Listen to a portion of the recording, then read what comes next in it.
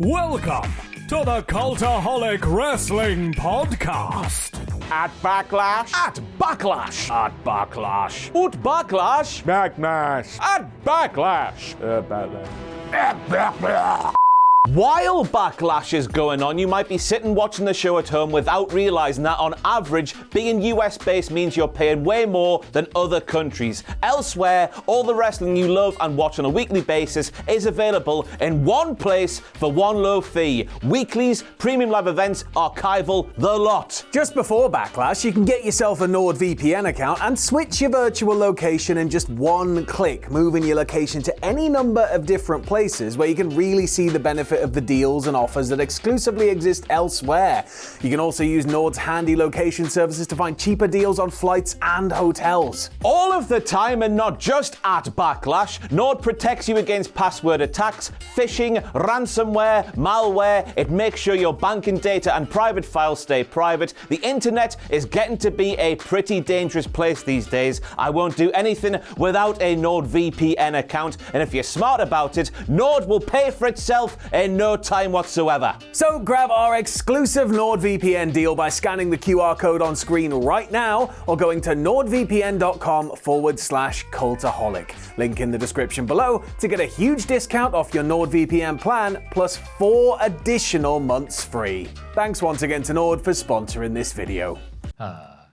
If you like a lot of wrestling on YouTube, join our cult. Hello, welcome to the Cultaholic Wrestling Podcast. It's the hangover after the long party that was last bloody week. How are we all feeling today? Fan-bloody-tastic. What actor do you turn into in the middle of a colonoscopy? What actor do you turn into in the middle of a colonoscopy? I said Asuka. No. What? Asuka was gonna. Oh, very, very forced one there. Go on. I don't know. Cameron Diaz. What? Cameron Diaz. I'll get it now. Right, Yeah, woo, that was good. Oh, I like the accent as well. I heard it on Instagram yesterday, and I was practicing in the shower this morning. I was just like, when you say practice. Come on, Ross, you can do when this. you just say Cameron Diaz, it's not really obvious, is it? So if you put a little Spanish Cameron inflection, Diaz. There with his 5-in-1 Cameron Diaz. Cameron Diaz. I was going to ask how you're doing, Ross, but you've already answered. That's a good joke. It's a good one, isn't it? Yeah, I'm gonna Very use good that. one. That's Cameron funny. Diaz. That's In the Cameron Diaz. No, sorry. What's another one? Yeah, we got you. What's ET short for? Because he's only got little legs. Yeah. Nigel's was good. You seen the clip from whatever podcast they're doing with Tony Schiavone and Conrad? He's like, McGuinness. Yeah. Oh, okay. They're commentating on an Eddie Kingston match. I forget which one it was. I think it was against Danielson at Revolution. Oh, yes. And he's like, oh, yeah, King's had a tough upbringing. He used to rob shops when he was a kid with his friend. They did a liquor store once, and his friend was like, is that whiskey?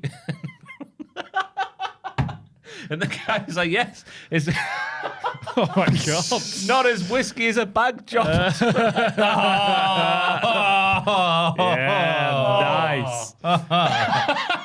All these jokes and more can be enjoyed at the best of Tommy Cooper, now on DVD. Or just go on YouTube. Joe, you were not here last week on a lovely bloody holiday. Yeah, you bitch. Yeah. Having a holiday after right. WrestleMania. Yeah. What do you call a chicken looking at a lettuce? Dead. Go on. Chicken Caesar salad. Ah. Oh, Caesar. Oh, okay. Yeah, that's good. I like that. Yeah. Caesar salad. I was thinking it's in the bun ready to be eaten with the lettuce above. Ah, I see, yeah. A little dash of mayo. You know what I'm saying, my player? Oh, God, yeah. Yes, thank you, Ross. Joel, how are you? I know what he's saying. Player. I'm good. I've been off for 8. It feels like I've been off for so long, and now I'm getting back to reality, and it's nice. But it's also I've got that bit of like holiday blues, you know. You know when you go away and have a nice time, and then you come back and you're just like, oh God, I've got to get back to my normal life. All of a sudden, When he the goes fun's away, kind of stopped. the biggest weekend of wrestling in the entire year. Yeah, takes that it was off and bad, goes wasn't it? away. Smartest guy in wrestling. I went to Berlin and then I came back, and then it was my birthday, so I went back home, and then my mate from Canada came up to stay with me, and then we went to Krakow on a stag do, which was great, and then I've come back, and now this weekend I'm going to London. Oh, I went to Edinburgh as well. I've just been all over the place, I've been jetting off. All right, Guns N' Roses. I'm knackered. I'm happy for you. But I'm sounds like a lovely exhausted. time, though. Oh, it was great. Krakow was so much fun. Still need to go. Yeah. I'm going to go It's- soon, I think. Yeah, it's a good city. It was just like the stag do was just really fun, you know. Yeah. Have you been to Poland at all? No, I've got Polish friends, and I've they been said to- you should come here and have the sausage. Yeah. Katowice. What's that? That's where I've been. Sausage. It's a place in Poland. Ah. Oh, they have I a think French, that's how- do you have a French accent? I think that's though? how they say it. I think I was more Italian. Bonjour, welcome to Poland. Katowice. Cameron Diaz. Doesn't work without the inflection, I would argue. Cameron Diaz. Yeah, you're right. You do have to do that. Yeah, that took me a good few minutes in the shower. To I'm work glad out you this morning. practiced that. I heard You're it. such a professional. I just Rob. heard some guy on Instagram saying it because like the American accent's a bit better than mine. That it worked with his accent. And I was like, Yeah. Cameron Diaz. That doesn't quite work as a joke, Yeah. does it? Yeah, you Cameron need- Diaz. you're right, yeah. Yeah, you're right. You've said it like when you go on YouTube or Google and try, how do you pronounce someone's name? Hello, today we are pronouncing Cameron Diaz. I've been doing more voiceovers recently, and I visit those videos more often than I care to admit. How do you I got that was someone here who was like, yes, I know what that means. Could have easily gone, no, what are you talking about? It's always a guess. kicker when you don't see it on Google first and foremost. You have to find the video. Oh, it's terrible. Wait 20 seconds for an advert. And it's just some guy going, Jim. How was last week though? How many beers did you drink? Was it a boozy podcast? I barely had half of one. Ah, I'm so fair happy that my life's changed round. So I'm no longer a bloody alky. Yeah. Was it was a few years ago. So it's just like, I've had half of these and I'm already out of it. God. Fair enough. So I just like kind of stared at Sam as he just talked about, aliens and conspiracies and 90-degree penises, not even things he was rambling about. I was like, Joel, Christ. when Yeah. you're having a little Thomas Tugworth, this is going Yeah, somewhere. yeah. Thomas at Tugwood. what angle is your peni? Well, I'd say. This is Dr. Ross talking, by the way. He's just checking on you. Well, I guess it's. When well, it's in your paw. Well, I guess it's. It's 180 Oh, degrees straight up. Straight up. Well, 0 degrees. Yeah. I don't know. Straight up. Yeah. Whoa. That's all right then. What Why? do you mean 0 degrees or 180? Well, 0's like 90 is up the top, answer innit? you're looking for. The right angle. Yeah, is this how I'm saying this? It's Yeah. like, that's not 180. Yeah. I've not looked at the protractor Well, for years. it's usually down, right? Oh well, no. I suppose it is 90. Yeah. you but might- what Oh, okay, thank you. I'm being gaslit here. About No, yeah, you're right. I was just thinking lying down up in it. So. Yeah. So, that's So all we were it's talking like. about the Matt Cardona story where he was caught having a Thomas Tug in a sunbed. Allegedly. Oh, yeah. So I was I've asking, heard like, about obviously, if it's a laying down sunbed and you put Yeah. the top on top of you, how much of a gap is there between your body and the top Ah, lid? that's a good question. So I've, if he never, was- I've never been in a It's a good sunbed, question, so I yeah. don't know how close the lid is to you. Maybe we Or should how do a small video- he is, I'm not sure. We should do a video on Patreon, shouldn't we? Just testing it out. Yeah? Yeah. Well, when we have something crazy like, is there someone who used to work here? We used to exploit. I mean, I used to have a lovely time with the smells and stuff. Oh, yeah, Adam.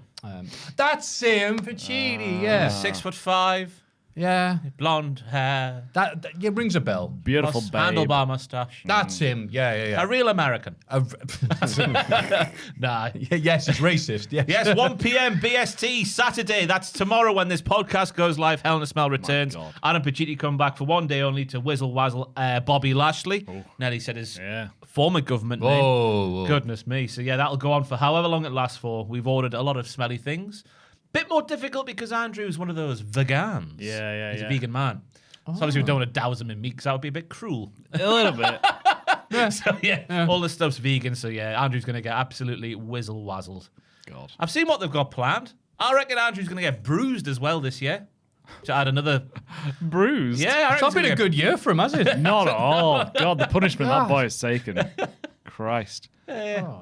But that's 1 p.m. BST on this very YouTube Is he going to get a piano pushed on top of him? He's going to go off a cliff, look at the camera and go, then fall down.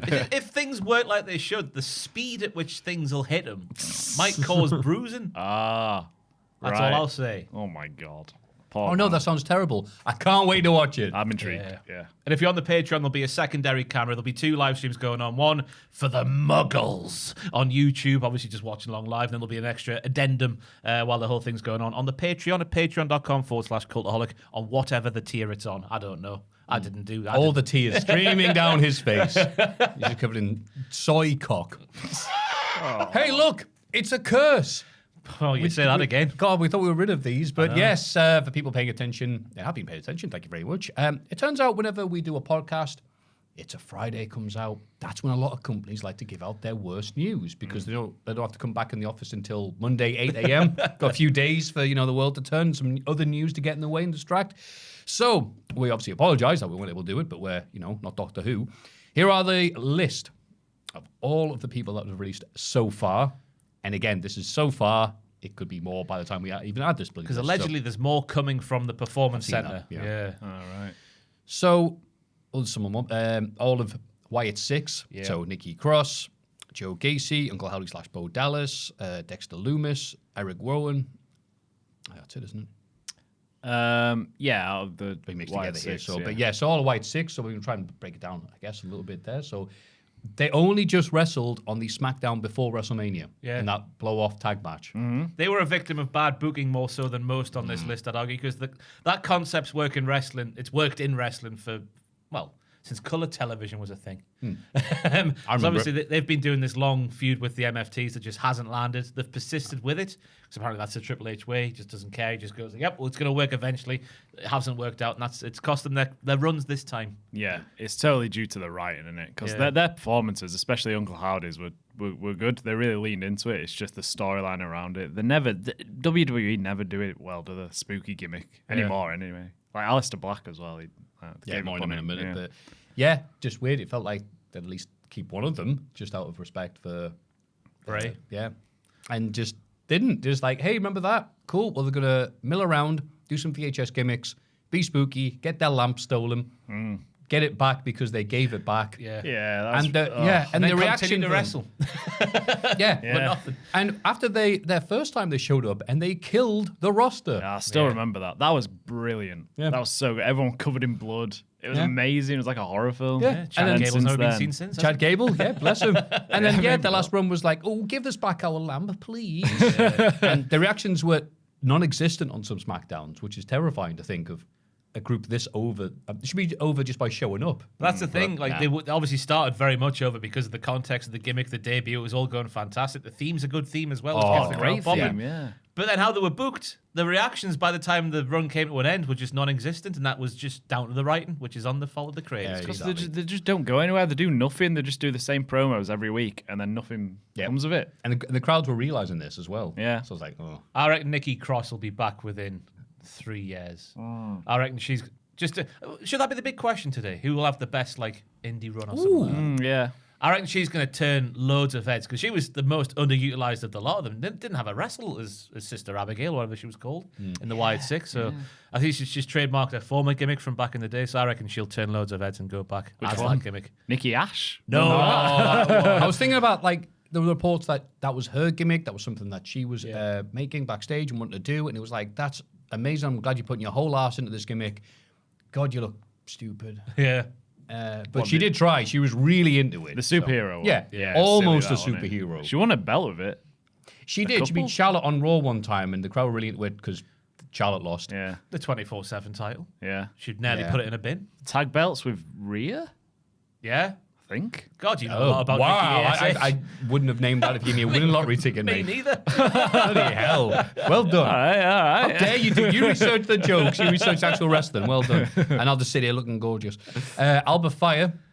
Yeah, that's a shame. I think that's another one who's going to turn loads of heads because that's the thing that you forget when she's just reduced to Chelsea Green's henchwoman. One of the secret Hervis is that she is pound for pound one of the best women's wrestlers in the world. Like everyone knew that when she got signed, and she showed it fleetingly so, but never really given the chance to sort of do it properly. Yeah. Whenever she was asked to wrestle, she'd always put on a great match. Yeah. Every week that she was asked to wrestle, but Yeah, she was hamstrung with a witch gimmick in NXT.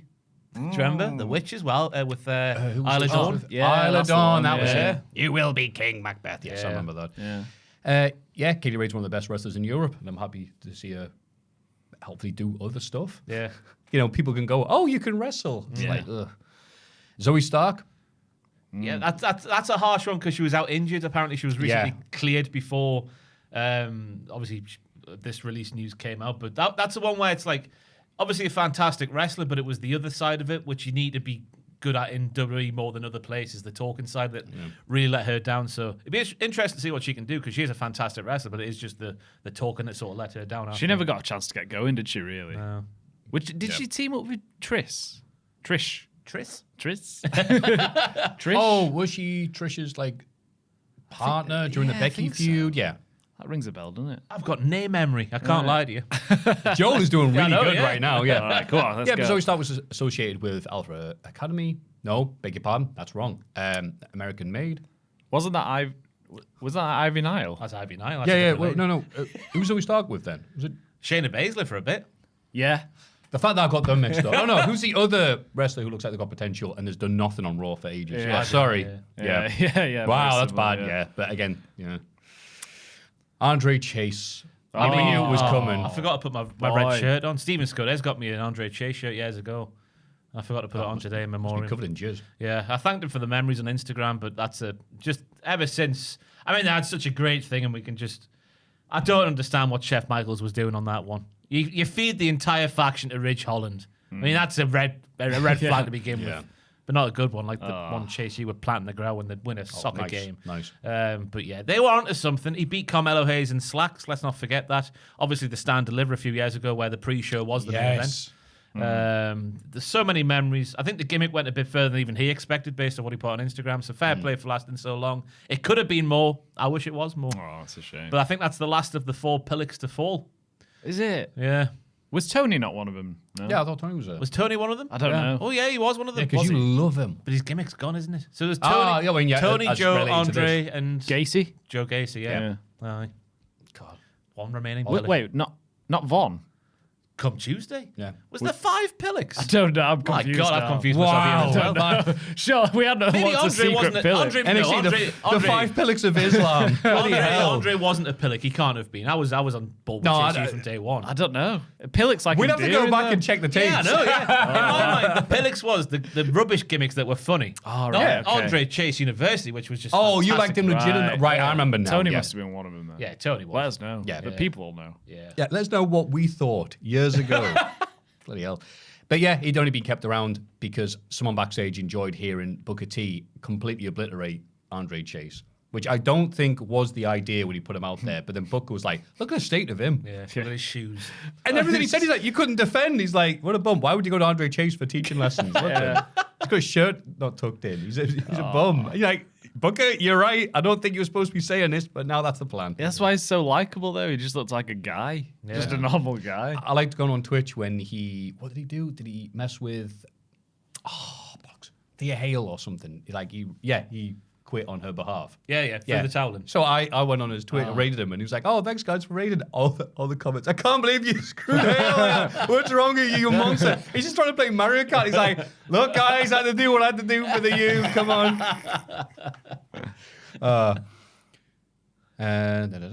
Dante Chen, who got a kind of reference last week because I was a bit out of it, and you kind of brought him up, and I went, "Oh, wrong guy." I brought it up again. Bollocks. A good lad from NXT. Yeah, one of the real ones of NXT. Yeah, there we go. I unfollowed everybody, then followed them back after I got verified the legitimate way, and he followed me back because of the blue tick. So one of the real ones of NXT. Yes. Also got hacked on Twitter recently, asking me to vote in a poll to give an award for a presenter. That's been spreading around like wildfire. For people paying attention, if you get a message from someone that says, "Hey, please click on this," Don't click on it. Vote for me in a podcast poll or whatever. Yeah. Do not click. It's I got one from Dante Chen. I couldn't believe it. Oh, wow. I got one from Dave Lagana, I think, and somebody else. Yeah, because a lot of people have had it. Yeah. I'm like, oh, that's nice. I'll talk to him. Oh, right, he's been hacked. But he was never really given a fair crack of the whip. I don't know if he's good or bad, to be honest with you. I just know he's one of the real ones of NXT. That's how I know him. That's all I got. Yeah. Aleister Black. God, Odd. Yeah, weird one. Because he was involved in the background of the main SmackDown storyline going into WrestleMania. I know he wasn't like the focal point. It was all Pat McAfee. But they were clearly having him there to use in the future, in my opinion. Yeah. Obviously, Pat's gone, this isn't for me anymore. I'm going to step aside. Thanks for the money. See you later.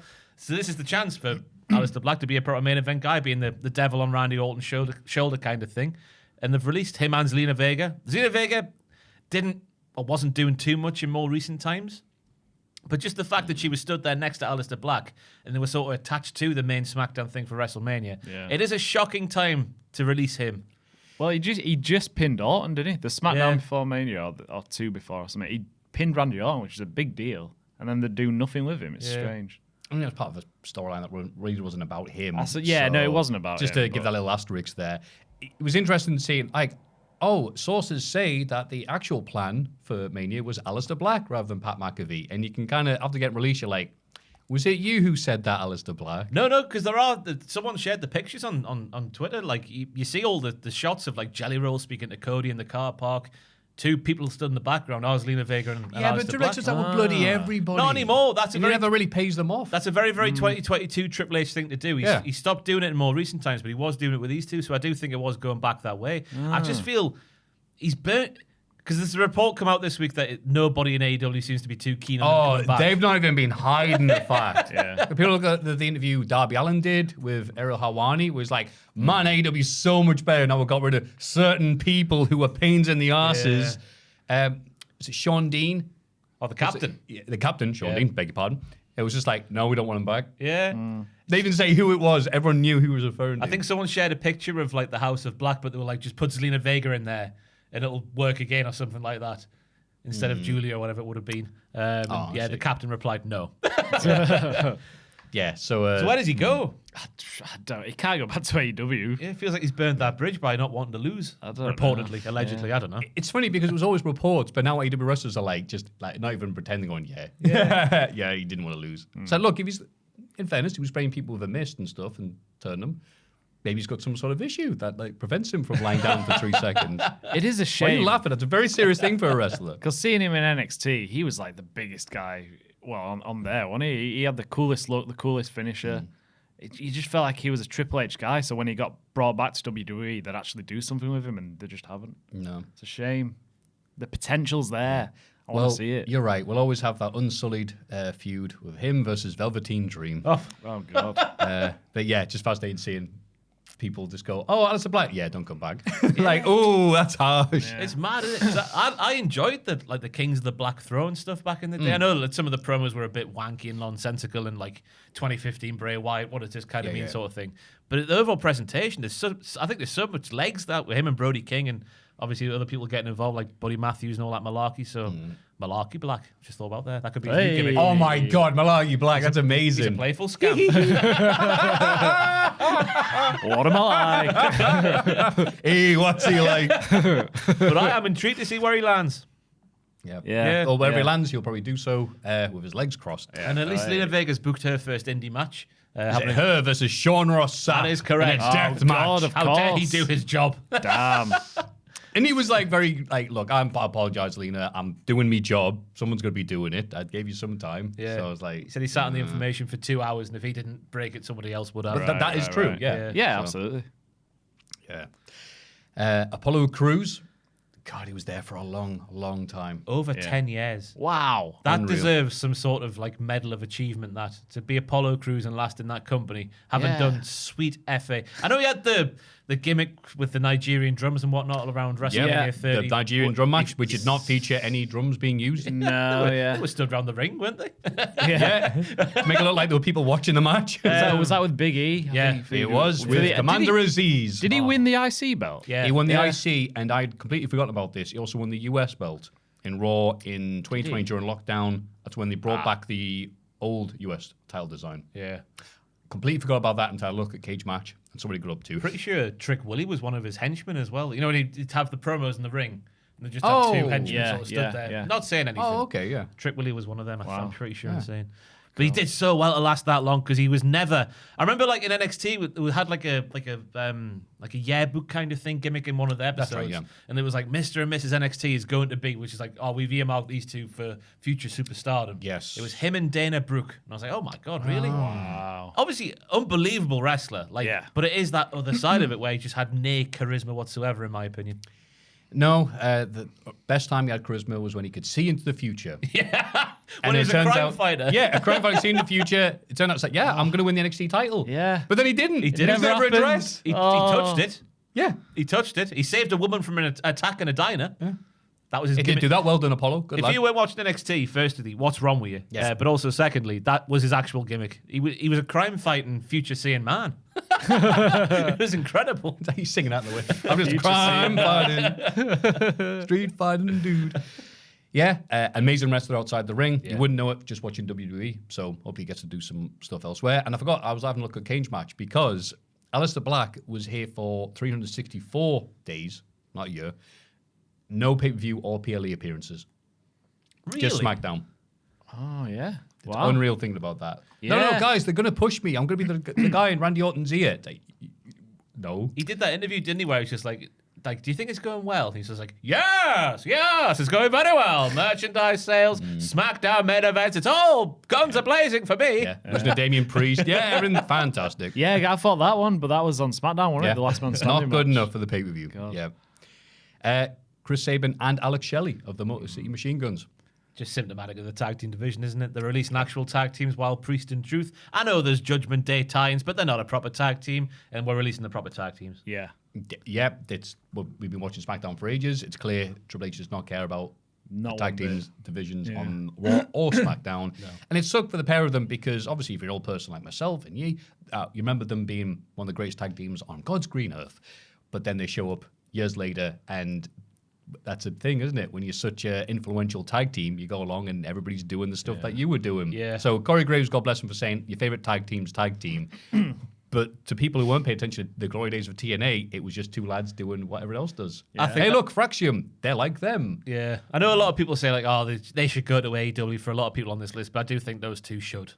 That's where they should be, I think. Now. You can see that, yeah. The fans are like more like, oh no, we do remember the glory days. We do remember the indie matches. Yes, we'll love them. Santos Escobar. They brought him back just to fire him again, or tell him his contract wasn't being renewed. They whatever. Sean stage acting. Yeah, How bizarre. Did they give him a raise to come back? I got told that they paid him a lot of money. That's the thing going around, that he was paid a lot of money to not do much. Yeah. Because like, no, we've got big plans for you. Yeah. Was he in Triple R for a bit? Yeah. Is that Yeah, what did he it? had that match, and it's so weird because the internet can be very odd nowadays. He was in a four-way match involving both Grande Americanos and somebody else, and he didn't look amazing. But if you listen to people online, you think he was tripping over his shoes and pooing himself the way, like. And I watch it going, he's just not that bothered. He's not putting in an entire shift because the match isn't about him. But people are like, he's drunk, he's on pills. I'm like, no, he's just going, well, this match isn't about me. Why would I work my arse off? Yeah, Yeah, he had a match at Rey de Reyes. That was Rey de Reyes. We had two matches at Rey de Reyes. Oh, that's two different shows. I do apologise. One in March, one in February. Then you go back to last June for a match in Triple R when Worlds Collide was happening. Then before that, we're into May, a SmackDown match against Rey Fénix. Wow. Andre the Giant Battle Royal in 25. Last Then we go May. Wait, we're going back to that? Yeah. Oh, my God. His sixth last match broadcasted on television was in February of last year. A US title #1 contendership qualifying match against LA Knight, which he lost. Right. Then he was in the Rumble. Was that last time he won? That's the important thing when you're looking through cage matches. Like, yeah, was that time he got a TV victory? He won the Rey de Reyes 2026 qualifying four-way match where he defeated Abismo Negro Jr. Hope I've said that one correctly. Mr. Iguana and Psycho Clown. Right. So he won that match to qualify. Come over them. to four-way. Yeah. All right. Yeah, so they paid him a lot of money to not do much. Kevin Nash be proud. Yeah. So When did he actually leave the company? Because he's pretty solidly booked through 2024. And then at the start of 2025, it's happening like maybe once a month. But he was injured, wasn't Yeah. he? Yeah. So Such a strange thing. I'm sure he's happy. Tyson DuPont and Tarek Igwe. Yeah, of we're in the NXT. Two big boys. Yeah. Yeah. Surely the potential was there, but obviously the people that have the power in NXT just didn't see that being seen. Yeah. The potential. Yeah. I'm with you. Chris Island. No idea. Chris Island. Yeah. There's no some idea. LFG people and WID people on this Right, list. right. Serena Linton, No idea. Trill London, No Trill London by name. and Carly Bright. I think we're all Yes, there. yeah, I Carly remember Bright. them. Carly Bright, cheerleader, obviously. Oh, okay. Fantastic It's bad they have to go, what, her gimmick? Oh, that's a gimmick, right? I remember them. Don't remember the vignettes? No. Oh, I do. But related to what you're saying, though, Tyra May Steele, I was shocked because I was like, wow, haven't they just signed her, made a big deal of it? And I had to go on Cage Match and go, oh, no. They made a big deal of signing her, and that's all I remember about her NXT run. She's Olympic gold medalist in something. She's the winner of season 1 of LFG, which has led to people question what is the point in LFG if you're just going to have the person who won it released before she's given a chance. Because she did have a couple of televised NXT matches, I'm pretty sure. I don't remember That wrestling is, NXT. yeah, it's confusing one. 'Cause she teamed with Ethan Page No, I got this wrong last time. Tavion against Ethan Page and Chelsea Green. Yeah, that's right. And I remember watching that and thinking, she looks great. Yeah. She was like really, really looking good. And then, I thought she'd be like called up straight away. 33. 33. I know it's rude to reveal a lady's age, everybody, but 33, I'm shocked. I thought she was younger than that.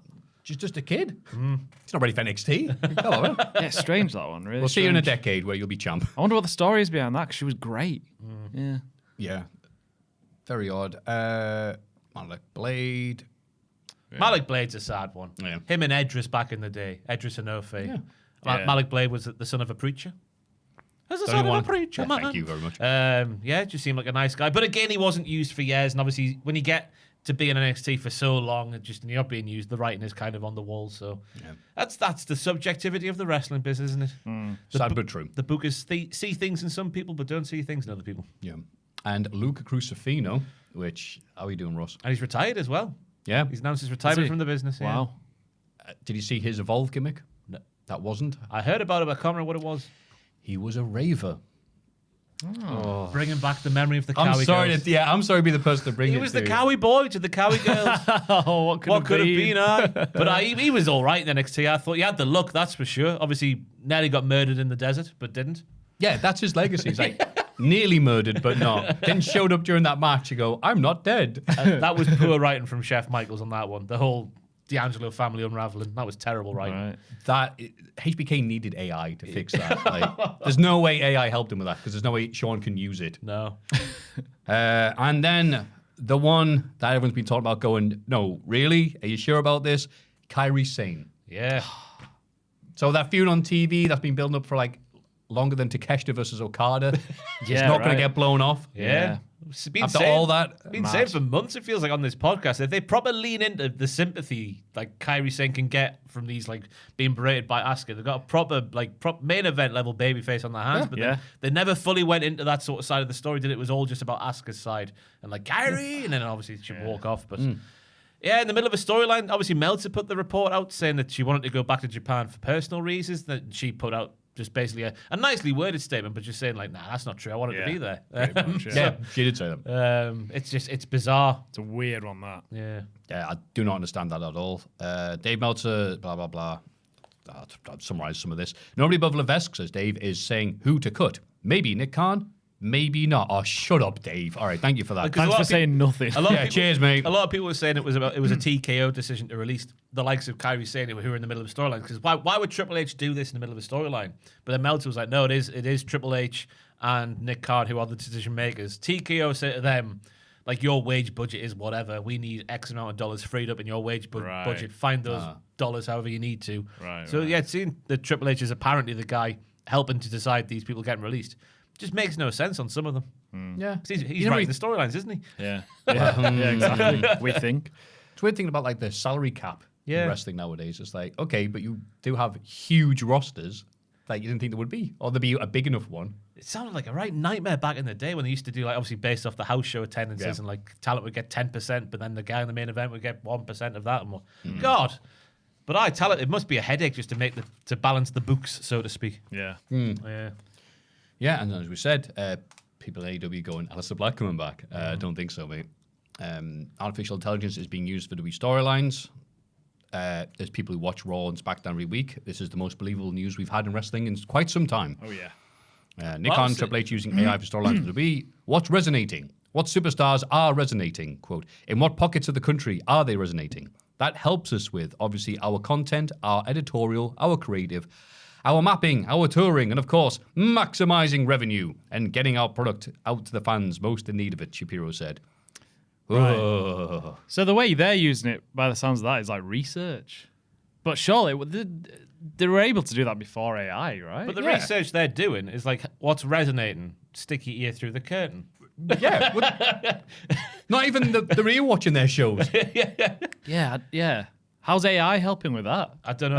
Surely it can look at what the do you mean? sales. Oh, you've been off for a week. WrestleMania was very well received. But I think it is making its way in because I'm seeing a lot of repetition on the main roster storylines. Like we see the US title open challenge go from that over to, goodness me, Obafemi on Raw. Then we're seeing basically the same storyline between Jacob Fatu and Roman Reigns and Bron Breakker and Seth Rollins. It's basically the same stuff with different words. The stuff, it repeats itself more than it used to back in the day. And I don't know if that's just down to them thinking Raw and SmackDown are completely separate shows, which surely they can't do, or if it is because AI is all based off like the knowledge it has that you put into it. So if they're like, right, there's a storyline and it's got that knowledge of that storyline stored up, write me another storyline. That knowledge is there being used to write the next storyline. I hope we're going to get bits where it's like, the Soli's booking the Crown Jewel show. And then Trick Willie does an open challenge and Andre the Giant answers it. Like, no, computer, he's been dead. It's Hiroki Sumi. Back once again. But he was Yokozuna. I mean, the most obvious example of it this week was Sol Rucker. And we'll get to that, sadly. Promo package, but it's just mad saying that in like a town hall meeting with all the employees. Basically saying in different words, you're not going to have a job soon. Yeah. Computer's going to do your job pretty soon. And also, like, literally the Dusty Rhodes promo. Yeah, we got rid of all these people, but we've got AI writing the show. The computer took your job. For something as so nuanced as wrestling, it needs a human involvement. I don't know why I need to say that sentence out loud. I think it's one of these things where they could turn around and go, well, that's not true, is it? We used AI and we made a lot of money at WrestleMania and we'll continue making lots of money. So shut up, useless podcast people. You don't know what you're talking about. That's exactly it. The company is just money now, isn't it? So, Cha-ching. Yeah.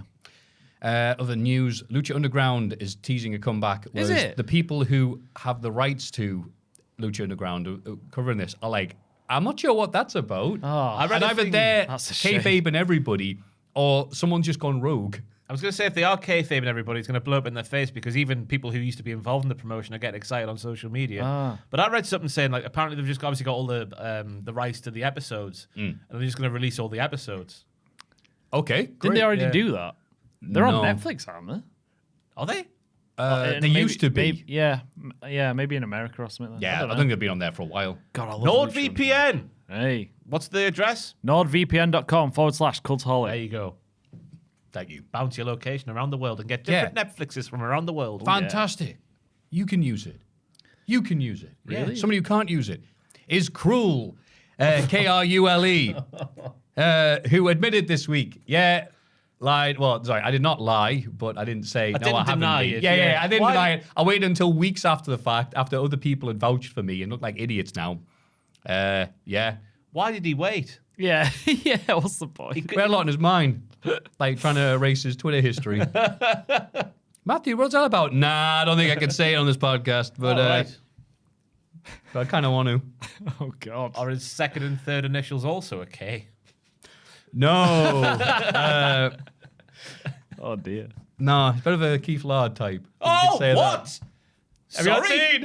No. I'll leave it like that, I think. I'm going to leave it ambiguous. Hang on. What? You can't say that name and just leave it ambiguous. He deleted. Someone found his alternative Twitter account, and it was liking a bestiality account. Oh wow. Wowee. No one would have noticed this. No one would be doing deep dives on Cruel's Twitter if it hadn't been for Cultaholic. Oh no. yeah, we got mentioned in the police report. And Yeah. everything. Yeah. Well, we could mention another one at this rate. I know, yeah. I mean, Oh my God. Tom and Aiden just doing their jobs, getting quotes from sources and whatnot. That's all we did. yeah. Reporting different sides of the story. Flippity doo, aren't they? Yeah. And that's what we're leaving on. Bye. If I had to find it out, you had to find it out. Oh my God. Ugh. That was the news. Everybody get excited for the Cultaholic Hall of Fame! The Hall of Fame time. Ah. In condescending order from last week. Let's Can see I- if I can can I remember any guess? of these. Absolutely, you can. The state of the food at the stadium where WrestleMania 42 was on. Wow, that's how it was worded. We couldn't even bother finding out the name of the stadium. That's what you said. I'm gonna guess that was Maffew then. Yeah, word for word. I always write them in verbatim. I ask, how do you want them listed? And then whatever you say, that's how I say it. Okay, yeah, that's on me. So that was you. Who was it, Joel? Bollocks, sorry. The E-Town Beijing Half Marathon. Terrifying and funny at the same time. Certainly There was. was a few that...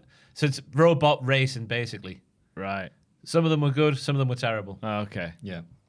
So was that you? No. All right. I was going to say some, but then it sounded like yours. Oh, no, 'cause the just way you were explain talking. what it was. Ah, okay, fair enough. 21%. And Drunk Fan falls down at That's WrestleMania you. 42. 69%. Nice. Oh wow, was it like the baseball man? with his arse out. Similar vibes, yeah. Was it? Not as good. They're on the cheap seats, and some guy stands up and he's rocking and rolling, and he just goes over. There's a swan bomb. The people in front of him are like, "What the hell?" Oh god. And the people who could have saved them were just like, "Oh." You'd go home, wouldn't you? If that happened to you, Yeah, just have to go home. What was the food like? Did you see a photo? Was No, it rubbish? Some dude just going, "Look at this," and False he set the advertising. Titanic song, and it was all like, "Here's what it's supposed to look like. Oh, Here's how okay. much it costs," and couldn't do it. It was like, oh, it was as bad as you might think. But, Imagine like if a sandwich was a fetus. Okay, I can imagine that. Yeah. What we saw in the picture was like it fully formed, but what was served was the fetus. Gotcha. I know what you mean. Yeah. I'm not sure I do now. I'm not sure about that one. I know what you mean. Fetus sandwich. Yeah, Fetus you know, you're hungry at the stadium. I wouldn't use you to feed us, but it's only $15. Ugh. Anyway, moving on. Well done, Ross. Yes, thank you. Yes. I've been on Instagram this week. Oh, no. And I have seen a competition. I mean, the video I found was on Francais for some reason. Oh, oui. But especially this character here. I don't know what his name is, but he is unbelievable at this particular discipline. Okay, it's a video of a dude. Oh, God. You've chopped the... That is good. Pause a second. It appears to be some kind of seagull calling competition. Because if you listen, there'll be people attempting to sound like a seagull. The first guy, unbelievable. We'll have to listen to the start of that again, Joel, when it rolls around, because you've sabotaged me pick again. Yeah, but then we get characters like this idiot, who not only wants to sound like a seagull, but also dresses wants to like dress it. up like one as well. Oh, that's great. That is good. Standing ovation from the crowd. Oh, I love this. This is strong. They're all dressing up as birds. That's just Sam. Hang on. What's he doing there? A sick t-shirt. Whoever that guy is there, with the daisy in his hair. That is good. Look at this. I like the French element. There we go. I'm going to nominate whatever the bollocks this is. That's good as well. It's the first two are the best, I think. Can we just the third one again? That's a seagull in distress. Yeah, that's a distress yeah. seagull, and they look Different like one. type. So Must be in well done. Sunderland.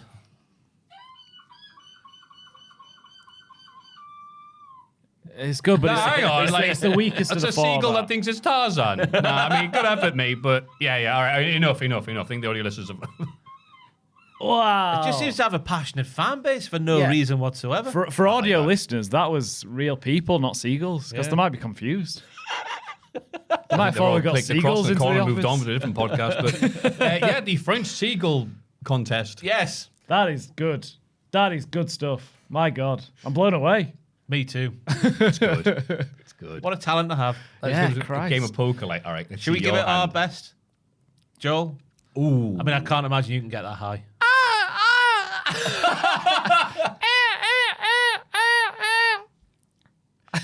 No. Go on. We're gonna. Oh, that's like crow. Yeah, Yeah. I'd say, I haven't got the vocal range to do seagulls. I've Go on. not practiced this one like me joke earlier on. Go on.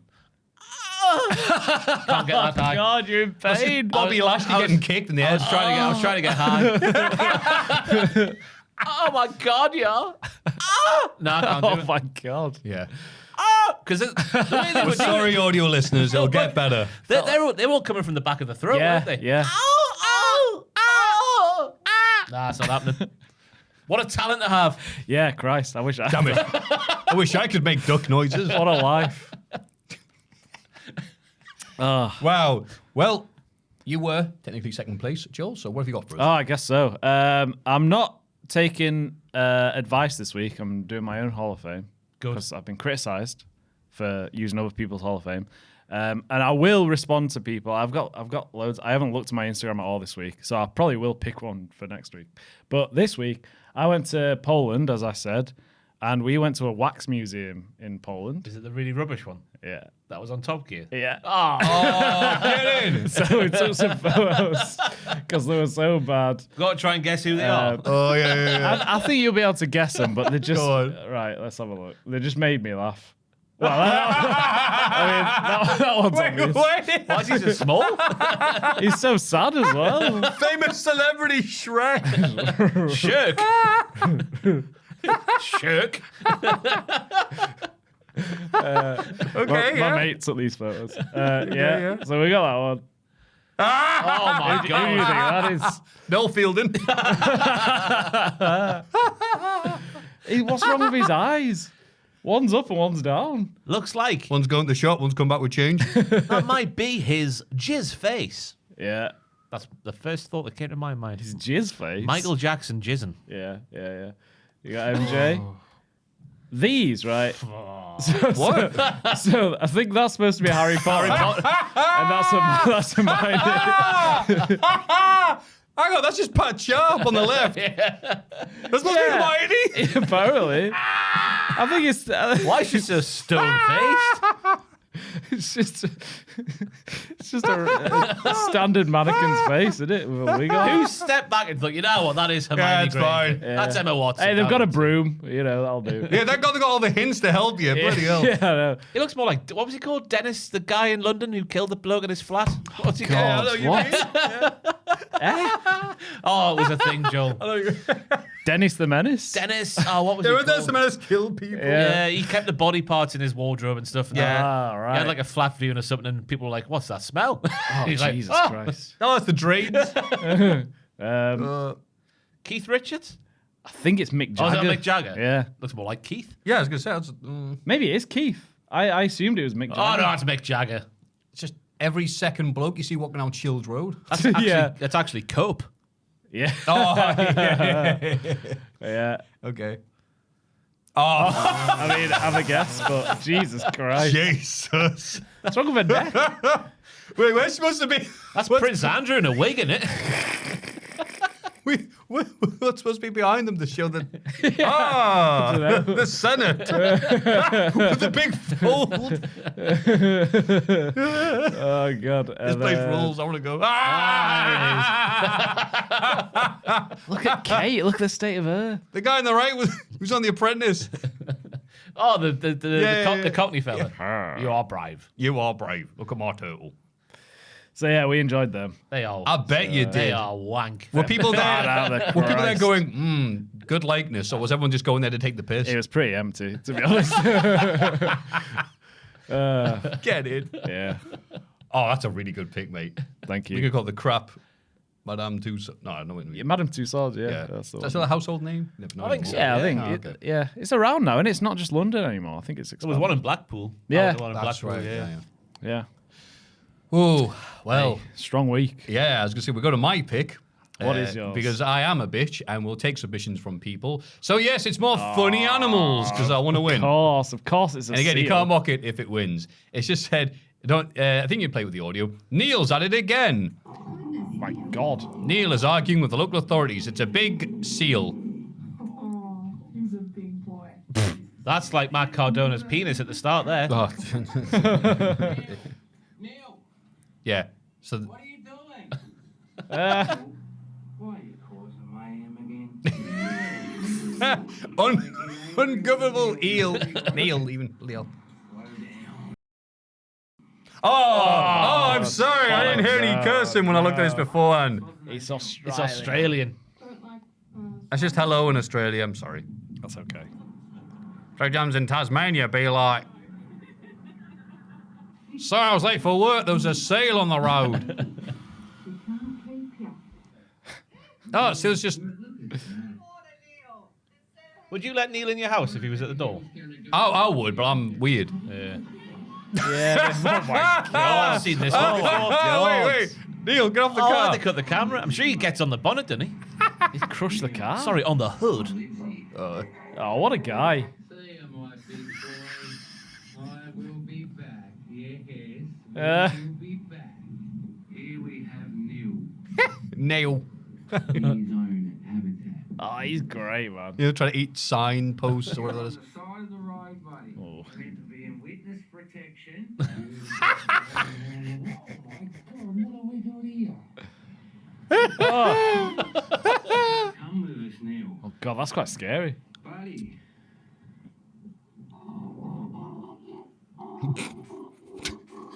So yeah, it's just Seal just being a nuisance. Yeah, I He love appears to it. be just a massive dog. Yeah. He's great. Oh, I love like Neil. Neil, the dickhead Seal. Yeah, fantastic. Well, that's my pick, and I'm sticking with it. Yeah. Yeah. No, fair enough. Yeah. He's a good lad, is Neil. Yeah. Well, that's a pretty good run of Hall of Fames there. Oh, no, I would say so myself. A tough one this week. Yeah. So we've got Neil, the dickhead Seal. The French seagull imitation competition.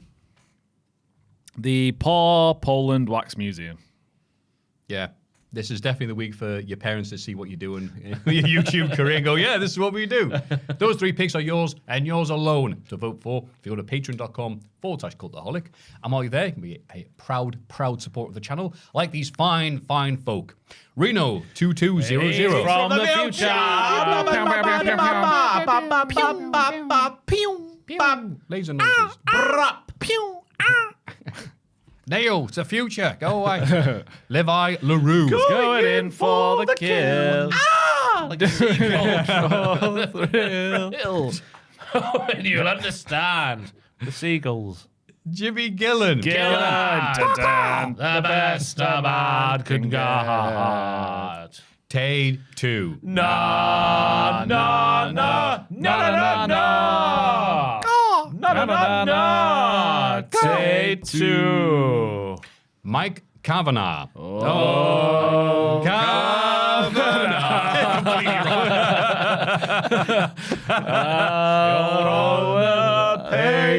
Patreon. Very good. G.Y. Goliath. Christ, we forgot what we did last week. No, it's G.Y. Goliath. Your love is my only desire. That's a good one. The 1991 Denver Broncos. What? Is I that have- a new one? It certainly is. What the hell? I have spent They went upwards of Go on. 10 minutes trying to think of something, and I can't. Tonight we're going to party like it's the 1991 Denver Broncos. It needs to fit a that's song. bad. That We kind need- of is a that's song, hard. like the Prince. We're not doing our duty here by not getting it fit into a song. 1991. Denver. Denver.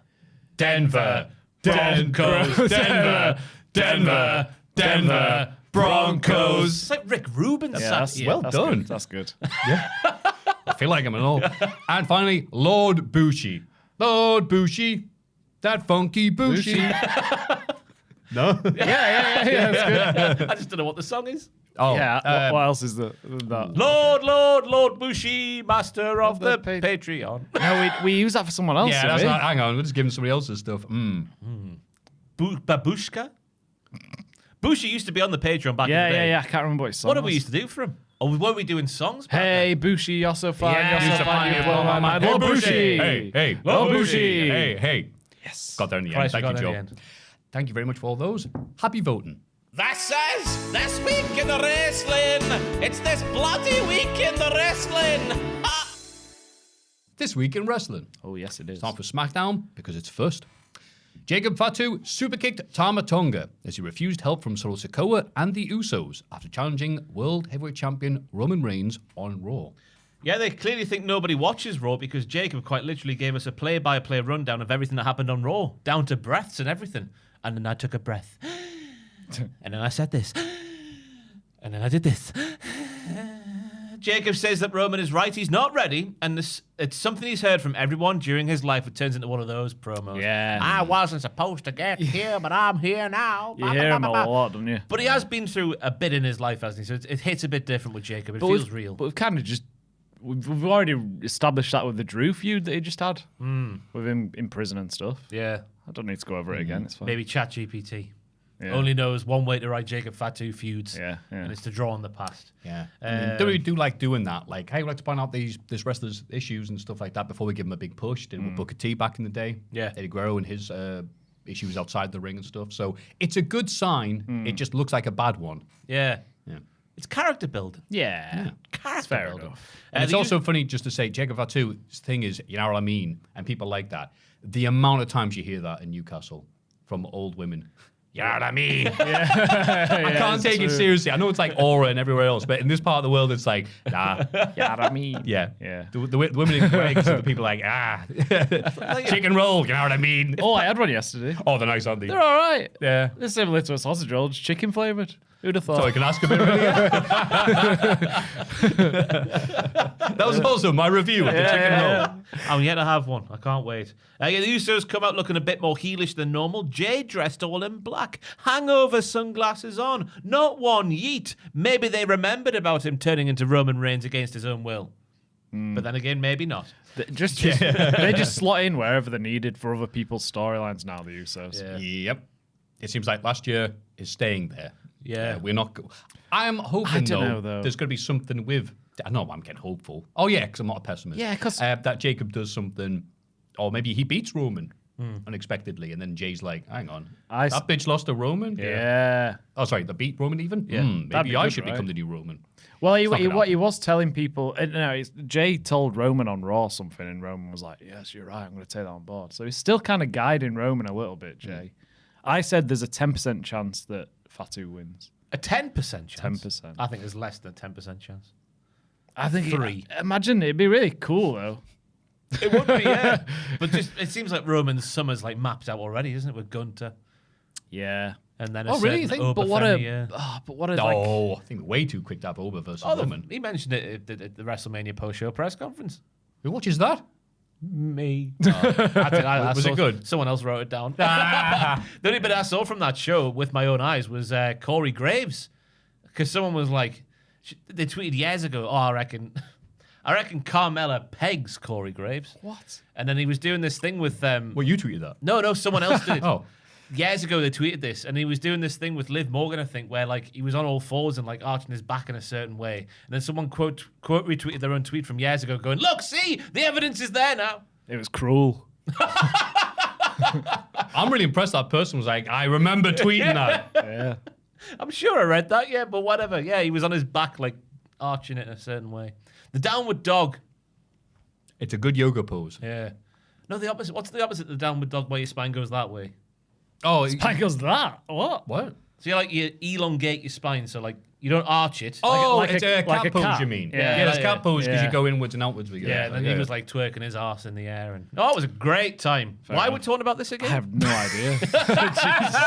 yeah, Jacob for 2, blah, blah, blah. Corey Graves, Pegger. Yeah, Jimmy wants Jacob to go for Cody. Oh, bollocks. Go on, one more We'll get time. the VAR out there. Jimmy wants Jacob to go for Cody's Thank you, Ross. fumble. Just in case you need to cut that out there, Joel. I'll Might know it sound down. I like think an it's fine. F-bomb. I think it's fine. And not come for the tribal chief because he'll level up if he'll run the play with Roman, because of course Jimmy Uso is a fantastic example of you leveling up if you stick with Roman's play. I thought it was weird for that to come out of Jimmy's mouth. It seems like a full heel promo from Jim. None of these fools will give you the lifestyle Roman Reigns will, pointing at these marks in the crowd. The disdain, I was disgusted. Jay says it's too late for Jacob now. He's already stepped up and opened his mouth. Now out comes Solo Sikoa, because Solo is the guy who brought Jacob into the company. This was a long segment, let me tell you. Solo is going to do loads of things with Jacob. The MFT army is ready to take down Roman alongside Jacob. Tama Tonga says that Jacob is a lost cause and a waste of time because there's no chance to beat Roman, even though because he couldn't beat Solo either, could he? So how can he beat Roman? But for some reason, they've got Tama Tonga talking like he's got like something wrong with them. I mean, many people would agree with that sentiment. But like he talks like he is a way. He talks really slowly. It doesn't sound right. We know what Tama Tonga sounds like. He's a very charismatic man. He was. He was a very charismatic man. I don't know what they're doing with him. Anyway, that's the end of a very, very long segment. Yeah, God, it was a long one. I'm confused with Tama Tonga. Is he face? Is he heel? I don't know, because they were turning him face against Solo. He's a prisoner in the walls of the MFT. Can he break free? But is he? They seem like mates now. I don't understand what's going on. Prisoner 2461. I want to get out of here.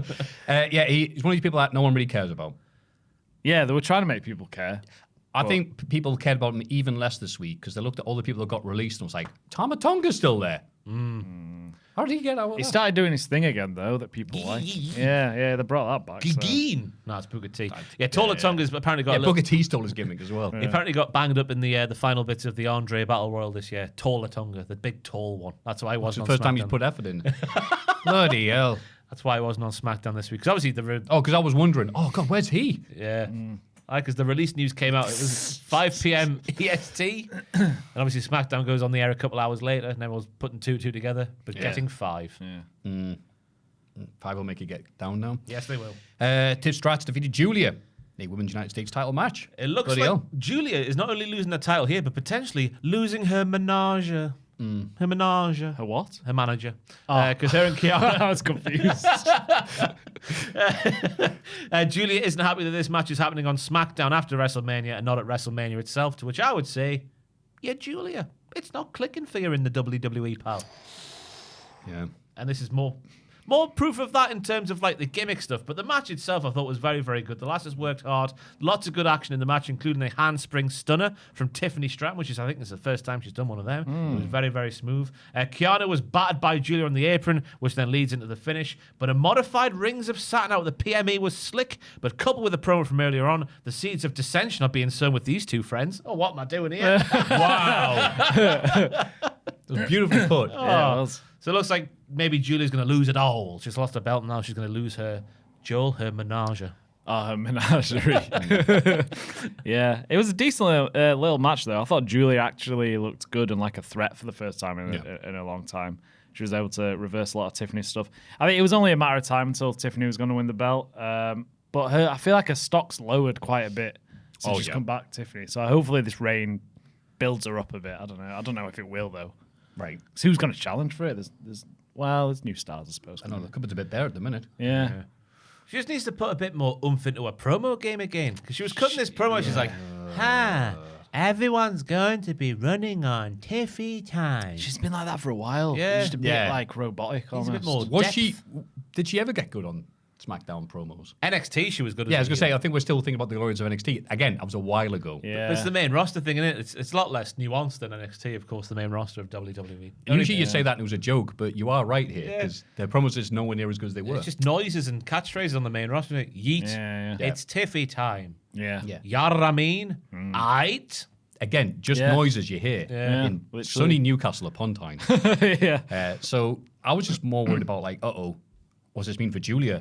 It's possible to see who won or lost in this episode and go, are they getting released? Aye. And I'm like, if Julia got released, would anyone notice because of the lack of attention she'd be given? Which is a terrifying statement for someone as good as Julia. She's clearly a very talented wrestler, but again, I just come from the standpoint of, like, I know Big Bill will be listening to this podcast throwing cups at the wall, no doubt. But I just know her from a time in NXT onwards. And like NXT, she came in with the most sort of like, oh my God, she's signed. But then she was shown up by Stephanie Vicker. Stephanie Vicker was just a lot better on TV wrestling and the other bits in between. Then she's gone to SmackDown and it's been much the same. She's just been overshadowed by other people in the ring with her and on the mic, obviously. But Yeah. I'm still waiting to see it click. Yeah, it felt like they put the title on it and then they tried to make something happen, but there was no build-up at all to the title win, and then she's just done nothing with it either. It's a shame. But you ready for that Kiana James feud? I think Kiana James is great. Yeah. She's more over than Julia. She was in the chamber. Yeah. And She wasn't she? She looked really good. And she looked really good in the Rumble. Yeah, she made up the numbers. Well, It looked like she was getting a little push, and then they stopped it just before WrestleMania season properly got going. yeah. Which is the worst time for that to happen. Yeah. But don't worry, Danhausen arrived at the Miz's house. This was fantastic. I knew you'd love this. It's Danhausen, WWE legend. He sneaks into the house and asks The Miz, "Who are you looking for?" Ha ha! Great writing. That's all I can say. "Get out of my pool," says The Miz. So Danhausen does, but gets in a second pool. Second bull. Great writing once again. Maurice then gets a face full of whatever the hell was in that bowl. Looks like cocoa powder, I thought. Why would that be at the front door? I don't know. Clearly, you're not living like the upper class. Danhausen on his way out was like, chocolate. And he dips his finger in and rubs it into his gums. Maybe we're getting a little bit of flavour, some cocaine, my players. That was a very funny thing to see on SmackDown. As nonchalant. Yeah, he's going to Danhausen rub it into his gums. It's like, Yeah, Maurice gets a face full of that when she comes home and sees Danhausen. Then, I reckon there's a slight heel turn from the Danhausen. Because he steals the daughter's bikes. I think that's a bit too far. Yeah, I thought that was a bit much. Imagine little El Hijo del Miz. El Hijo del Miz waking up the next morning. Yeah. Oh, I'll go for a nice cycle around the neighborhood. My bike has been stolen by Danhausen. Tears everywhere. Obviously, the Miz can just buy him a new bike. Because did you see the news this week? Miz news this week.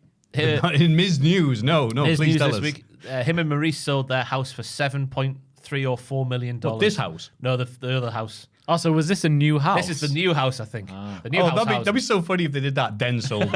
Danhausen dramatically upgraded the price of this. But imagine being The Miz.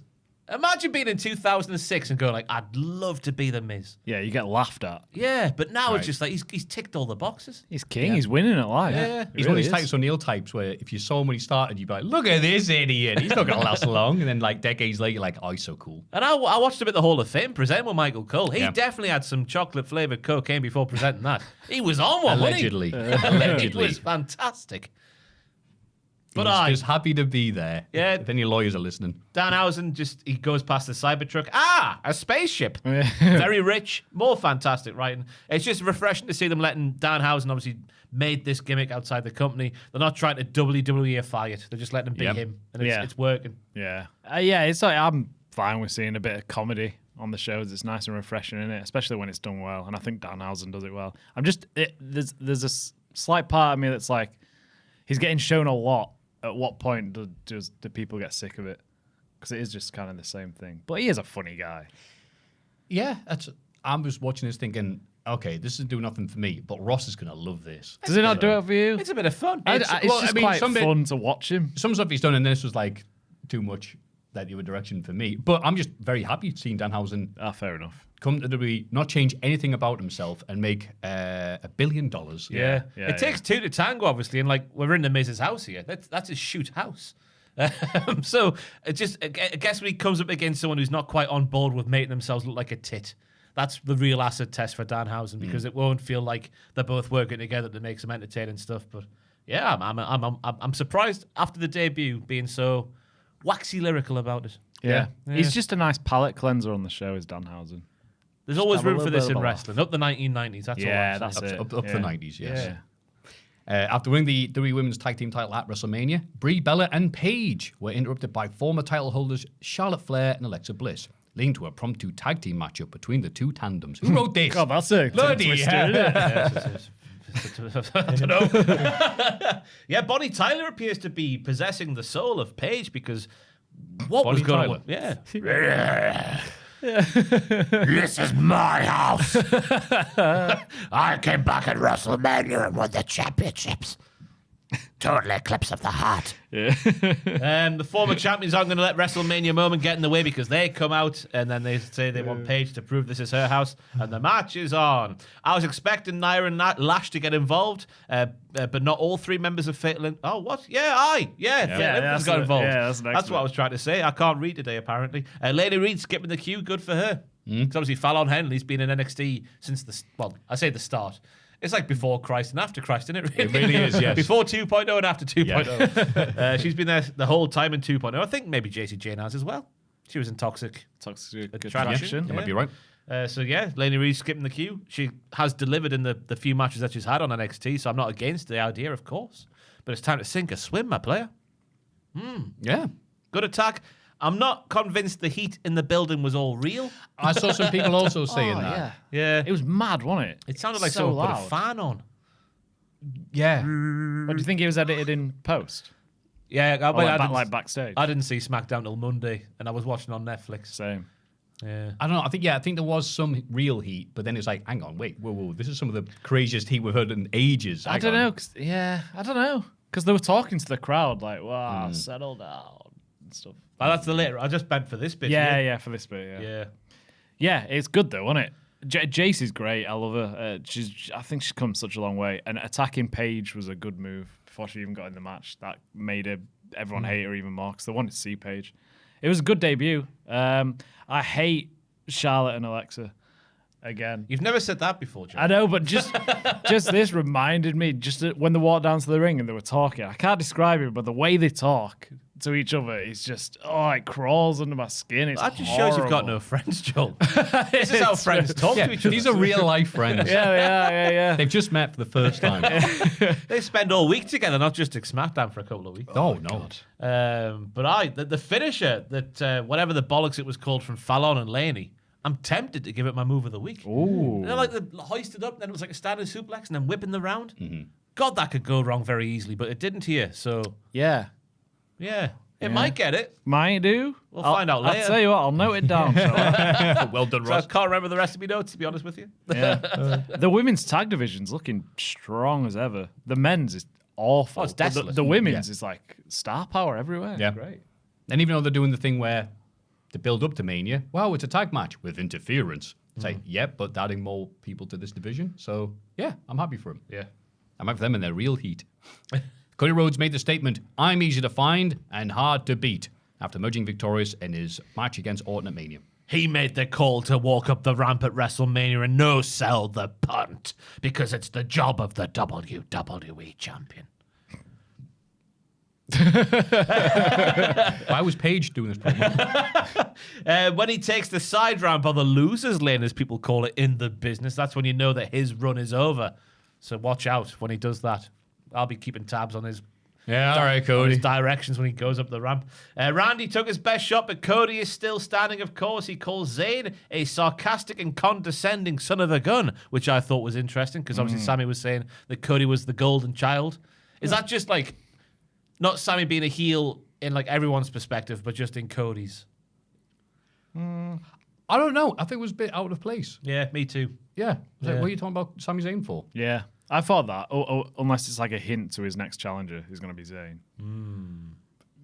Because other than that, in this promo, I just thought it was a good promo, but just standard stuff. It just felt like there was no need for it, really. But also just, they go, I'm the best me. I overcome all the odds. So I'm challenging the guy who lost his title at Mania. It's like, oh, that's a big, brave thing for you to do. Well done, Cody. And the guy- Who's next for you? Joey Abs. And the guy who I assume is going to have another match with Trick Willie, just based off what we see later on SmackDown. Yeah. Odd. But it is, I mean, they're teasing the CM Punk match, aren't they, still? Show to show to show. Because Night of Champions is coming up, so Yeah. blah, blah, blah. But he shoots on TKO, guys, and it's all very, very real. Outside forces that keep interjecting in my WrestleMania plans. Send your best or count your money and mind your own damn business. They are 0 for 3 at WrestleMania. Yeah. Bray Wyatt's promos made more sense. They're rambling. Well, you guys know what I'm talking about. What do you know? This past And why are you talking about This it? past WrestleMania was Pat McAfee. Yeah. Last year's WrestleMania was Travis No, I'm with him, Scott. but like, Yeah. And Wait, what was? Oh, The Rock. The Rock, Yeah. yeah. I was confused by the Norton 3. I couldn't. yeah, and how am I supposed to be watching wrestling? I'm supposed to be watching it like that, perceiving TKO as mysterious heels. That's not how it's been. It's only in Cody's brain that we're supposed to be looking at like that. Cody's being weird at the minute because I see he's been in the press this week going like, oh, I want time limits to be in WWE. And then like he's always like, oh, celebrities in the business aren't very good when they're not used right, this, that, and the other. Everything he says he wants currently, he had in AEW. So why did he leave? Wow, we don't know. So it's so funny, Cody going, I'm sick of these celebrities coming in our business. He's in Street Fighter the movie just to get cross promotion with wrestling fans. Yeah. I'm sure an actors will be like, all right, yeah, these celebrities coming into our business. Yeah. All right, Cody. I remember seeing you in King Lear years ago. But he ends the promo saying NXT, Raw, SmackDown, wherever, they're all mentioned. He's opening the forbidden door, apparently. He didn't say forbidden door, that was just me. Yeah, I was going to say, hang on. Yeah. But I got the inference, you know. So, yes, who's going to challenge him next? That isn't CM Punk. Or Well, Sami it's Zayn. probably not from somebody from TNA, because Carlos Silva will decline it. That was a very forced joke there, sorry. No, he It's slipped- just I keep on looking at Joel and thinking, God, with the cap and the glasses and everything, I was like, don't say he looks like Carlos Silva. Yeah, I get it. Yeah, He I looked see a it. bit like Steve Spielberg today. Oh, wow. Oh, damn. Spielbergo. Yes, his non-union Mexican equivalent. Yes, best friends with Cameron Diaz. Is it because of my fleece? Potentially. Yeah. Yeah. Maybe it's the grey on grey. You look like you're ready to block someone wrestling. Don't know in why a I'm different wearing company. a fleece. It's lovely outside. It is nice and sunny today. Maybe I'll take it off. Go on. Oh, Da-da-da-da. When views are down, get Joel to take his jacket off. Stuck. Da-da-da-da. Joel. It's Joel. Joel. Okay. This is Aura Farming, everybody. Yeah. This is better than Roman Reigns. Yeah. What were we going to say? It was Yeah. R-Truth and Damian Priest defeating the mighty team of Tama Tonga and JC Mateo to defend their tag team titles. Nice to see Tama Tonga showing a bit of riz for once. He was taking the piss out of Truth's mannerisms before getting some egg on his face. Then, as Joel mentioned earlier, he brought back the yee yee yee yee yee yee. And they should lean into that more because the crowd actually responded. Yeah. They do like catchphrases in WWE. So so they're just so they're just cancelling What they were building up to with Tama Tonga and Solo now. No, I think it's still bubbling. Is it? But it'll be one of them like the Judgment Day. It could be 4 years long. Yeah. yeah. No, by the time they get around to having their match, it'll be released. Fair enough. Moment where the MFTs were cheating and Tonga Loa getting involved had me going somewhat. And I was seeing Tonga Loa flopping like a fish on the announce table. He's a lucky man, isn't he? You should never be like, oh, he should lose his job. But in the midst of people who did lose their jobs, Yeah. I thought people were really overreacting about that. he was. Look, he looked awful doing that on the announce table. But no, he got put on it, but then there was nothing, all the stuff was still on the table, so they couldn't have done the spot anyway. So Yeah. it rolled off, so then Jacob could go back, take all the stuff off, then put him on. I'd be like, he rolled off the table, not wanting to take the bump. He did take the bump. Yeah. That was very cruel for people to quit out the bit where, he took it. It's Tonga Loa, though. Come on. I know, it's brutal for people just to go, look how rubbish he is. It's like, hang on, mate. He's terrible. It's so hate. Look. It's like, that. No, come I on. like him for it because every wrestler on TV these days is fantastic, so it's refreshing. It Once is, again, Again, really hard. Babatunde No, it of is. the modern Look, day. he is terrible, but when he does something that's not that terrible, you're like, look, what a gimp. Yeah, he's such a gimp. Yeah. JC had some I love nice. I'm defending him, Jesus. He had some nice moments in the match. What else was there? All right win for the champions, but they don't give a toss about the tag team rank, so meh. Yeah, I thought it was good to see more from JC. He had a lovely moonsault, which we don't see very often from He him. goes belly first, doesn't he? Which I think would be a bit more dangerous. Belly first. What do you mean? You know his standard moonsault he does in the ring? Yeah. He lands like, he arches his back like Corey Yeah. Graves. I don't want to start rumors about JC Mateo now, but he arches his back and goes like belly first on the landing. It's a lovely moonsault. Oh, I was yeah. impressed. He's yeah. built like a barrel. So, I mean, he has to go with the chest first, because that's the thing that's going to be hitting. Yeah. But yeah, this was all right. Just, this is the tag team division with the men's. And you're like, Yeah. I'm glad this wasn't at Mania. It was fine. I mean, who are they going to lose their belts to? There's no. Is there another They're tag gonna hold team? it forever. Is there another tag team on the roster? We'll get like Trick and Sammy teaming up in the summer once the feud's God, ended or no. so. Trick and the Gingerbread Man will win. Oh, Yeah. Little Yachty and the Gingerbread Man will win the tag team Yeah. championships. fair At enough. SummerSlam. Fair enough. Cody and Jelly Roll, the best friends. Sami Zayn attacked Trick Willie and Little Yachty as they celebrated Williams winning the United States Championship at Mania. They're going full rock with Trick Willie. The little bit where he's walking through the backstage area before the segment starts and the stage hand comes up and it's like, Trick, I need something. Bitch slapped in the face. They're going full rock with Trick, which is a good move indeed. Little Yachty needs to pull his finger out of his bottom, quite frankly. That's the second time he's not given lyrics to Trick's theme. The lazy prick I've written in my notes, and I fully stand by that. It's your job. No, it's not. It's not actually his job. It's Little not, Yachty. it's not supposed to be on WWE. Go Little do whatever you did before this. Exactly. Little Yachty's he's a rapper. Yeah. If he's there, you think he would rap. Already got the money. Yeah. I could put lyrics to that. I really Go on could. then. To Trick Willie's theme. Give me a chance to write it. His name is Trick, and he is quick. I think he's sick. He's got a big dick. His. Oh, fair enough. Yeah, that's pretty good. Yeah, there you go. You little Rossi. Yeah, Little Rossi. tugboat. Right, where are we going here? So there, the Gingerbread Man returned. He did I. Little Yachty says he's here to stickety stay, which I thought was sick. Yeah. Is And he got no pop. Or maybe long- he did. I was too busy booing my screen. How long does that mean then? How long is he going to be around, this little Yachty? This is it. Hall of Fame run starts Right, now. okay. yeah. We'll be sitting 5-year here. deal. Yeah, Yeah, and Trick's, fair enough. it's useful to have a boat because Trick's like, I'll see you at the next venue as long as it's got a port next to it Yeah. or a dock. Yeah. I think Little Yachty's all right. I think Little Yachty gets it based off his promos and what. I thought he was good with the promo here, like he's saying, like, I'm going to be the Phil Jackson, the Quincy Jones, the Don King of Trick Willie, like the manager type, the guy who sorts him out. So I thought his role here was good. No more US Open challenge. Boos for the babyface rain down. You can't take that away, but He's not a baby face, is he? He's edging towards it, Joel. He's Don't say edging, edging. He's inching towards it, Joel. He's Yeah. teetering, Joel. Yeah. Yeah. It was a good performance from Zayn in the Gingerbread Man suit, I thought. Because I rolled my eyes Doing going, all, they brought the wow. Gingerbread Man thing again. It was all right the first time. Oh, it's Sammy, isn't it? Yes. yeah. So I was very happy. It was a good little segment. Like the reveal had me going as well, and Sammy kicks his head off, and Little Yachty's got shoot money around that ring. My players must be nice just to go. If this was 2019 WWE, Sami Zayn's new gimmick would be Gingerbread Man. Yeah. I'm going to embrace what I am. Yeah. Shorty I'm Jean. Shorty Gingerbread. I'm medium gingerbread man. And he won't win a match for you. But yeah, I'm glad we're doing this. Sami Zayn's now a heel. He's kind of justified slightly by, Trick being a dick. But people don't care because Trick's cool. And I like that. It makes Sami Zayn's hate more justified. Yeah, he's not fully heel. Like, he hasn't done anything bad. He's just attacking someone that people like. It sounds bad to me. But the guy who people like he's still a heel, I think. Trick. No, He's a tweener. They've switched it up. He's a now. cool face. He's an anti-hero. Yeah. Almost. He's like Zorro. But I like the leaning into the Sammy stuff. It's effective in it. It's good. Yes. I just want him to keep going into the madness. Yes. That'd be good. How do you reckon Sammy feels about it? Because obviously he was on the precipice of a wave, wasn't he, back in the day? Like one of the top babyface in the company, probably selling merchandise out the arse, and then strictly through bad writing, where they made him stale and boring and too goody, like good do goody. That's the one I'm looking for. Do goody. Wow. They made him too boring and stale that he's turned heel through that. Do you reckon he's a bit peeved by it? I imagine he's fuming by them not capitalizing on his face run with the bloodline. I bet he's still angry about that. Knowing his reputation as a control freak, he's probably like, gritting my teeth. That's why I put him in the gingerbread mask so you can't see him go.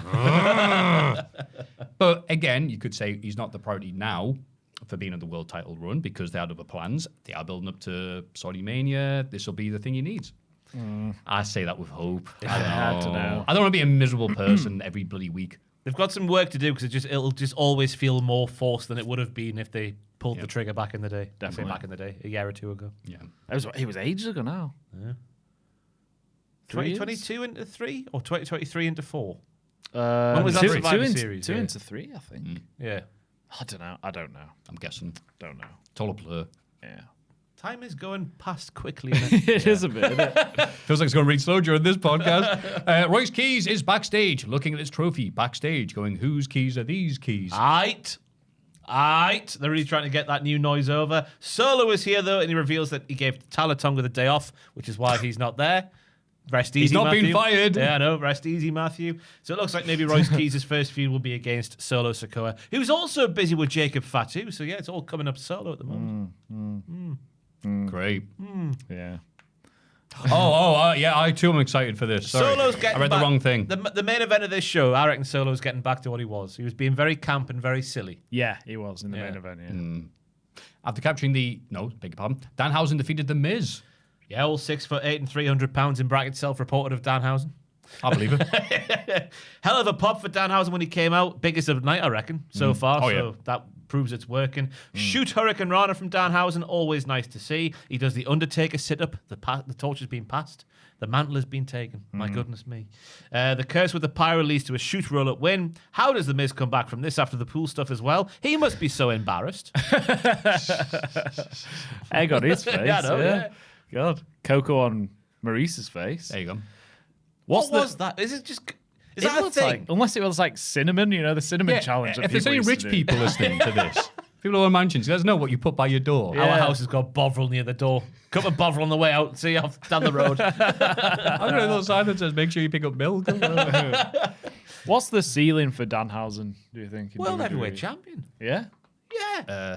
No. Make all the money, retire, go live in a big gold house. Yeah. He's the modern day Sant. I think he's got a job for life if they do it right. Yeah. Doesn't always have to wrestle. Just Yeah. do be our truth, be Santino. That's Might- it, yeah. It might be replacing R-Truth. Yeah. Yeah. Which is like, I'm not saying, well, obviously we do know that's the thing they want to do. So did it bloody last year. So I bet he's absolutely fine with that. Less bumps than most wrestlers. More money than most wrestlers. R-Truth's the most decorated WWE champion in history.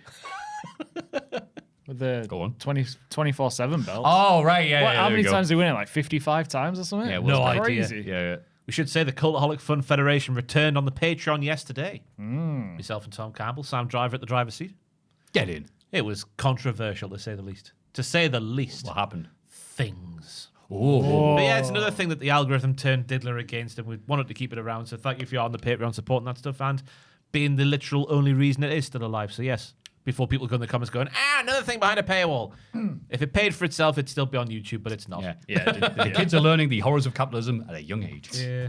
Not even that. It's just paying the bills. After capturing the WWE Women's title from Jade Cargill at Mania, Rhea Ripley challenged JC Jane to an impromptu matchup after being interrupted by fatal influence. Well, we learned that Blake Monroe is going to SmackDown at the start of this segment. Quelle surprise! Wow. After she was buried on NXT. Yeah. Literally buried. Oh. Not metaphorically so. I think she needs a refresh on SmackDown, though. I'm kind of looking forward to it and seeing if they're going to fix her. Yeah. So we cut to next week going, they did not fix her. I think it'll be very similar. But better. Maybe. They'll have a live bath in the ring. And she'll be blowing bubbles everywhere going, I am Blake Monroe. And Pachupi going, they stole my gimmick.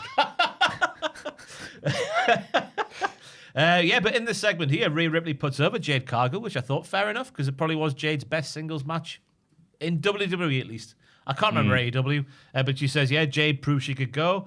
She's going to prove that she's a fighting champion, all this malarkey. It's an open challenge. We get to hear FI's music after seeing them earlier on in the show, right into the deep end for JC Jane in particular. Sink or swim, lady. The piped in boos were really obvious here, is what I thought. Were they? I thought they were real until you said it. Yeah, but I was thinking again, but then the longer it went on, the more I thought it was a shoot. Just to finish my sentence. There was no punctuation there, so I should have read that out all in one, but I didn't. We knew what you meant because you're a great communicator. Cheers, Maffew. Not Joel. I thought Rhea Ripley's line about, Jade Cargill proved she can go. I thought that was supposed to Sarcasm. be like a double entendre. Like, you can go. Yeah, go out of the company. But maybe I am reading too much into that. I'll have to go back and watch drama. it through different lenses. It's just how that's written down. It's like, you can go. Go to MLW. Did she wink at the camera when she said it? 'Cause that'd be a No, good but she way. did that thing that I used to do to Rubbish. This is rubbish. Ah. Don't look at certain wrestler during the musical chairs spot in WCPW. It's very rare you see it, but now I know that. I'm like, they don't like that. Well, I didn't know. I asked. I was like, "What does that mean?" I didn't was like, know "Surely this. that's not a natural motion." The Right. best one was when Bret Hart wrestled Farouk on Raw, and after the match, the Hart Foundation getting since '97, he does that, and then Bulldog's like, like right next to going, I get it. Didn't like that match, did you? Anyway, Rhea Ripley defeated JC Jane via DQ. Yeah, I was a big fan of the line from Aldous saying he was wondering what punishment to give FI after what they did earlier, and she's standing right there. Whoa! And she turned around and goes, wrestle Jade? Rhea Ripley. Oh, yeah, fine. To be fair to JC Jane, I thought she looked like she belonged in that match, and I thought Rhea Ripley was very, very nice to be very giving to her. JC got a lot of good shots in there, including another shoot Hurricane Rana on this episode of SmackDown. Lovely, like from her arse bicycle kick from Rhea to turn the tide. It was like from her arse, but she sort of went, ugh. You know the kick that she's sat on her arse. Oh, okay, yeah. But she gets the leg up there into the face from an arse position. Okay. So I wrote down like Which you're not from allowed her to do arse. in UFC. You can't No. kick from the downwards position. I don't want to bring it up. Sorry, Can I'm you not? oversharing. It's not true. I didn't know that. Well, Adam Silver famously knocked someone out from that position, and it was like, and he's like, no, you can't do that. He's like, what? What, like... He was on his back, and the guy was legs down. sticking so- up? Yeah. Oh, wow. That'd be Oh, hard. I think it was in Pride anyway, but it doesn't matter. think Yeah, you're people getting- are like, that's pretty impressive, but you're being DQ'd. Oh, wow. I think you're getting confused with Ready to Rumble, where Jimmy the King gets kicked in the knackers by his wife. You're right, UFC Yeah. Ready to Rumble, the very easy. I do apologize. I'll try my best to get Jimmy better. the King is the best wrestler. When you watch Ready to Rumble every single day, when you get in from Cultaholic, it can mess up your percent. he gets kicked he takes the piss out of his son's teeth. His wife's there with her itchy crotch, and then she kicks him in the balls. We've all been there. We've all been there. What else we're saying here? They call the match off, as we say. What? We're trying to save JC Jane and make her an evil bitch, as Tekla would call it if she was in the WWE. but She she's would not. say that. An evil bitch. And then following this segment, well, what do you think about the match, Joe? I thought it was a very good match. Nice to see a fresh matchup for Rhea as well. JC did really well. Good selling, and I like the finish, protecting her by not taking the pin. Keep her looking strong, but keeps Ripley looking strong, so she just won the belt. I thought it was a great debut for Fatal Influence. They're already like a big deal, which is good to see. Yeah. And people hate them. Yeah. Unless it was piped in. I don't know. I believed it. It went on for so long that Yeah. I started to doubt it was fake. real to me. Maybe. I think I wanted it to be real, just the idea of all these people watching NXT. We know who they are. Say, hang on, they don't get this heat on NXT. I did wonder why they hated them so much when they just arrived. Yeah. Yeah, I don't know. Maybe they got cue cards in the arena now. The Tron changes the one above the ring. Yeah. Boo. Applause. Wait, hang on. Boo.exe. There you go. And then Jacob for 2 defeated Solo Sikoa. How? Just before that, though, we learned that Ricky Saints will make his SmackDown debut next week. Oh, yeah. I could not believe my eyes. I was also Yeah. like, no, come on. Really? It's shocking. Oh. completely. Again, it's like Stephanie Vicker and Julia kind of thing. Like Ricky Saints comes in with obviously high expectations, completely shown up in every aspect of wrestling, promos, whatever, by Ethan Page. But yeah, he's landed on SmackDown. I thought it was going to be on NXT for like another year. It felt like NXT needed him, and it felt like he needed to find himself again in NXT, if that makes any kind of sense. But no, he's on SmackDown. Don't know what he's going to do, but Yeah, cautiously optimistic, but I've not looked at his NXT run recently and gone, can't wait to see him on the big leagues. But again, like Blake, a fresh start might do him good. Here's hoping. I think him being on, because obviously Ethan Page is on Raw, him being away from Ethan Page and that direct The better comparison. in every way, dude. Yeah. And even Grayson Waller, I think, is better. I know Grayson Waller. He's more charismatic, I'd say, yeah. Grayson Waller. I know he's not been booked very well for a long time now. That's a good point, actually. Yeah. Yeah. Maybe. You all right? Yeah. Itchy? Yeah, no, it's just my the headphones stick into my glasses a bit. It hurts. Oh, bless you, You were mate. leaving? They hurt my ears a bit. Ricky joins back. I'm quitting the podcast. Sorry, Joel just took his glasses off dramatically. The headphones like compress these bits into the side of my ears and they start to hurt a little bit, so I just took them off. Bless you. How about you? You look adorable without ear glasses. I've never seen you like that before. Oh. Sorry. Fancy Call it like I see it. What, like this? No, can you angle the legs of the glasses upwards? Oh, yeah. I can. So they're not like in the. Just great content, by the Yeah. way. Sorry. Oh, this is that's edgeless. as far as they go. But then they're a bit down. Like they're not on my ears. Yeah, but if you angle the glass, what are these bits of your glasses called? The I arms, don't the know. legs? Oh, you mean that put them up? Yeah, put them up into a But then softer my part hat's of the a bit head. in the way. God, you can't have it all, Joel. Take a hat off. People are going to see. Well, when are you going to get to Fatu versus Solo? Come on. I'm good. This is comfortable. That's all right then. Yeah, nice. You're all right Fantastic. there. I'm good. That's all right. Jimmy, you wear glasses, right? Just reading ones. Just reading But I one. learned this morning that they don't work anymore. Oh, Yeah. what? Oh, yeah, the test They that. just don't work. I was sitting on the new. I've been ignoring the emails. Oh, thank you for admitting that. Because there's times I'm like, Specsavers are like, hey, you need to check. Shut up. Specsavers do my head in. It's constant, isn't it? Yeah. But they're like, no, we're helping you with your eyes. And we're all like, shut shut up. up. I thought it was fine. Like, I do use mine to read mainly, but I've been on a fine run of form on the news videos not needing them. And Oh, well done. Yesterday I was sat over there because I've changed desk and I've now got natural light, not just a brick wall. So I had to put my screen brightness up a bit. And I was like, at the end of the day, I was like, it's hurting a bit more. So I put them back on and then wore them on the news on Thursday. And then I couldn't read a word. I was like, Oh. what? So does that mean your eyes have gotten worse or better? I don't know. The glasses prescription that I got does not apply anymore. Wow. It would That must have appear. been a drastic change if you can't even see anymore. Yeah. I'm dying. No. Or I'm healing. Yeah. Oh, I'm dying. Your eyes sometimes get Yeah, like better, in don't they? the first Spider-Man film, where he's like, oh, no, I can't see my glasses because my eyes are so much better now. Ah, yes. That's you. You're Spider-Man. You're I Tobey was. Maguire. You're the good one. I was bitten Oh, by I a like- spider. I like Tom Holland. All right. He's too small. What, the spider? No. Tom Holland, too What do small. you mean too small? He's supposed to be a kid. Yeah. Peter Parker. He's not an adolescent. Yeah, Like, but he's at school. Like, I reckon I could beat up. Tobey Maguire's smaller, I think. Is he? No. He takes his shirt off and he's all. But I Yeah, think but he's- you don't want Spider-Man to be ripped like Andrew Garfield. That was the problem with him. He was too good looking. He was that too was cool. 10 minutes in that film. He's like, oh no, I'm such an antisocial nerd. It's like, you're the hottest dude I've ever seen. And you're like, Whoopsie, I shut fallen off my up. skateboard. Oh no, I'm socially awkward. I'm like, I hate you. Oh, I hope no. the rhino kills you. I get to get with Emma Stone. Yeah. Poor me. no one My likes me at God. school because I'm hideous. Like, oh, shut Don't up. look at me. I hope the real Garfield shows up in this film and replaces you. Anyway, what do you think of Fatu? Yeah, Jimmy and Jay say they have Jacob's back in case the MFTs get involved, but Jacob says he doesn't need it. And I don't know if that's very wise, lads. Main takeaway is that Solo, as I mentioned earlier, is getting... Oh my Christ, sorry. What was that? Sorry, Tom spoke his quietest possible voice that echoed through the room. Trying to get our attention. Fire in the building! Yeah, that's what I thought. Like, what the hell? Everything's okay. Yeah, Solo's getting back to being a very entertaining man. The little interactions with the crowd, the selling of the impact of the running in the arse in the corner. Yep. Does he know it's not very soundproof? I don't know if he does.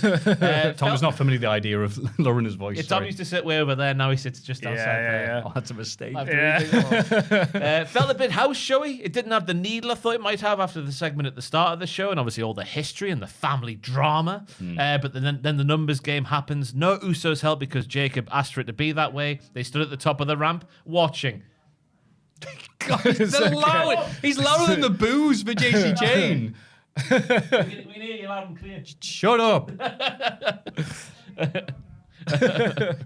think I'm upset. Fatu gets the expected win and the expected beatdown after the bell. Will the Usos give him help? No, because Jacob asked for it to be that way, and that's fine. Yeah. I'm in agreement. Yeah. We're all confused, aren't we now?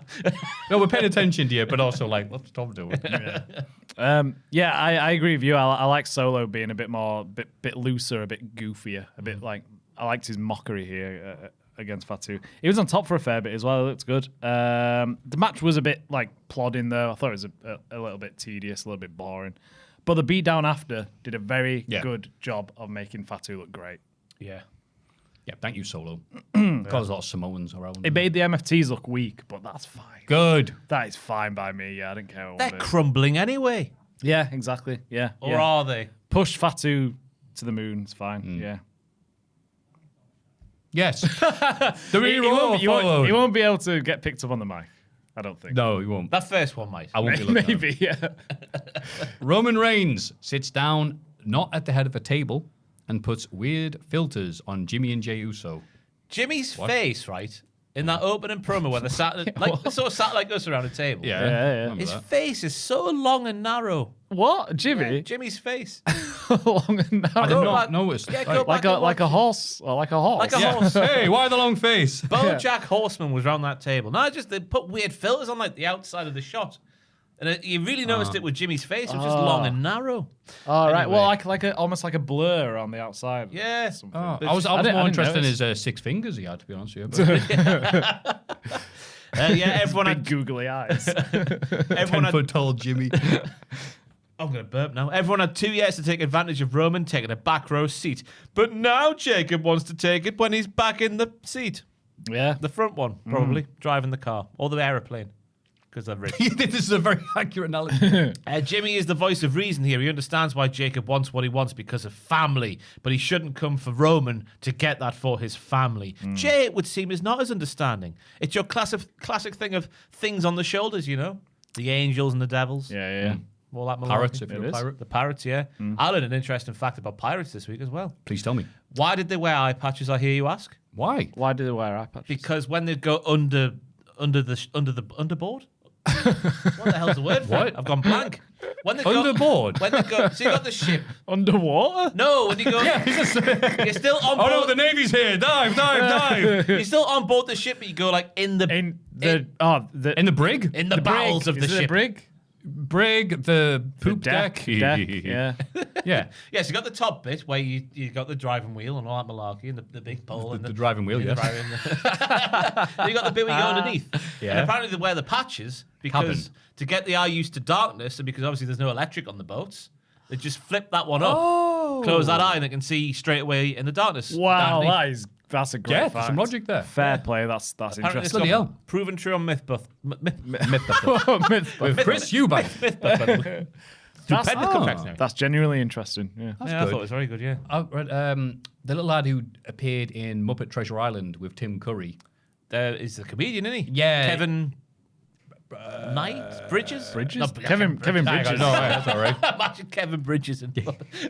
Yeah, Kevin somebody. Yeah, little Kevin. It was just like some stuff like, what was it like with Tim Curry? So I was like, yeah, they were doing the stuff on the crow's nest or whatever it was. They had to be up there for hours just waiting for the shots and stuff like that. And he just turned around and said something like, boy, I bet you regret doing the Rocky Horror Picture Show with the fishnets and that. And he goes, what do you think? And he goes, no, I regret it when someone like you brings it up, you sublime little wanker. That's great. Why would he regret it? Was that in what Hook? No, Muppet Muppets, Treasure Island. yeah. Oh, it's a great film, by the way. Oh, it's You an should see it. unbelievable film. Yeah. What a run the Muppets had. Christmas and the Carol, films, yeah. Treasure Island. Kevin Bishop. Kevin Bishop. yeah. That's the one. He had like a Channel 4 show about 20 years ago, I want to say. Star Stories, was it? Yeah, something like that. And then the thing after that was like Star Stories, but was really weird. And then he got drunk at the Comedy Awards and was being an arsehole. Was he? Yeah, he was throwing stuff. I think at the In-Betweeners, but I'm not sure. Yeah. Don't know why he was doing that. That's all I remember him Probably for. jealous. Oh, yes. I recognize Yeah. that guy. Yeah. And it's just weird, like, you watch that and goes, oh, when else has he been? He was in Muppet Treasure Island. You know. Rather like, not at all like this, but Seth Rollins challenging Braun Breaker to a match at Backlash. Oh, this was long again. Gunther is not better than him, and there is a reason that Roman has the title. Rollins is blameless in everything that he does. Deflector, more like. Seth Probably gave deflect with a bleach Cybertrucker. Sorry. Seth gave Braun everything and got repaid by having everything taken away from him. It's one of those kind of promos. Braun is the reason Rollins didn't get the main event at WrestleMania as the champion this year. Braun then comes out and he argues that all Bronson and Braun used to do for Rollins was put out the fires that he caused. Then the promo of the year comes. Yeah, go on. Yeah. There's a lot of people going, they don't like it because it's a bit low rent, but I liked it. because it's a- fantastic. Oh, I impression. loved it. Yeah, Yeah, it's Braun great. Breaker put his fingers over his nose, and what did it sound like, Ross? I don't need to pinch my nose. That's what it sounded like. Yeah. I don't know what he said, to be honest with you. I can't remember that far back. And then I put it in my notes, which is poor note taken from me. But yeah, he was just short of calling Seth Rollins a fat prick to make it a full Steiner thing. That's all it was Yeah. missing. Even though it makes no sense, but Yeah. Scott Steiner would do that, wouldn't he? What do you think, Joe? It was. I just put fantastic impression of Seth from Braun. It was the promo that we thought that this feud would be. All the points are valid. What both guys say. Lovely intensity from Braun. Seth taking Nepo. I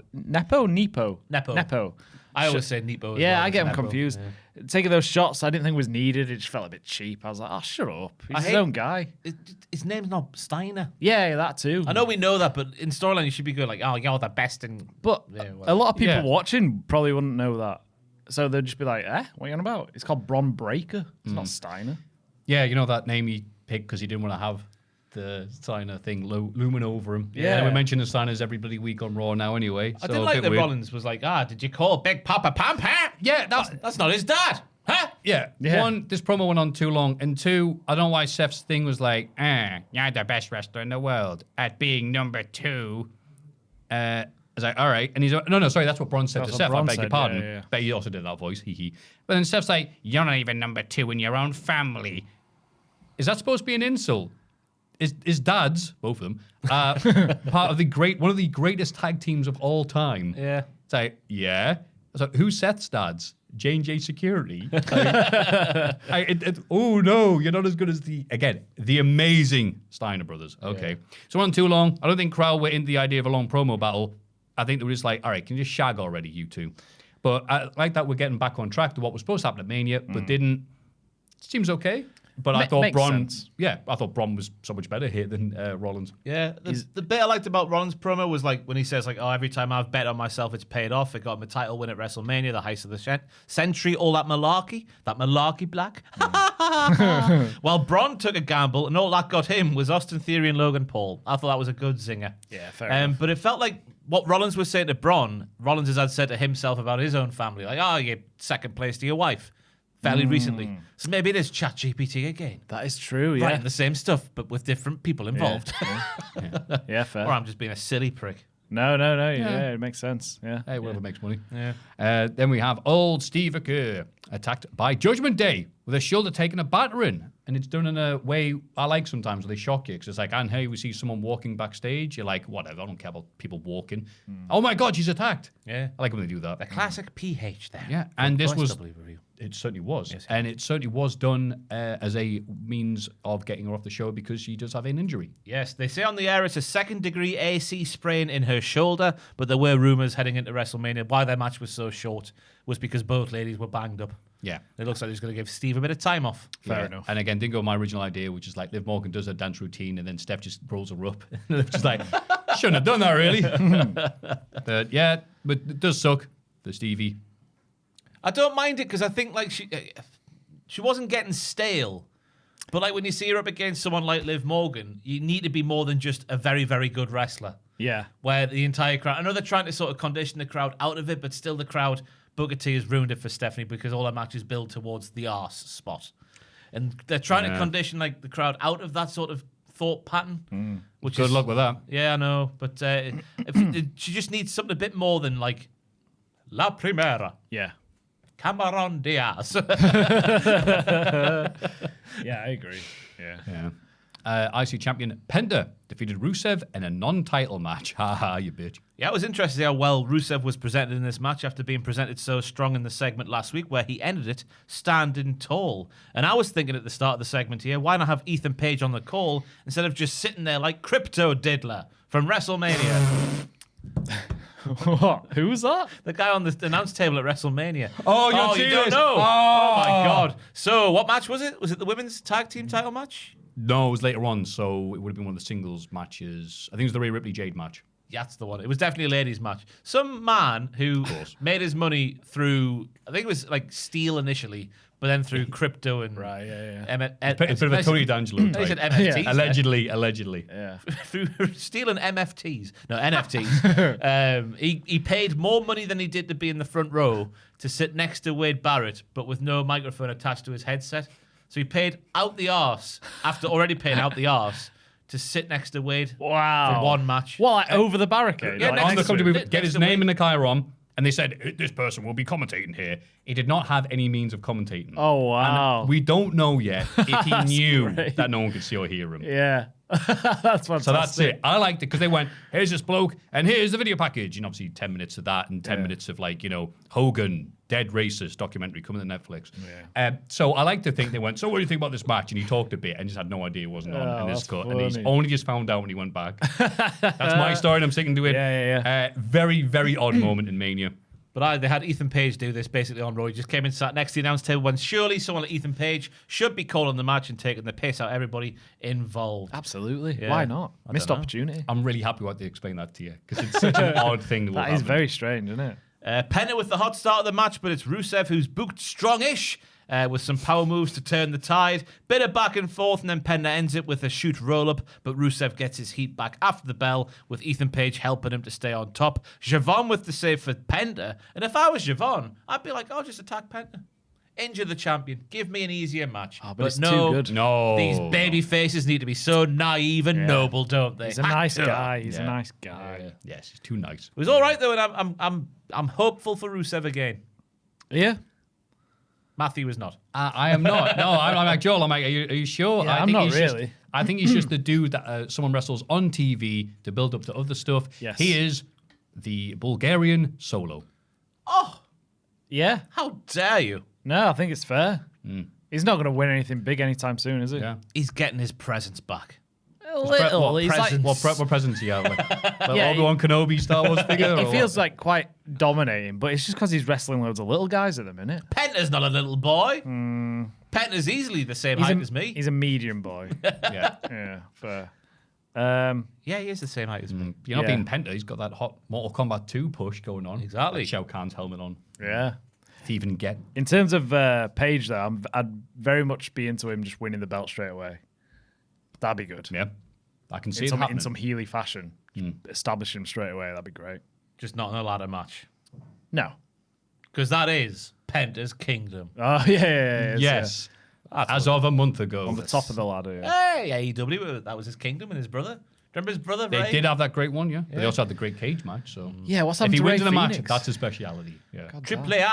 Yeah. That's what happened. I know, but I like him. I want to see him. I don't watch Triple R. No offense. What's wrong with you? Etc. Etc. Hey, everyone watches Triple A, including Ric Flair, who's a big fan of the Nah. 24-year-old Englishman. He apologized this week. I love that. It's like news. Breaking news. Ric Flair has tweeted.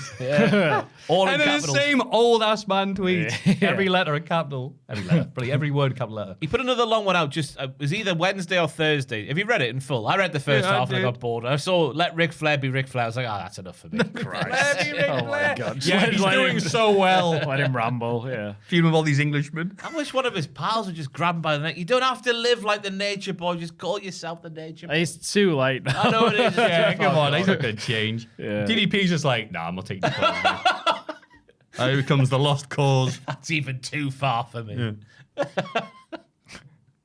And then Io Sky confronted Becky Lynch. Whoa! Oh, God. Oh, I right. can't believe it. Oh, right. Sorry. Allergic to Becky Lynch. God, that was an open challenge there. Yeah, I was so surprised. Yeah. Becky tells us it's a new era in the manosphere, which is topical about a month ago. Yeah, everyone's moved on. Yeah, come on, Louis. AJ Lee's been dealt with, and now she's looking for someone else to wrestle. Someone new, someone fresh. Better razzle dazzle. Becky with an impressive little crib sheet here.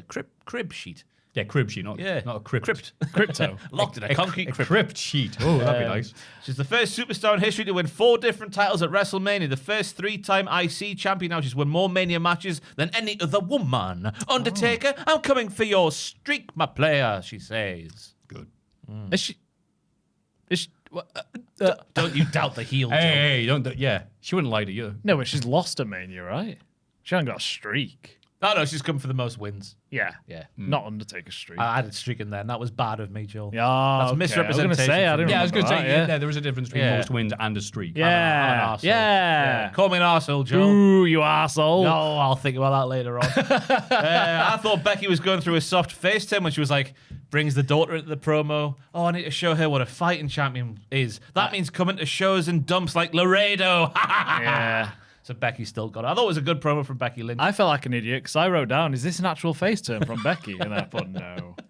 Becky knows the people want her to fight the best and the new things and the shiny things. Open challenge issued. Io comes out. I was half expecting it to be someone like rubbish because Becky Lynch is a heel. Maybe one of Danhausen's little friends, something like that. I don't know.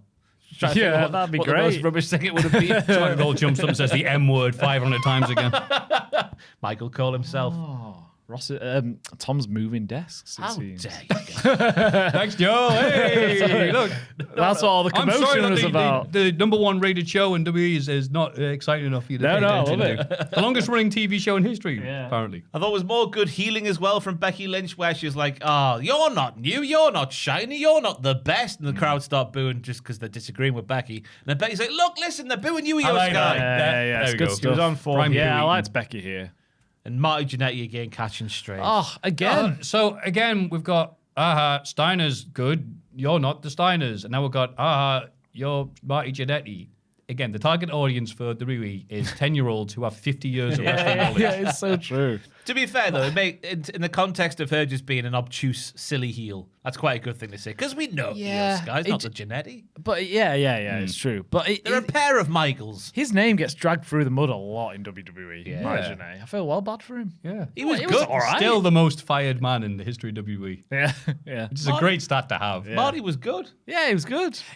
But the way people talk about him, you think he was this rubbish, Yeah, exactly. idiot, degenerate. It's like, Babatunde. no, he was good. Feel well bad for him. He named the Babatunde of the 90s or something. Oh, God, not the Babatunde. Babatunde in the 90s would have been one of the best. Yeah.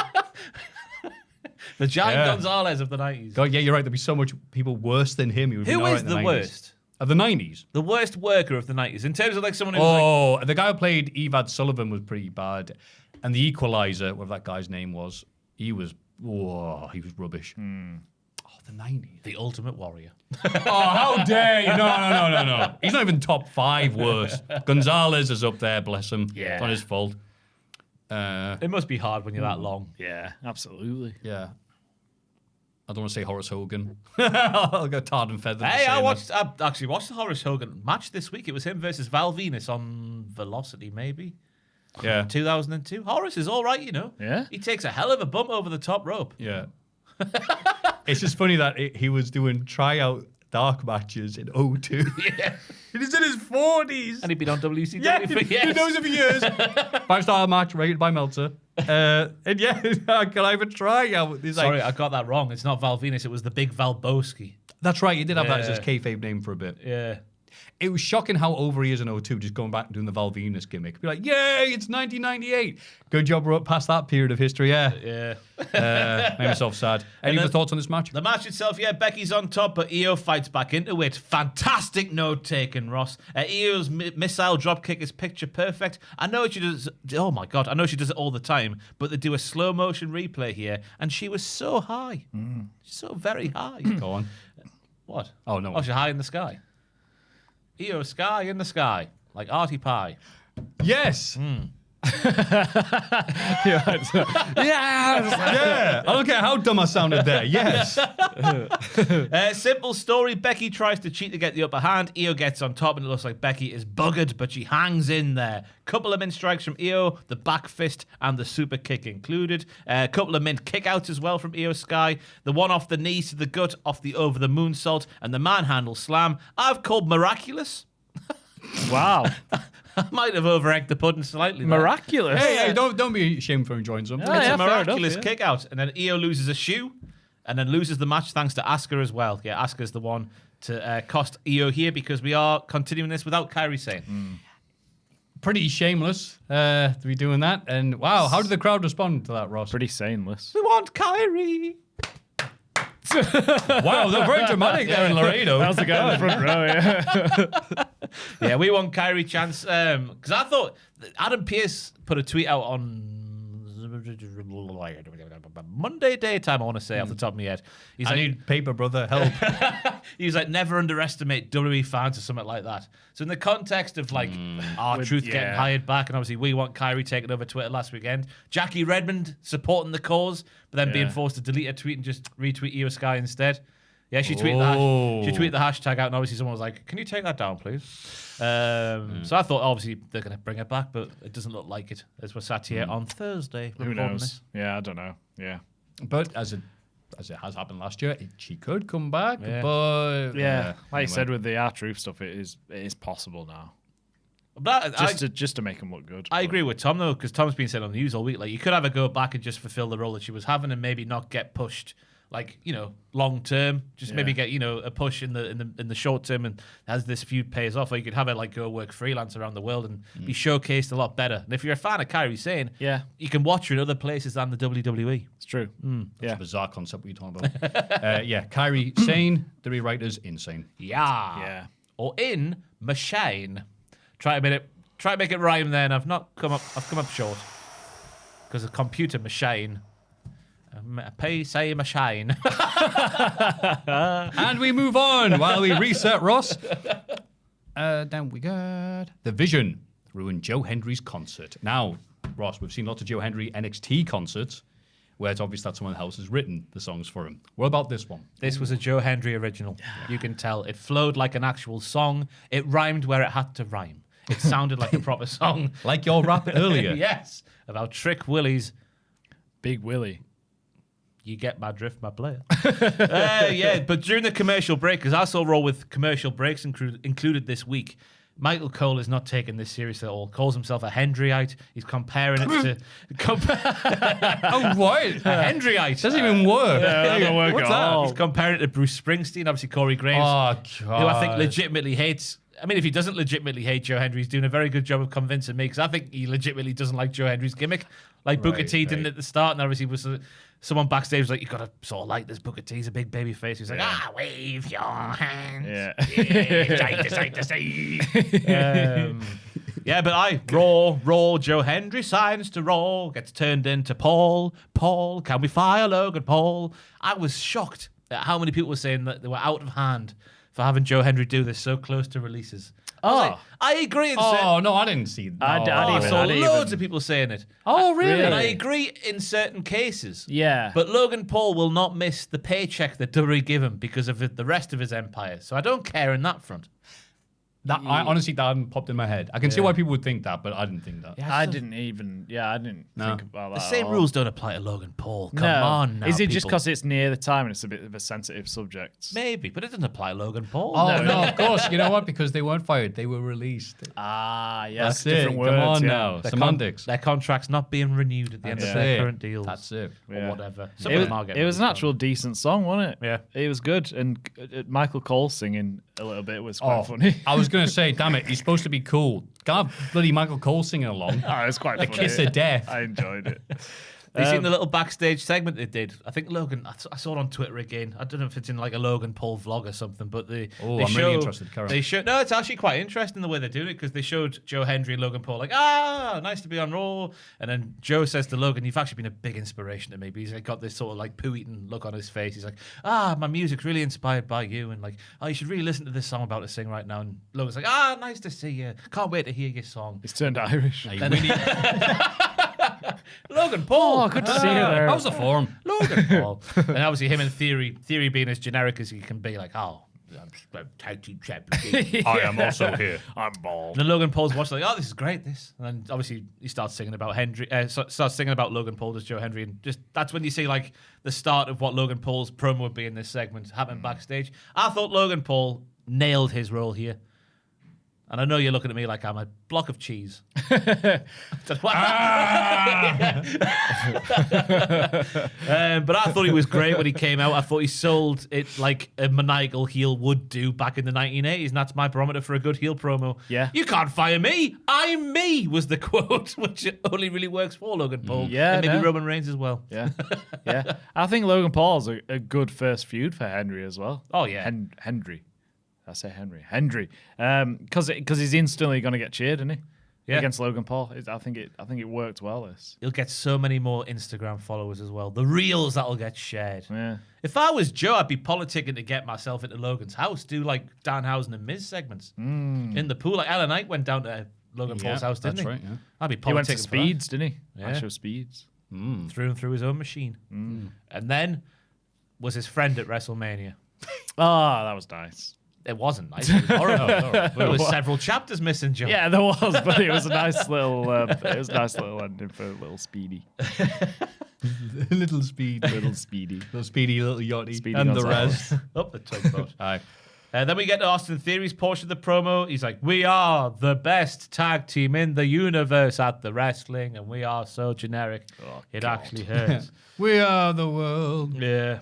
So bad, Austin Theory. I used to Go with see the Theory. potential, but it's just there's nothing there now for me. Yeah. There are 1,000 Logan Pauls in the company now, let alone in the wrestling world. You mean Austin Theories. Theory? Austin Theory's, yeah. He's so generic. Ross forgot his name. What did I before. say? Logan You said Paul. Logan Oh, Paul. bollocks. Oh, no, And there's again, only we don't one blame Logan you. Paul. We don't blame you. You're right. No, it's He's a water true boy. though, isn't it? I feel like we've been waiting for years for him to like stand out and do something good, and he's just a guy. Yeah. Oh, sorry, lads. I've got busted open radio script here accidentally. Austin Theory has all the potential in the world. Definitely going to be headlining Mania. Also, Conrad Thompson's like, yeah, I can't believe people be saying negative things about him. I better go on Twitter and lose. Oh, my God. What a week for Conrad. That was Because he has stupendous. perpetrated this Meltzer hate. Yeah, but then you can, God, anybody, if you become a podcast empire or someone just tweets or says a lot of stuff, the last thing you want to do is go on Twitter and goes, show me when I've done this, and take exactly 3 seconds for Trevor Dame to go, here, what you say? And he said nothing. Yeah. Incredible week. Show me when I've said anything negative about wrestlers on this podcast. It's not the fact that he because Conrad doesn't, to be fair to him, it's just the fact that he gives everyone else a platform to do it. Yeah. And the hate Meltzer got was not anywhere near the level before your Bruces and who else? Yeah, they've definitely monetized the hate or dislike that people have of him and their ilk. Who else is there? Because I didn't really listen to the Bruce back in the day. Pritchard, Bischoff, Oh, yeah, Bischoff. Jarrett. That's it. Does Now, Jarrett hate him I'm as honestly well? out of the loop now when it comes to Conrad's top podcast because Yeah. it just got a bit like, okay. Too many. And too many adverts. Yeah, and Bischoff's, he's only got so many times he can say, hey, well, here's the first time I met Sonny Ono. Yeah. And he can't hire an audio mixer, Conrad. I like to put Conrad's... I used to like putting Conrad's podcast on to go to sleep to. But then he'd insert this advert that hadn't been sort of... Oh, so many other podcasts that do that. You wake right? up screaming in the Yeah. middle of the night, buy my mortgages! Yeah, really like, whoa. Make it sound the same as the rest of the podcast, Conrad, with your millions of dollars, you knob. I still like you, though. Thank you for flying me out to Vegas. I love like you. it. He's all right. I'm going to call it like I see it. Yeah. Rey Mysterio then defeated... No, we got to talk about the Street Profits because they come out and Oh make the my God, save yeah, sorry, yeah. for Forgot Joe about Henry, which that. I was thinking, they're just friends of the baby faces now. Yeah. No matter who the baby face is, the Street Profits are the friends of. But no. What's the thing in common of their 2 attacks over the last couple of weeks, lads? Division. Yes. Yes. They want the tag team championships. That was a trick question. Yeah. Pulled that up. Saved that pretty well, didn't it? Yeah, because they explain that in a little segment later on in the night because Seth Rollins appears on scene and like, we're not your friend, you loser. Go away. You've got no friends. We want the tag team championship, so that's why it all We're away makes from sense. SmackDown. We're full of energy. Yeah. I like Dawkins with the top off. Just say what you see, mate. Yeah. Yeah, good. But it's interesting though, because Joe Hendry in the midst of this brawl at the end does what he used to call the house show dive, and he'd always say, he'd always say, I don't know if this will be fine. He always used to say it in such like a disparaging way. I'm doing the house show dive tonight, which is just like in the business. I guess wrestlers must think it's like the most effortless kind of like not low rent. What's the word I'm looking for? Like the most low risk kind of like thing over the top rope to the floor. Yeah. And now he's made it a high spot of his act, and it gets a big reaction. And it's just fascinating to see, like, oh, I shouldn't really be doing this, but I do it anyway. And now it's like part of a featured thing of his act. I think that's a nice journey. Yeah. Making things work that in the business, apparently, people doesn't think should work. Don't think should work. I can talk the England. It's been a long week. Bless you, mate. Knackered me. God, yeah, so happy to see Street Profits away from the smell of the evil SmackDown Tag Team division. Yeah. Or the purgatory they've been living in for the last little while. Yeah. Yes. Rey Mysterio defeated El Grande Americano. But which one, Ross? The fake one, I am confused by this storyline now. I guess we're meant to forget that the fake one is the fake one. Because the fake one... Yeah, go on. Rey Mysterio wants whoever Grande Americano is to just respect Lucha Libre. So the fake one not only has learned Spanish, but also wrestles like he's the king of the luchadors. Whereas we've got Chad now, who was the real one, who was just speaking with a hokey... Well, he's just speaking with his normal voice. I was going to say, he's speaking with a hokey American accent. Some silly little voice. Yeah. So yeah, the fake one is actually doing what Rey Mysterio wants, and that's to respect the traditions of Lucha Libre. I hadn't thought of it like... And the real one's the heel now. Well, the real one is actually getting booed now as well. People love the fake one now because it's just the fun. He was the It's crazy how they've turned this around because of the reaction in Triple R compared to what was on Raw. That's the thing, because they've done the same with Dom, because Dom was like booked like the king of the luchadors in Triple R. He's the chicken poo heel on Raw. Now he's like the same in both. Grande Americano, the fake one, was a heel on Raw, babyface in Triple R. Now it's babyface across the board. So it's interesting now. Triple R is shaping the wrestling world. I hope you're making notes at home. Yeah, this storyline I feel like it's gone for a year. Chad is redundant now in this story. Yeah, this is secondary on Raw to the Triple R stuff, which is fascinating because everyone assumed, one of the few matches or feuds I felt like it was going to be paid off at Mania was El Grande versus El Grande. But I go, no. It's too good for Mania. We're doing it on Triple R instead. And they're right as well. Yeah, I'm watching this match because I'm so intrigued which way they'll go, because there's got to be a part of the upper echelons behind the scenes thinking Ludwig has done so well with this gimmick that he wouldn't have wanted at the start. Yeah. But he's knocked out the park so well that will reward him with like a maskless run as himself because he's earned it. But also, he's made it work so much. He's too good. He might be stuck with it forever. What a bizarre situation to be in. So that's the intrigue for me. Like, because obviously Chad, you'd think, would lose being the heel, but then it's working. Yeah, I couldn't call it. Yeah. You'd think the fake one should win. Yeah. But then Ludwig's done so well, you'd want to reward him with like a run by himself. But this is working. You don't stop it if it's working. Look, they need AI for this just to figure this out. Corey Graves has an action figure at ringside. Oh, the big rave. Yeah, everything. It looked bloody crap. That looked like one of the worst toys I'd ever... It looked like a plastic water bottle. Yeah. Not this. This is a great one. Yeah, it was nice. We're not disparaging the lovely bottle we've got here. Don't hold it up when it says bloody crap. Yeah, this sucks. Yeah, and I was like, what's that? I would hate to have gotten that. It looked like a commemorative cup that would have a straw coming out the top of it. But I thought the match was legitimately great. And it feels weird to say it even at this point. Obviously, Rayo and Bravo were the ones being diddlers here. Fake Americano was respecting the traditions of Lucha Libre for the most part, up until they introduced the metal plate towards the end of the match. He tries to put it in there. It all goes Pete Tong. Another fantastic brawl from the Americanos brings the segment to an end. They can brawl like it's real. Yeah. Yeah, so according to Ric Flair, this is 3 English luchadors. Luchadors. Rayo, Bravo, and Steve. And Steve would whatever his English name is. Steve would be the youngest, wouldn't he, at 24 years of age?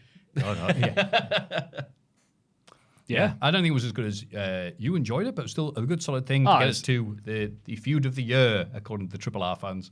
Just a fun little match, wasn't it? The crowd really loved them both. They worked really well together. It's still amazing that Ray can do what he does. Up the stem cells. Just jumping on his shoulders like it was nothing. He's incredible. Yeah, he can't have a match with Gunther, but he can do a ladder match. Yeah. Sure. Oh, I hadn't thought about it like that. But he didn't win the match. Oh, it was just about... Yeah, but he didn't lose it either, did He he? didn't lose it. Look, he's a luchador. Win and losing, very real. Obafemi defeated Grayson Waller. Yeah, Waller appears to be free from the New Day when he's asking Adam Pearce for opportunities. He's like, oh, bloody hell, you flaming galah. You want to give opportunities to people like Obafemi? Move your seal. Yeah. No. He's like, yeah, I do want to give opportunities to Obafemi. And then Waller's like, I think he's overrated. But Oba stood behind Waller and the match is on. Waller then had his singles theme during his entrance, which I guess means they've ended the New Day thing with no definitive ending. That's not a good sign this week, is it? No. Oh, nice knowing you, Grayson.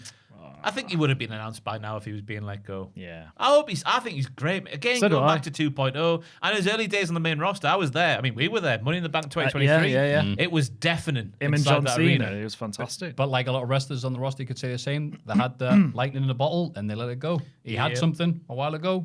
Maybe teasing a thing with Cena at one bloody point, as you Yeah, said. well, that's it, yeah. You just literally said that. I'm sorry. I repeated it. That's fine. I'm trying to think of the other things he's done, and that's all I went back to. Yeah. And then, the New Day thing, which was kind of just there for whatever reason. You know what rhymes with E of Big E? G. Grayson. Grayson. Oh, my God. I guess that's the rationale, is it not? I mean, sure, if you're on Sesame Street or something, but bloody hell, all right. Yeah. I told you NXT is the more nuanced one. You heard that, right? It's My Big way. G. I can't compute that. It's Big G. Big G. Replacing Big E. Right, yeah. They could have had Heyman in there. He's Big P. That rhymes as well. Big T. Thomas is on the roster. Oh, I'm a Johnson's back. Any Yeah. Timmies? Any thoughts here, Joel? Help. The match. Yeah, Anything, it was the right decision for it to be a squash, obviously, but I felt like it didn't even need to happen. It almost felt like a step back for Oba after he'd just beaten Lesnar. Like, why is he going back to jobbers again now? And then him announcing the open challenge is fine, but who's he going to be? Who's going to be like a... You want him now. You want to push Oba now to like... Wait, you want him to be in the title picture, really, don't you? I think everyone's Joel, behind him, but... It's Spider-Man. Yeah? It's Bonesaw. Oba's Bonesaw. Yeah. But who's going to answer the challenge? It's going to make like an interesting match. People who want to win X amount of $1,000 to beat Bone Oba. Yeah, I guess it's fine to keep him strong. It just feels like he's so hot right now. Just push him. Just get him in the title picture. Just do something with him. I think he will be by SummerSlam. I'm going for it. I'm ready now. Now. I think it'd be too much too soon for him, but I'm with you. No. Just having beaten people every week, that'll be fine. He's had multiple But NXT championship reigns. He's ready. We've seen him He's beat carried a people. brand. We've seen him beat people every week for like the past month. And it's great. Yeah, but then he's beating Lesnar. And now he's just going to go back to beating normal people. He's got to do something on Raw to build up to something that... Night of Champions. Feud He's not a Reigns. champion. Beat Reigns. Yeah. Why not? Again, there's too much too soon for him. Yeah, I do love him. I'm but asking too much. Beating the world champion. How are mate? SummerSlam, it's happening, Maffew. He's ready. Did you not watch people the love roll through from Waller into the puff pass throw from Oba and think that guy's ready? Because I did. Yeah. You when Waller does the jump through the middle and bottom ropes. I know, it's stupid that he The does. puff pass. Yeah. That's what it's called. Joe Yeah, it Tessitore said it once. Yeah, he did. Yeah, And he was I'm told quietly not to say it again. Good lad. Roxanne Perez and Raquel Rodriguez defeated Bayley and Lyra Valkyria. Oh, it's still going on. Yep. The JD dissension. Liv needs a moment alone with Roxy. Liv apologizes for the things that went down with Finn because Finn brought Roxanne into the JD. Elephant. Elephant. Shouldn't say that. Nelly the elephant. From the drop. Elephant. Say goodbye to Sir. It's gone. It's saved. Fantastic. That was a deep one. But yeah, Finn brought Roxanne into the JD. Liv's like, you must be wondering what's going on there, pal. But don't worry, I love you. And it seems like the pair are on good terms. Roxanne's like, I need a moment alone. And then Finn Balor appears. But then Roxanne pies him off as Finn tries to sort of say like, you shouldn't really trust her. He didn't try very hard. Yeah. You shouldn't trust those people. All right, suit yourself. That was it. Yeah, that was it. Well, gave it his best effort. They had me on the edge of my seat because after Liv says like, "Oh, do you trust us or whatever?" Roxanne wasn't too convinced. She was like, "Yep," and then sort of. I don't think she even said yeah, did she? She just like nodded or something. It's like, yeah, can you go away, please? Yeah. So, yeah. It wasn't the best accent. It's okay. It is Maybe it was the best acting because we couldn't work out what her intentions are. well, That That's is a true. nice swing thing. Yeah. But I tell you what, I don't know if Laredo has a president, but if they do, What? Roxanne should be the president of Laredo, Texas. Of just that one area.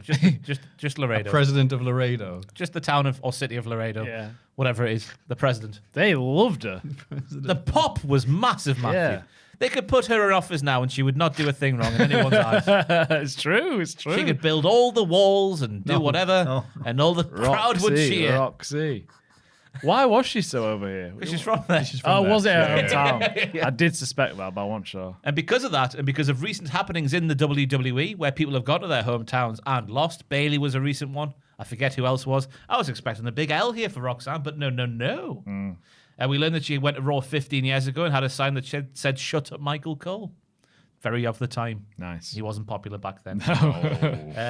Roxanne slaps Lyra. Then Lyra headlock takes down. Oh, wow. This is my move of the week, Joel. Oh, okay. Confirmed. Oh, baby.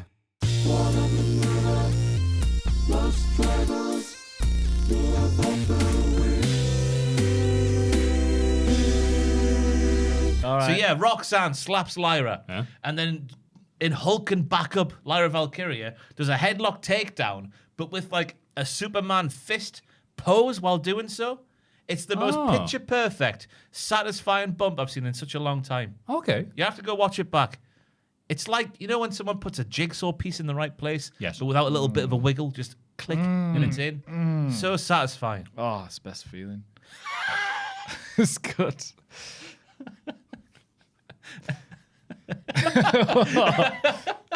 We're all thinking the same thing, I think. Click. What? What do you mean?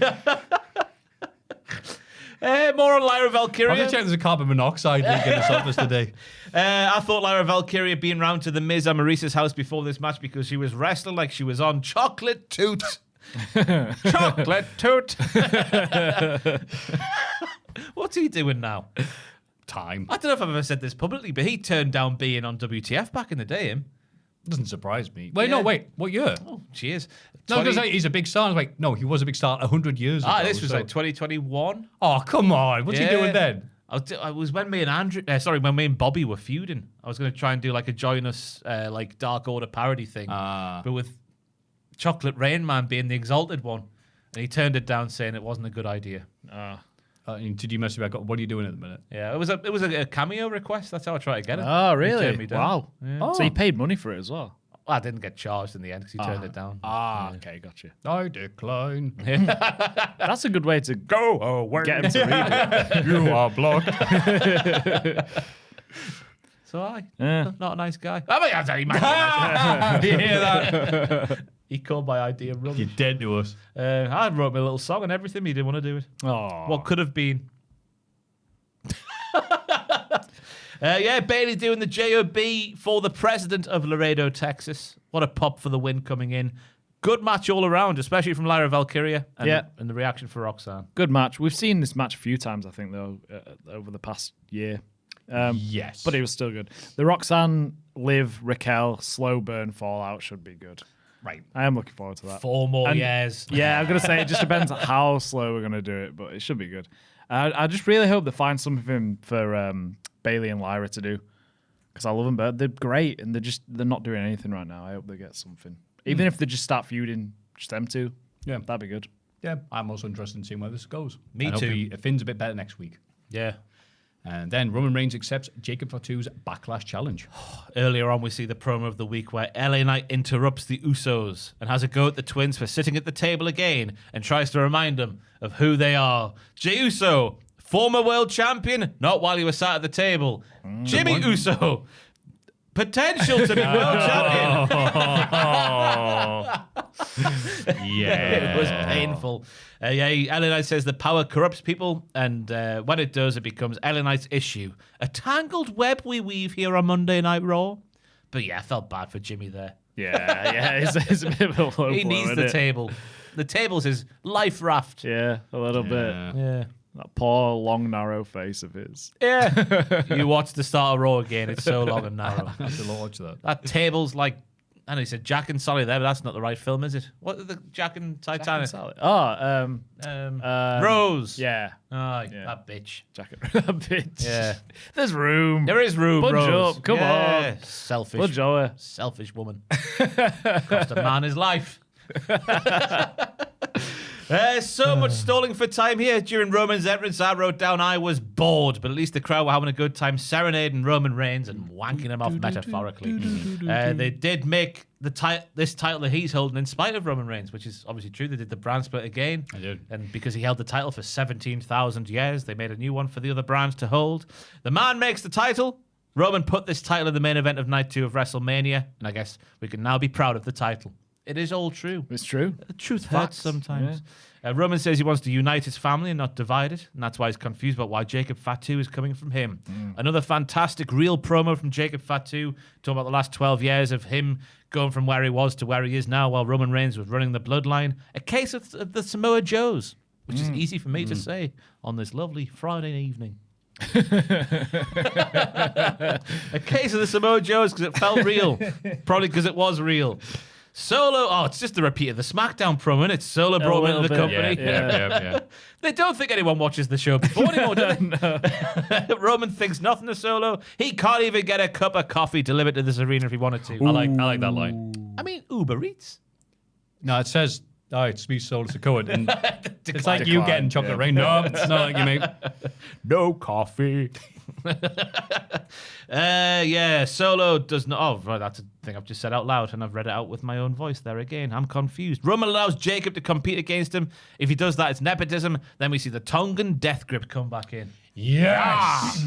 How are you locking on a Tongan Death Grip? Because I tried to do it the other day, and it looked like I was doing something else. Who are you trying to do it to? I was doing it in the air. and then that's why you can't lock it in. And then I had Tom make a little vagina out of his fingers, and then because I assumed the grip was like that, and I was just going, yeah. Oh my god! So how's your tongue? Jesus Christ! What's your tongue? Whatever you took last week is still in your system. Thank you to Ossip Brewery for the 3 beers. They were delightful. Oh, I need to try one.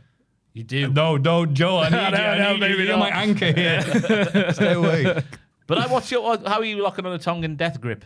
Yeah. I've never thought about doing one because I only ever associate that move with Haku or Meng.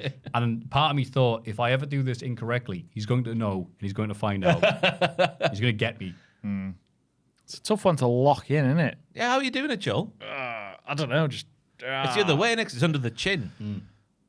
There you go. It's back though. Yeah. It's a nice thing, a nice throwback. Yeah, it is. Yeah. Roman sold it well as well because he went from not sweaty to very sweaty in very quick time. Yeah, he sold it really. It put Jacob over. Fatu interrupted the perfect time as well because I didn't see it coming. It felt like it was real the way he just went while he was speaking. Ah, shut up. Yeah. Then Roman Reigns speaking like Paige on SmackDown. I want you at Backlash.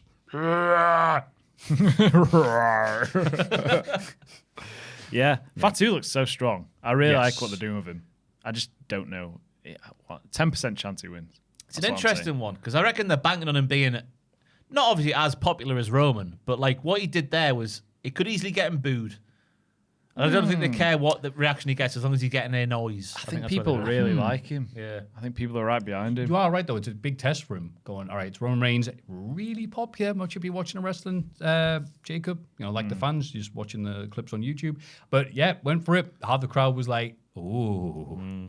There's that really weird reaction, like, yeah, Jacob, oh my God, is Roman all right? Yeah. So I think that's a very positive sign. It is interesting that we're going back to, back to the bloodline. Which some people be like, wow, we're going back to that, are we? Yeah.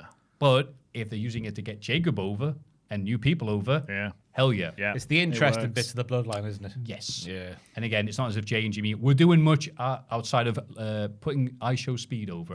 So this is an improvement for them at the minute. Yeah. Good stuff. That was Raw. Shall we have a break? I was going to say, please. Yeah, Jesus. let's have a break. Hey, if you're at home thinking I'm paying way too much money to watch the professional wrestling these days, you can change your virtual location for your streaming services, and because of that, pay a fraction of the price you need to pay in other countries around the world. Then that might come in handy, Sam, this knowledge, when you're watching Backlash this year. Could you be going to Backlash this year and you realise you've got no money left because you spent all of it on your tickets for the show and Danhausen's 47th new piece of merchandise? Save on flights and hotels by bouncing your location to another territory and buy those things from there. And much like Jacob Fatu was locked in the clink back in the day eating those gruel sandwiches, you can secure your private data like bank details, passwords, and your online identity with NordVPN, and you can use your Nord account on up to 10 devices, all for the cost, Sam, of 1 cup of coffee per month. Solid. To get the best discount on your plan, go to nordvpn.com/cultaholic or use code cultaholic in the checkout. Our link will also guarantee you 4 extra months on the 2-year plan, and there's no risk with Nord's 30-day money-back guarantee. The link's in the podcast description box below. Once again, thank you to NordVPN for sponsoring today's podcast, and you can scan the QR code on the screen right now. NXT is next. There is a meeting between 3 of the most powerful men, not only in the wrestling world, but the world at large as we know it today. Oh, was there And you're listening to 3 of them talk about wrestling. Baldo was there. Shawn Michaels. Baldo. The Baldo bomb. Big Matt Bloom was there. Shawn Michaels was there, and Roberto Stone was also there. We've lost Paige, Hendry, FI ladies, Sol, Blake. They're all gone. The rah-rah speech from Shawn Michaels had the necks on the back of my hairs standing up. Woohoo! Oh, that was a beautiful spoonerism. Oh, the necks on the back of my hairs. Yeah. I meant every word of that. No, keep that in. Keep that in. We've been through this before. Let's throw a stick of dynamite in that locker room and see who goes boom. Yeah. Let's kill half the locker room. But my Christ, this was a head spinner of an NXT episode. Yeah. So many new names. Mad. Yep. It's like going into school for the first time in a new school. Yeah. It is. Yeah, you didn't need to have that laptop, but yeah, you're right. Yeah. I'm so tired. Yes, you're right. North American champion Miles Bourne defeated Sakai and Shugears. Wow. Try doing it how Ross did it. That does not work. Saquon Shugal. I think I sound like Peter Andre in that film he did last year. Oh. You're making me crazy. Yeah. What was it? Jaffricon, wasn't it? No, Jafakin. Jafakin. That was it. I haven't seen that yet. It's unbelievable. I need to see it again. The trailer. My God. His Jamaican parts are dubbed in. Are there? Yeah, he's just miming. Yeah, like That's the Parker in fair. WCW. Yeah. Full on Kai and Ty. Oh, God. Yeah, but oh boy, I can't wait to see how Dion is going to be inadvertently screwed by Saquon Shuggles after what happened here last week. Miles has got to get the reps in somehow, was my rationale for this match, because he's the pre-show, no, the show, the curtain jerker stopper, the show starting stopper. It's like the show stopper, opener. the show opener, Yeah. the show stopper, but the opener of the show. The show stealer. Pre-show, the first match of the show stopper. Do you reckon Yeah, he can do the this for another hour? I'm going to try. Sugar's had great intensity about him. A good outing in his first high-profile singles match to date. I liked him shouting at Vic, "Put me over!" He knows how to wrestle. He turns into Harley Race to Saquon Sugars after focusing on the throat again and again and again. But then Miles is called the Rubber Band Man, who just snaps back. Boing! Oh, yeah. Drew McIntyre was one of them as well at WrestleMania, wasn't he? Miles had a good outing in his first in this match and had a fair chunk of time given to it. I was shocked at how long it went. His drop kick is full on 2002 Randy Orton, and that's a very good thing. Then we see Saquon Sugars go through a slow, light, babyface turn because he stops Dion using the chair on Miles. Miles then pushes Saquon into Dion to cause a distraction. Nice variation of the bowler game with an alley-oop, slingshot over the top rope back into the ring. A nice bit of business to kick things off. The match portion is over, but the next bit is Prime 2.0. So what do you think about the match first, guys? Similar to you, I thought Sugar's looked really good. He got to show off his energetic and dominant side. Good selling from him too as well, with the drop kick from the top onto the ropes. He just flopped, which I think you might have said as well. I don't know what I said, to be honest. It seems like Dark State's starting to crumble now, which is good. Oh, no. Because I hate them. Yeah, they're so boring. Thank God. Yeah, split them all up. But yeah, it was a good match, actually. I enjoyed it. Thought he looks good, did Sugar Hills. Yeah, I'm with you. Dark State usually as interesting as hoovering the floor, but they were very good here. And I maybe go, am I enjoying this match? Oh, no. Yeah. Depends what Obviously you're hoovering, I guess. when the doctors make sure I'm all right. So then what happened, Ross? Prime 2.0 re-enters the NXT shed as we see the debut of Tristan Angels. And because he's British, and on the news I said we have judges, when I meant, in my mind I was thinking about the Speaker of the House. Oh, that type of judge. At the yes. the Houses of Parliament. I'm with you. Not a court judge. John Burkow. Yeah. Order! Order now! Order! Because we're British, we have to do the stereotype. It's either drinking in pubs or order. Order. Order. It's like Because we're English. King Charles of the day. Donald. Bonjour, Donald. If we did not get involved in the war, which I cannot Oh, my God. remember, you would have been speaking the French. Was it one or two? No, the German, I think. No, he said... He said French. Aiden. Did he? That doesn't make any sense. Which war did we get involved in that stopped America speaking French? What? Oh my God, Aiden doesn't know. Are you all right? I watched a video of King Charles. He's gone to visit Donald, hasn't he? He's like, if we didn't help you here. We colonized the US or something. We colonized it. That's an odd way of saying. Aiden's middle name is History. This is a brutal misremembering history. Gee, yeah, that's right. We're responsible for America. His middle name's History. But King Charles said that to Trump. England is Raw and USA is NXT. Yeah.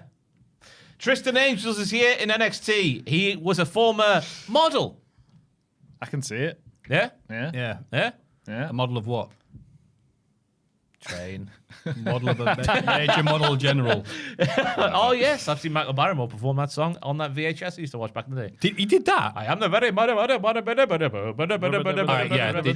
he had a hat that would spin around without him touching it. That's good stuff. Wow. This I is like the those thing hats. He was really good. He was, He is. And now he's off his nut. He's in Mexico at the minute, I think. He's Oh not. my God, no. Oh, yeah. What's he doing? I don't know. I saw a title of one of his vlogs. It says, I'm in Mexico. Christ. Oh, my God. Imagine what he gets up to over there. Yeah. I'm sitting on a ticking time bomb for a Hall of Fame in weeks to come. When I unleash Barrymore's last stand. What? Yeah, when I unleash that, the Hall of Fame will never be the same again. Oh. But yes, he's English. We have speakers of the house here. Order, order, order. It's Prime 2.0, and I'm very much on board. Then we see Cam Hendricks, I believe it was. Yeah. Even though my note says Cam Dundricks. No. He has a big leather jacket, and he hits a big smile on a big smile on Miles. He hits a big that'd be nice, slam. wouldn't it? Tells him a little joke. Hiya. He hits a big slam on Miles. He's bout that action. It's showtime, he says. So generic. Yeah. Yeah, great. But he's a big, good-looking boy, so all the best to him. Yeah. But I'm more interested in Tristan Angels. Say, Mr. England. It's good stuff. Apparently, that's why he won a modelling competition where he won Mr. England. That's why it's not Doug Williams in WCPW. Oh, so he actually... Oh, I see. Yeah. Yeah. It was a real competition. Apparently so. That's impressive. Well, they said it was real on NXT, so it must be real. Yeah. They wouldn't lie to us. Yeah. So, yes, this is the influx of Evolve people. Well, this is just the beginning. It's just the beginning, yes. Have New you people seen on NXT. Eve It's almost like NXT itself is evolving. It is, yes. Oh my God, it's like I was comparing it to an episode of Ground Force the other day. You've got an hour to sort this patch of mud out, and he has. Shawn Michaels has planted all the trees and the grass and a bench. That's how I knew when people talk about Nelson Mandela being dead. I'm like, no, he was on Ground Force. They did his house. Did they? His house, his front, his lawn. Did they? Yeah. Really? Yeah. 100%. People's like, he's dead. I'm like, well, that's a bit grim. They did this garden, Dr. Daw. Oh, he's bloody dead. Titch Marshall going, that was a waste of time, wasn't it? Have you seen either of these two men wrestle, though? No. Cam Hendricks or England. Tristan Angels. Tristan Angels. No. Yes. No. Me neither. Okay. Well, Let's move on. let's find out. That was In fun. the coming weeks. Yes, we will. On NXT. Dorian Angelo's evil new challenger for the NXT title is revealed. Who was it, That's a Ross? saucy title. I don't know. He wasn't named. He was No, called he the got a former name. IWGP Heavyweight Champion.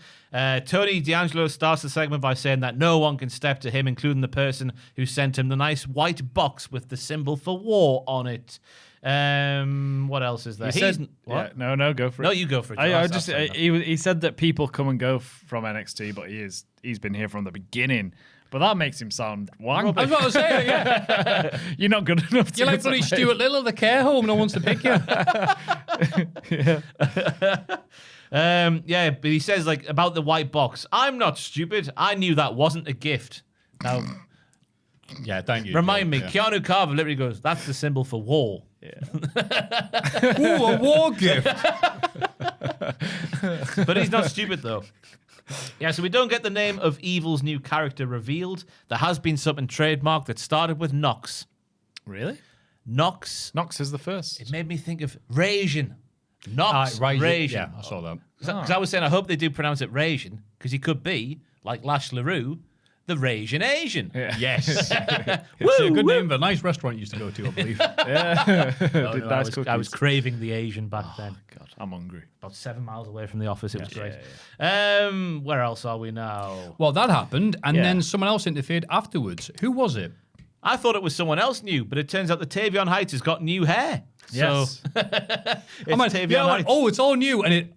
Tavion Heights. Yeah. He's already on the show. Fantastic Been there for wrestler. years. We know this. He's just got a new haircut. I thought it was someone new just on this night of newness.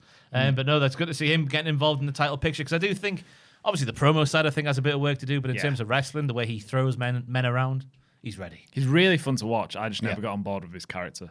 He didn't interest me. So hopefully, I don't know. He could go heel. I don't know what he could do. But I think he is someone with this big gap of talent that NXT has had. This is prime time for him. yeah, step up. Yeah, and especially very hard to get yourself over when someone else has just made their very impressive debut. But what the hell?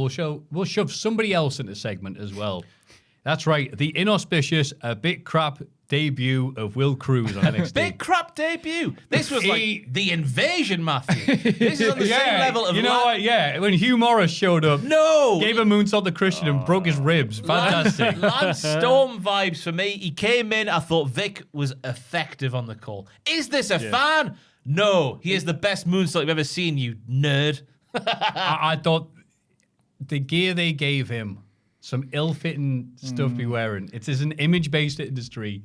And Vic yelling, is that a fan? I don't think that did him any favors. He nailed a perfect moonsault. He did, and I'm very happy for him. He shut Vic up in that moment. Well, it's not hard to do. Booker just grabbed his leg. He's got to have the disguise, hasn't he? It's in the context of the modern WWE, at least. Everyone wears a bit of a baggy black tracksuit, don't they? When they Yeah. yeah. But I'm saying this as a big fan of Will Cruz. It's weird seeing a guy I've been watching since the very start of NCL. Was that you? Yeah, sorry. No worries. The very start of North fart, did Wrestling. you? No, it was He like a burped. little burp. All right. You've put another coat on. Yeah. Oh, yeah. I'm switching outfits. Keep you on your toes. Joe's like that old joke. Why we're in two coats? Oh, well, it says on when in painting, apply 2 coats. God, Jesus Christ. Will Cruz showed up, and I was like very happy for him because he's a local lad, but not really, but kind of is. Yorkshire, isn't he? Yeah, and he's on NXT. People online, the wrestlers around this area, have been very happy seeing a guy like him. Very good reputation. And it was weird because at this last event at North, he beat Rampage. Crowd chatting, he's big, he's bad, he'll body slam your dad, Will Cruz. I started that chant.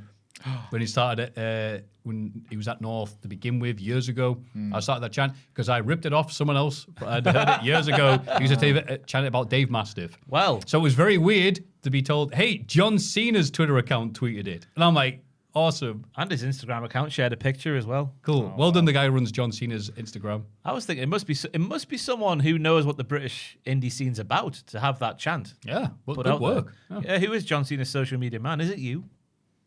Is it you? Yes. me. That'd be so funny. If it was, I kept that secret. Yes. That'd be great. You're a secret millionaire. Being John Yeah. Cena's Oh yeah. Tweeting and Instagramming. Oh, very lucrative. It will be for John Cena. So I'm very happy for Will Cruz. Yay! Northern Pride and all that stuff. Yeah. I hope they don't do it like this every week because I don't think he'd look good. Oh no, that's just the debut, isn't it? He's off the streets. He's in his street clothes. Perfect moonsault. I'm just happy. I hope he's in the upper echelons of the card though, because obviously he's done a moonsault of the world champion. Yeah, it is a world championship. It is. Yeah, I was about to say it wasn't a world championship, but it has been defended overseas. Therefore, it counts. And they've got like almost like Hogan in the 80s. They've got an army of heels to wrestle him.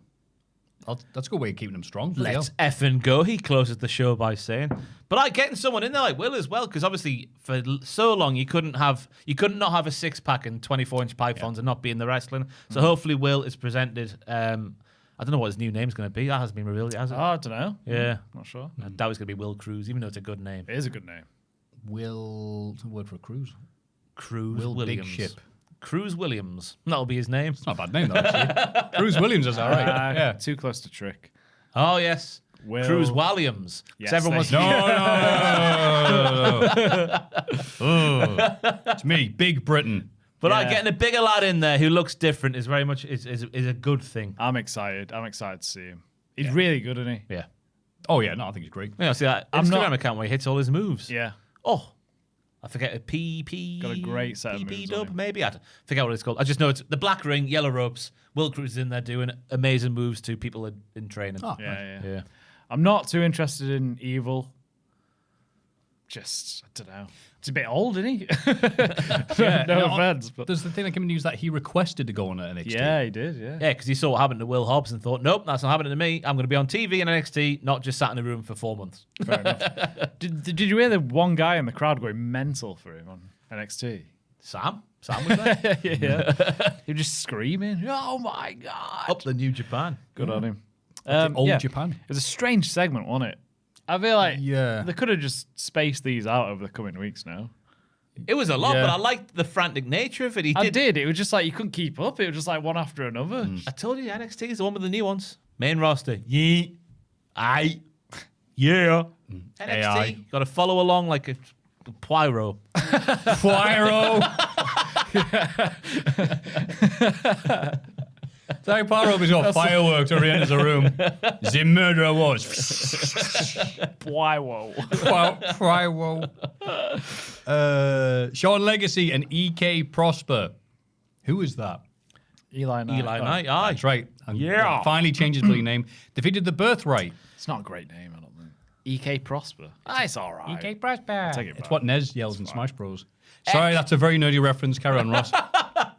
Well, they've attacked DVD with a chair backstage after Birthright, those bastards. Who's going to team with EK now? Because DVD was meant to be with EK, but DVD got hit with a chair. And he's KO'd. He's KO'd, yeah. So TBC, if he's going to be Yeah. his partner. LOL. He's MIA. Oh, general erection.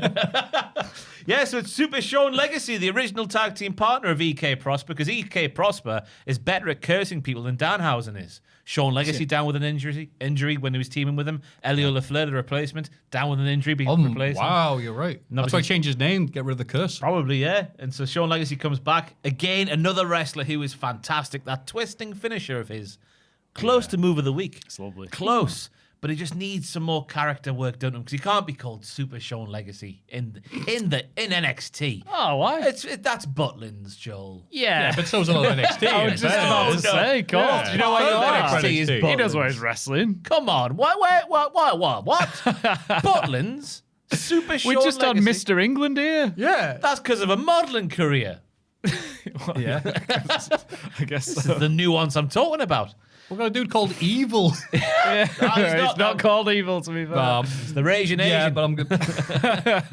Raging Asian is 100% Campworth. We've got Lizzie Rain. She's pretty buttly. Oh, she's 100%. She is not Butlins. Why she is is. She couldn't be more Butlins. She had a red coat on. She is going straight to the top. More on her later on. But action in this match was great. The two high flyers against the two men who are not high flyers. And I thought that was a nice little juxtaposition for the match there. OMG, it's effing Tate Wilder from Evolve. Never seen him wrestle before. It is a proper change of the guard in NXT this week because it's another match, another new name. Yeah. But he's a big strapping boy. I'm sure the ladies and whoever fancies men are hooting and hollering. Yeah, what do we call men who fancy men? No idea. Well, everybody, not just the women and the men, everybody who likes the men. Yeah. You know what I'm saying, my players? Absolutely. Like from Simpsons. He prefers the company of men. Who doesn't? Yeah? What are your thoughts here? I think Legacy and EK need a bit more character if they're going to be pushed. No, you can't say that. Why? Super Short Legacy's great. I like his name, but I think he needs something else. But I like him as a gun. team, though, if they're going to team. I think they're a good tag team. Yeah. A gun, yes. Good. I thought Birthright were going to be a bigger thing. You know, when Regal and Finlay came out, I thought, all right, these are going to get pushed. And they've just lost ever since. Oh, no, he's got the Speed title. Come on. Exactly. Look, I tried. I'm very concerned for Charles. Very concerned. Ooh. He's been there a long time. He's been in NXT a long time, and he's found himself as the background role on a 5-man stable. 4-man stable. 4-person? 5-person? 5-person stable. 5-person? Is it 5 or 4? I want to You say got 5. Joe but it might be Exotic 4. leading the way. You got Charlie Wow. Dempsey, Yeah. Stacks and his missus, Yeah. and Fit Finlay Jr. 5. Yeah. Yeah, it's 5. Forgotten his name. Um, Uriah Connors. That's the one. I had to think of Uriah. Uriah Connors. I had to think of Uriah Rennie there. The worst referee in the history of the Premier League. Sent off Alan Shearer for nothing. Aston Villa at home, 1999-2000 season. Opening game of the season at St James's Park. Didn't even elbow him, Joel. Did I nothing. saw Ronaldinho at the airport last week. What? Really? Yeah. What's he doing? Just traveling through. I don't know why I asked that question. I don't know what I was expecting. He was shaking hands with. He's got on a plane at an airport. Shaking hands with staff and stuff, and he had his Kangol hat on. Oh. Cool guy. I'd have cool been guy. straight in there looking for a selfie like a deranged wrestling Nah, fan. what am I going to do? I was hungover as Yeah, well. you do that inexplicably. CM Punk happens to be at the airport and punches you. Cool, though. It was very cool. Yeah. I was saying, I think that's the most famous person I've seen in person. Yeah. I saw Ant from Ant and Deck. Ronaldinho is bigger than Ant from But at Newcastle Airport, so it was one of these things. He's obviously. Oh, I bet he's swarmed. There was no one around him because he was walking so fast. Never seen a dude because I was like, oh wait, yeah, this is gonna be horrible for you. Yeah, absolutely. Yeah. So I was like, no. So before we could even realize, you're like, hang on, it was already gone. At least he wasn't in the car going, meow. Oh.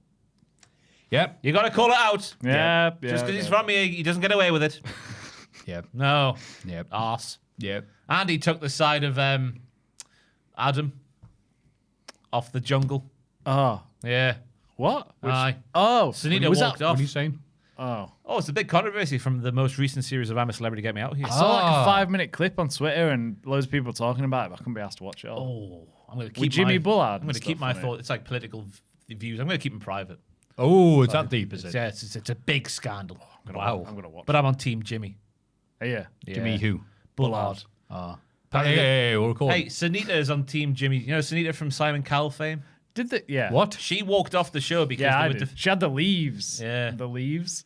Do you remember the leaf dress? No. Oh, she used to wear just leaves covering up her body parts on X Factor. Oh, like Uma Thurman in Batman and Robin. Yeah, a little bit. Ah, the old Poison Ivy, eh? Hey. Aye. But she walked off the go home show, like the main event show, because they were defending this Adam guy too much. But what had Adam guy done? Well, they had a trial where it was the two of them. Yeah. They were in a tag team. But Jimmy Bullard decided before the trial started, I'm going to go home. But he picked Adam to be his tag team partner. Yeah. And like everyone started, and Jimmy Bullard just stood there going like, I'm not doing this. I've had enough. Oh. So because they lost because of Jimmy Bullard, Yeah. they both were going home. And that Adam apparently kicked off in a very, very bad way. Okay. So yeah. many C-bombs, they couldn't show most of it. Wow. So you've got half. Oh, You've got like a few of them great. going like, that was so out of order. Like this is like this Adam's an arsehole. Then you got a few of them going like, oh, Jimmy Bullard was an arsehole. Yeah. So it's like pick your side. Oh, it was gripping television. That's great. The way you've summed it up makes it sound really exciting. Oh. Yeah, I guarantee if I see 3 seconds of this, I'll switch it off. This was The- throwback TV. That show they did on the Friday night where Ant was like, no, Jimmy, you're out of order. Like we saw Ant and Deck shooting on Yeah, folk. that's what I was seeing. They're going, well, no, you said Yeah. this. Oh, I'll have to. It sounds like bloody Miz versus Bride on Yeah, Talking big Smack. time. Was this I'm a Celeb like the best of or something? 'Cause Yeah, Bullard like in the it all, before. yeah, that's the All Stars. That's Wow, all Instead right. of going to Australia, they went to South Africa. Yeah, I saw that. But David A is a massive arsehole. Is he? It's so sad. He's just he can't defend him. He's a huge arse. So David Hey, the boxer. the boxer. Don't do it. I was like, I can't believe you got brought up again.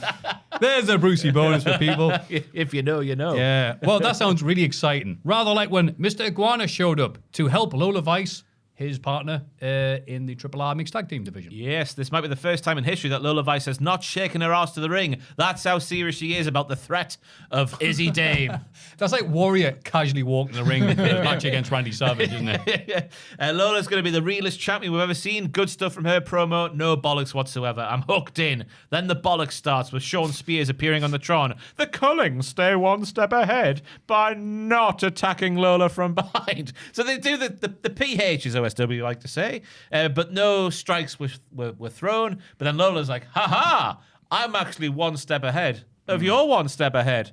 Here's me lizard.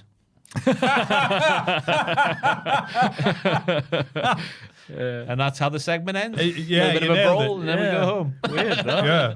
Yeah. That is what happened. Mr. Iguana in the women's main event scene. What do you mean? NXT's doing fine. What are you on about? Yeah, this isn't Butlins. No. Mr. Iguana. Yeah, because with Iguana with his hand puppet. This isn't Butlins. Laresca might be Butlins, but Iguana's not Butlins. Oh, right. Iguana's Broadway, if anything. Get him on the stage. Broadway. Yeah, fair enough. Yeah, he's wicked. I'm not massively excited to see Izzy versus Lola. Me neither, Joel. Me neither. But I think Lola's doing a good job as champ. I think her promos are good so far. Yeah. She's easy to root for. I like her. Yeah. This is okay. Sean Spears appearing on the screen to go, haha, we're so clever. And you can only hear the crowd going, we know where this is going. But he looks so rubbishly shot as well. Yeah. Like, make sure you get the lights set up so I look as weird as possible. It's like if a high school class, media studies class, was asked to make like a Wizard of Oz parody. Yeah. And that was their big green fella. Yeah. Forgotten his name. The Grand Wizard. What's he called? The Wizard of Oz. The Wizard of Oz.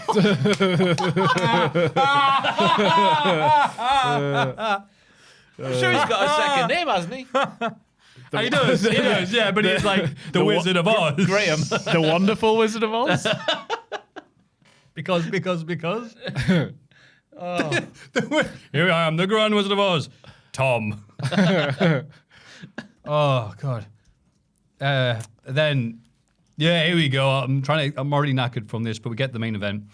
The debut of Lizzie Rain defeating Nikita Lyons. Scream for me, NXT. Lizzie Rain is bringing heavy metal tonight. Good day. That's a good impression. Yeah, but then, is Van Halen metal? That's my question to you, Maffew. I'd say so, yeah. Yeah, that's fine then. Because that's what it was hot for teacher, wasn't it? Was that Van Halen? Yeah. Yeah. I saw someone say it on Twitter and I had a little listen. It does sound the same. Oh, okay. I've not listened to it. Yeah, obviously I'm going to do the heavy metal, hard rock debates and stuff like that. We'll just, finding around there. It's the important matters at hand. Oh, yeah, but like Van Halen in their prime would... Yeah, no. I'm just joking. The great debate itself. Yeah. Go on, pal. But shout out to Nikita Lyons. You can see why they kept her around. Because I thought in this match here, she was a good base for Lizzie Rain to do her things. Especially that Thunderstruck finisher. One of Iron Maiden's biggest hits. Even wow, well done. Yeah, I was going to jump on this. I only knew it because Tom said, but that's funny. Why wouldn't they just give it an Iron Maiden song? Surely there's so many to choose from. Yeah, because people don't know, this is the niece of Clive Burr, the former drummer for Iron Maiden. Yeah. And so had to do all these little things there. But, whether it's the hair metal bands. But then, Thunderstruck is the name of the finishing move. To be fair, she revealed why it is called Thunderstruck. It's because when she does like the highest bit of the kick, her legs bent and it looks like a thunderbolt. Yeah, and I didn't particularly mind this because she's not representing just Iron Maiden. Yeah, she's not the Iron Maiden gimmick. It is all metal. Well. Is that not a lightning bolt? Thunder's the sound.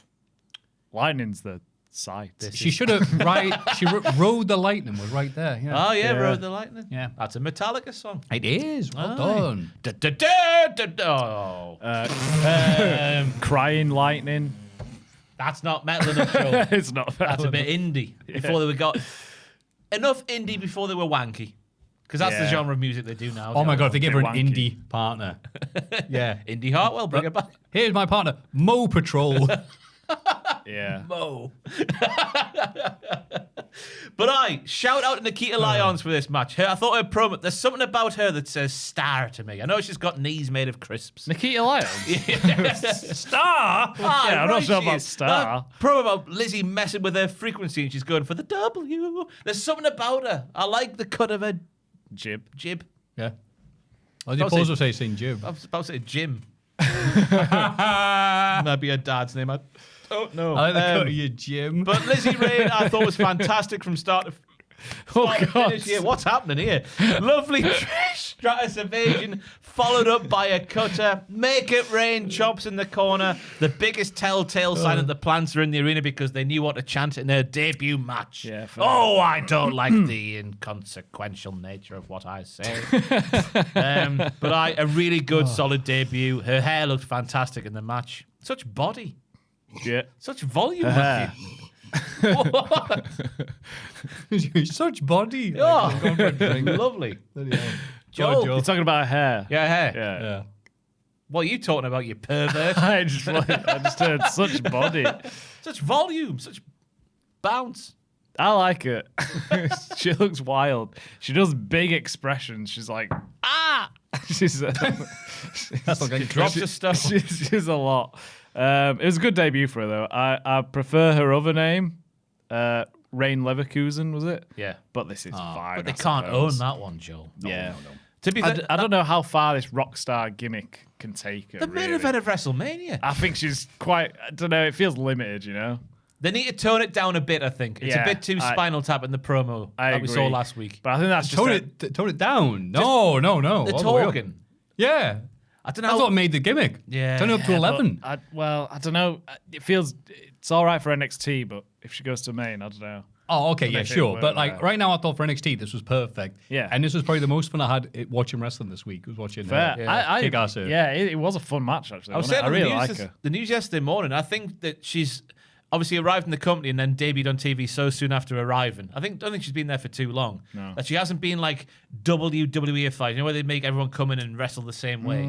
She's still got her own style about She's her. got some expression. Yeah. Yeah. Well, don't worry, Michaels will beat that out of her. I know. But yeah, I like the thunderstruck kick as well as the chops to the beat in the corner.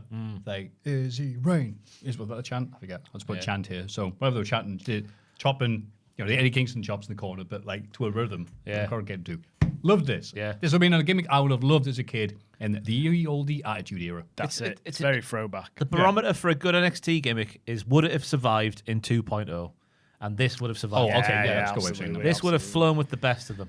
The Chase U's, the Come Tuesdays, your Tony D's mob version. Should have been a pillock. Yeah.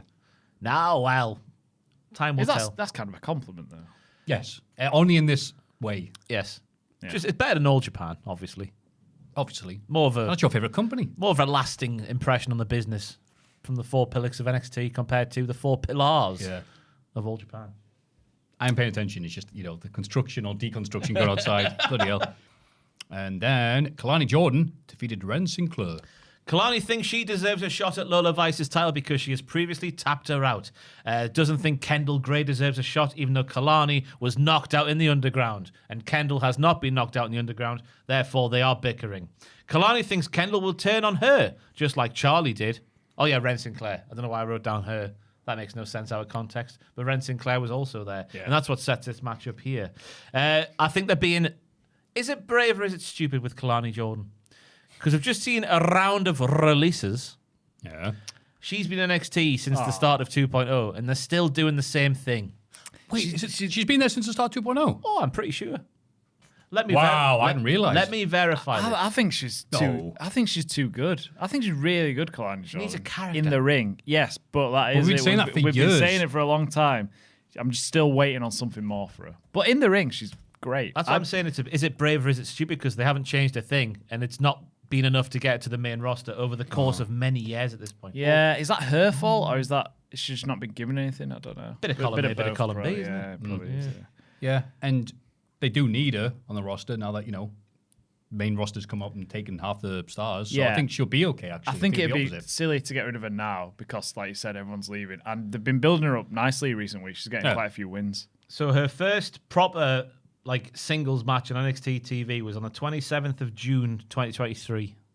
That's not. That's Oh, yeah, that's not the start. Good for Wait, 3 when years. was the start of 2.0? 2021. Yeah. Oh, yeah, okay. Yeah. I didn't verify my claim before I said it. That's okay. How dare you? And now I have verified it, and I was wrong. And I'll be wrong again. And will I care? Yes, it'll keep me awake. I'll be thinking about this when I go Ross to bed echoing the later. thoughts of all three of us. But she's been there for a while now, so her doing the same thing, I don't know how to feel about it. It's like Eddie Howe at the minute with Newcastle. He keeps playing this 4-3-3 and we keep losing. Change formation, Edward. Try something new. Edward. The team will play 4-4-F-2. Yeah, it's the Speed Champion is not in a speed match for the second time tonight. Scrap that meaningless belt, I say. Yeah, why not? Well, you need a big tournament before it. That's the rules, isn't it? It's so laborious, isn't it? They worked so well in the past. They can't wrestle unless they have a tournament. The action was mint in this match, I thought. Two of the best in the world right here. Ren clears Kalani because she's more charismatic and has a relatable face, which includes expressions. Faint "you can't wrestle" chants for Ren Sinclair, which is proof there are idiots in the shed who don't know what to chant when they're not told what to say. Absolutely. Yeah, what? That was very confusing. I Then I know. went, oh, it's NXT. Yeah, makes sense. Yes, there was a bit of a hairy moment on the apron, which I think is what they were referencing to. But you can't wrestle. You can't wrestle is a madness. I've written down there. Absolutely. I've gone full Gary Neville there. It's a madness. It's a madness with Manchester United. It's disgraceful. Ren tweaks a knee on her own submission hold. That's how much talk she was putting on there, apparently. But then Kalani attacks it and doesn't stop. Tit slap from Ren with some Cholula green on it made it echo inside the shed. The knee is the downfall for Ren, though. One-of-a-kind moonsault gets the win. But it's not over, because other things happen. Yeah. It was a good match. Ren's always fun. I really like her. It was a good selling of the knee.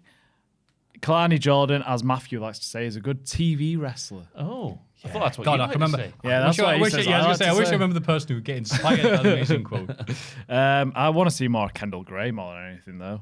She's just. I want her to be used more. Push her now. She's great. But yeah, I like Kalani a lot. I just want, like I've been saying, just something, just a bit more healiness, something, I don't know, a bit more character. So I was going to say, she's won the match here, but then you've got Lola feuding with Izzy Dame. Yeah. Jada Parker, I'd argue, because the feud didn't. Jada won the feud, didn't she? I'm pretty sure she won 2-1, I think. I might be wrong again. I'll be wrong again. Or I'm not going to sleep a wing tonight. But I think Parker is, depending on your perspective, either higher or lower on the totem pole, whichever the good end is, Maffew, which we learned is the lower end. So there's two ladies who are ahead of her in the queue. Where does Kalani Jordan fit in? What's happening? She should be the Rusev on TV, I think, for a bit. Because, yeah, she's solid, she's reliable. She's nearly done everything she can in NXT with the current roster. So, Well, she we'll hasn't have to see. Yeah, it's the title, isn't it? That's next for her. She's third in line. That's all right. Yeah. Wait your turn. Who's first in line? Izzy. Izzy Dame. Izzy and Jada, yeah. Makes sense. Izzy's fallen upwards, Joel. It's a disgrace. She lost to Tatum Paxley in that cage. Yeah, she did.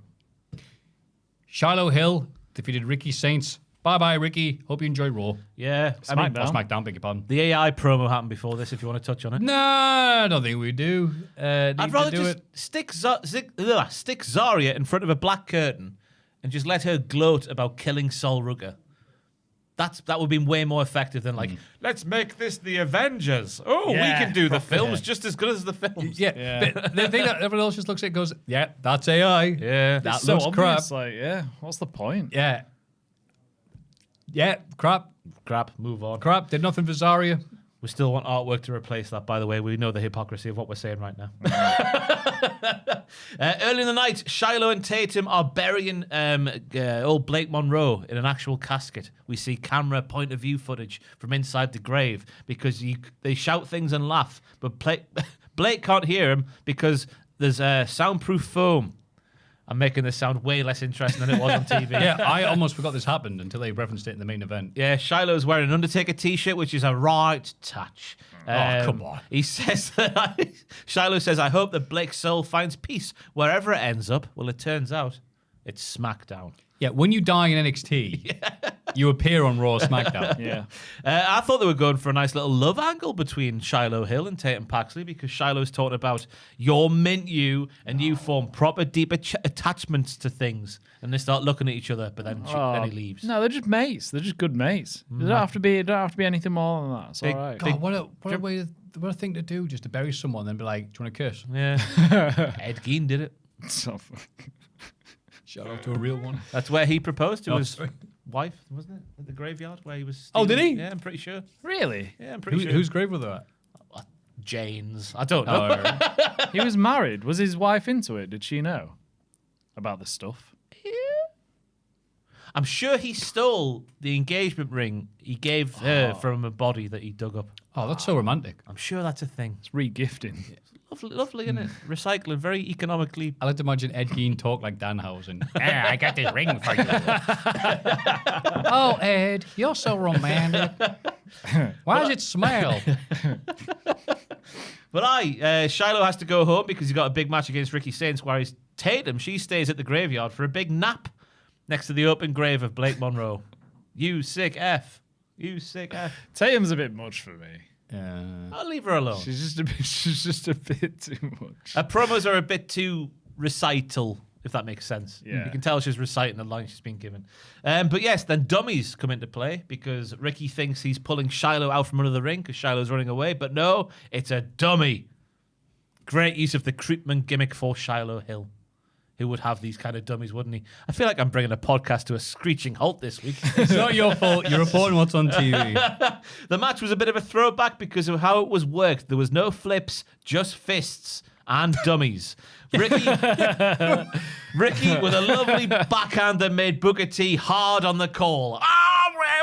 He says with great aplomb. Great healing from Ricky. Zombie ref sent into the ropes with Shiloh on the top rope, which sends Ricky going down. Oh, sorry, he pushed the ref, which sends Shiloh Hill crotched on the top turnbuckle. But he gets his comeuppance by knocking his tooth out of the face of Shiloh Hill, which you don't want to do because that's like Festus hearing a ring bell. And then the match is on. Well, it was on before that, but it's on even harder now. The chair in the ring used in full sight of the referee. Drop toe hold onto it. Are we giving it a DQ? No. The people who were up in arms about Roman Reigns not being DQ'd in the main event of WrestleMania must have been up in arms about this one as well. It is a very strange wrestling rule, but they are consistent with it. If you hit somebody with a chair, that's a DQ. Yeah. If you drop the chair and you land on it or get dumped on it, that's okay. Yeah. That is the consistent rule in WWE. It is a bit odd, we know. But referee's discretion is a thing as well. Yes, absolutely. Yeah. And it's a bit of furniture around the ringside area, much like those steel steps at WrestleMania. Yeah. I don't think it should have been called off. It's the main event of WrestleMania. It's the main event, yeah. Ricky cried and said his goodbyes ahead of his move to SmackDown, apparently, after the show went off the air. So it was a good night for Shiloh Hill. I thought he looked like he belonged in there with someone like Ricky Saints, who, again, hasn't hit the heights we thought he would do in NXT. He's a worse Ethan Page, but hopefully a move to SmackDown will see him go well. I hope so, yeah. What? Wow, I almost believed you there until you. No, I do like Ricky Saints. I just think he's been a bit. He has been safe, hasn't he? I love Ricky Saints, probably the most of anybody in the office. And this NXT run is just made me so sad. Yeah. If he beat Oba, he's a former NXT World Champion. But if you watch this match, you wouldn't have known it or thought it or believed it. No. You feel even at the time, there was no build to him winning the belt. He was in a feud. He lost some matches, and then title shot. Oh, he's won. Right. It felt like Oba's being pulled up, but then they changed their mind. Yeah. I was like, well, that's a bit awkward. Just always feels like he would be a bit more than what he is. Feels like he's just being like inside of himself, if that makes any kind of sense. In terms of being a heel. But as you've said, that could be NXT's issue. So hopefully the main roster will be like, no, we know how to treat you. Yeah, I mean, they got him to sing a song. That was bad. Don't do that. That was so bad that they referenced how bad it was, and no one argued. Yeah. Didn't they not release the highlight of it on YouTube or something like that? Well, there wasn't any highlights. On Twitter, maybe? Yeah, they should have released it as just a second-long video. It was all right. If it lasted like 2 lines, it's fine. But it lasted so long. It went like 7 minutes or something. Yeah, anyway. But the show ends with the champion shouting, "Let's effing go," after Michaels tells him to prove why he is the world champion in the sea of all these new faces. And heels. Fair play. I assume some of them will be heels. We'd hope so. Yeah. I think Shiloh will be champion before too long. Do you? I think they really like him. I think big win for him here. I know Ricky's off to SmackDown, but still, putting Shiloh over is pretty good. I reckon Keanu Carver is the next. So do champion I. I think he's next. in a few months' time. Maybe Shiloh after. Maybe Shiloh beats Carver. I can't live in a world where that happens. Why? Unless he uses a shovel. They like him. I reckon he'll different. be speed champion or something before that, but world No. champion. I don't know. Beating Keanu Carver, the second coming of like the baby of Mike Tyson and Obafemi. All right, no, he'll be. That'll be the first time that's happened. I was about to say the second coming of Mike Tyson, and I thought, you know what, I'll add in the baby of Obafemi. If Mike Tyson and Obafemi The had a second baby, coming of No, the you're baby right. that doesn't exist. Yes. Yeah, the first coming. I know what I said. All right, I take it back. North American champion. I could live with that. Yeah, he'll be one of them. AEW Dynamite. Open up with the Jet. No. Which one is it? Kevin Knight. No, again, that's Thunder. Yeah, The Jet. I'll give you Jet. It's very similar. It is similar. I didn't realize how similar it was until we did this bit. Anyway, he retains his title against MJF. I thought MJF started the match properly after the injustices, in his opinion, of recent times. He was whipping that man like a parliamentary donkey. Yeah. Jason to a government mule there, Joel. Kev's comeback was picture perfect in everything that he did. MJF reeling like fish on line, I've put here for some reason. Fish online. Fish on Reeling line. like fish on a line. No, like fish online. Fish on line. That's amazing and stupid at the same I time. know, that's That's great. pretty much Keep me. that. Please keep that. Cameron Diaz. Doesn't work without the inflection, that doesn't I can't. How did you say it? Cameron Diaz. Cameron Diaz. Yeah. Yes. Need to remember to tell it later. It's a good one. Oh, I hope you tell all your friends.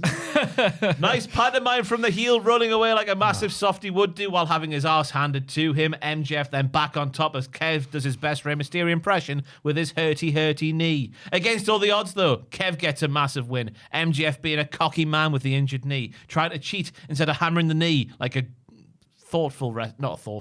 a tactful wrestler would do. That makes more sense.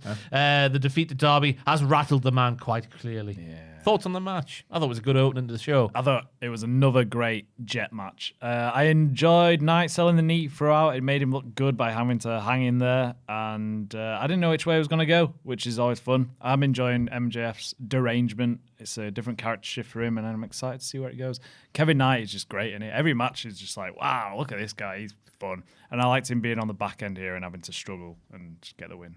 See, I think of MJF's world champion in this same match. He batters the knee and wins. Same. But because he's rattled, he didn't and he lost. Yeah, that was the story they're going for there. Yeah. I like Taz saying, wow, MJF looks naked without the title. And they show Taz doesn't have sunglasses this episode. Yeah. So Taz looked naked.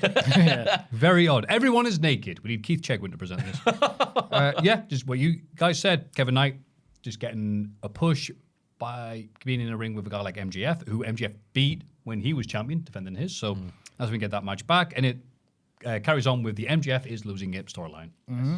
And Kevin Knight's going to get a title shot next week, Yes. Is I. which is exciting. But against who? Because Darby comes down to the ring and he's like, I'm going to win. Blah, blah, blah. And Brody King. I wish Darby told like that. Brody King comes down and says, he's not going to win. I'm going to win. Blah, blah, blah, blah, blah. Yeah. I like those were good in that bit in the build up for the main event, which got a lovely graphic. It did, I. AEW I likes like the doing. promo package as well. Yeah. Felt different. Yeah. But Very it nice. fit the two men involved.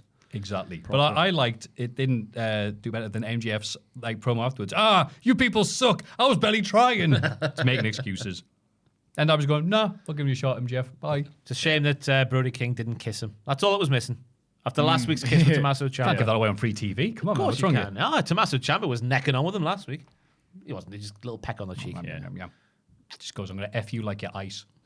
Yeah. There we go. That's what they chant. That's, oh, God. Cajun Cup answer. FDR's double or nothing. Addendum. Addendum. Addendum.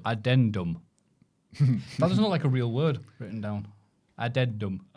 Addendum. No, it doesn't. Addendum. Addendum. Addendum. Goo gaga. yeah, really. Baby boo. That's what John Moxley was doing at PAC, wasn't it? Oh, that was weird. That was funny. Cage has a fractured arm, and Renee has a hoarse voice. Everyone's buggered in this segment. It's an I Quit stipulation that they want to add to the other stipulations of the match, which is New York Street Fight. If Cope and Cage lose, they can't team again forever. And it's also an I Quit New York Street Fight. And also, the other stipulation, Cage and Cope are winning. Yeah. Yeah, absolutely. I like the little jibe from Cope to Cage because Cage is like, I'm not going to do a Mountain of Omnipotence promo. I'm just going to say what I mean and piss off. He's like, yes, I accept. And Cope is like, God, that's hot. Cope is like, that's a quick acceptance considering your history with I Quit matches. Because obviously Cope beat Cage in one, didn't he? Back in the day. Oh, right. I was Didn't wondering he? which one he was talking about. You're making me doubt myself now. In AEW? Was that quite? I can't remember. Yeah. Yeah, you might be right. That rings a bell. I think Was that? Edge. Sorry. Yeah, was that with Spike? Spy. Oh, I remember that. Right. You know, I'm finding this year, there's so much wrestling that there's too much to remember. There's a I lot. am finding that, and it is staggering when you do these every week. I know people at home are yelling, "How come you don't remember?" It's like we have to remember so much. Yeah, it's just flying around like a million bees. There's almost too much wrestling. Sure. I liked the bit there was very quick because I think Edge was riled by that because like, what do you mean we're not going to talk for 45 minutes? What's wrong with you? Yeah. I'm not used to this. But yeah, Brawling Birds defeated Emily J and Jordan Blade really quickly. Yeah, the match was what it was. The Bears looked good, as you would expect. But I was waiting for the post-match angle, and it didn't come. But it's a win for the record books as the Brawling Birds continue on their way to surely getting a big match at Wembley, you'd assume. Tekla then appears via promo package, is what I should say. She advises the Birds stay in the same team because she's better than both of them in singles matches. Dom Beach is also mentioned. Cameron Diaz is not a Dom Beach. Yeah, but it did what it had to do, didn't it? Yeah. A little squash. I know the gimmick's stupid, but I really like the Hater and Windsor pairing. Yeah. They're fun. Yeah, it was a quick match. The early Brawling Birds get the early Brawling Worm. Yes, they do. That's all I've got. But the second Brawling Mouse gets the second bit of cheese. Think about that one. All about perspective, isn't it? Yes, it is. That's a Joe Pasquale line, believe it or not. Is it? How sad's that, yeah? The early bird gets the worm, but the second mouse gets the cheese. Because the mouse trap's gone off. Ah, Oh, okay, yeah. all right. That's a think of that. Clever. Wow, that's really deep from Joe Joe Pasquale. Pasquale. Yvonne Gooligon, what a lovely name. Yvonne Gooligon, what a lovely name. took all the D's out of Edward Woodward's name, his name would be Ewa Woo-Wah. That's the joke I remember from him. Hey, Yvonne Gooligon, what a lovely name. Better than Bjorn Borg. That was his rhyme. Yeah. What's your favorite Joe Pasquale joke, Joe? I have no idea. I know there's just so many to choose from. We'll move on. AEW International Championship match. The Rainmaker Okada somehow defeated Ace Austin of Bang Bang Gang. Tell you what, though, his thighs are big. That's what the commentary I team mean, were telling us. bloody hell.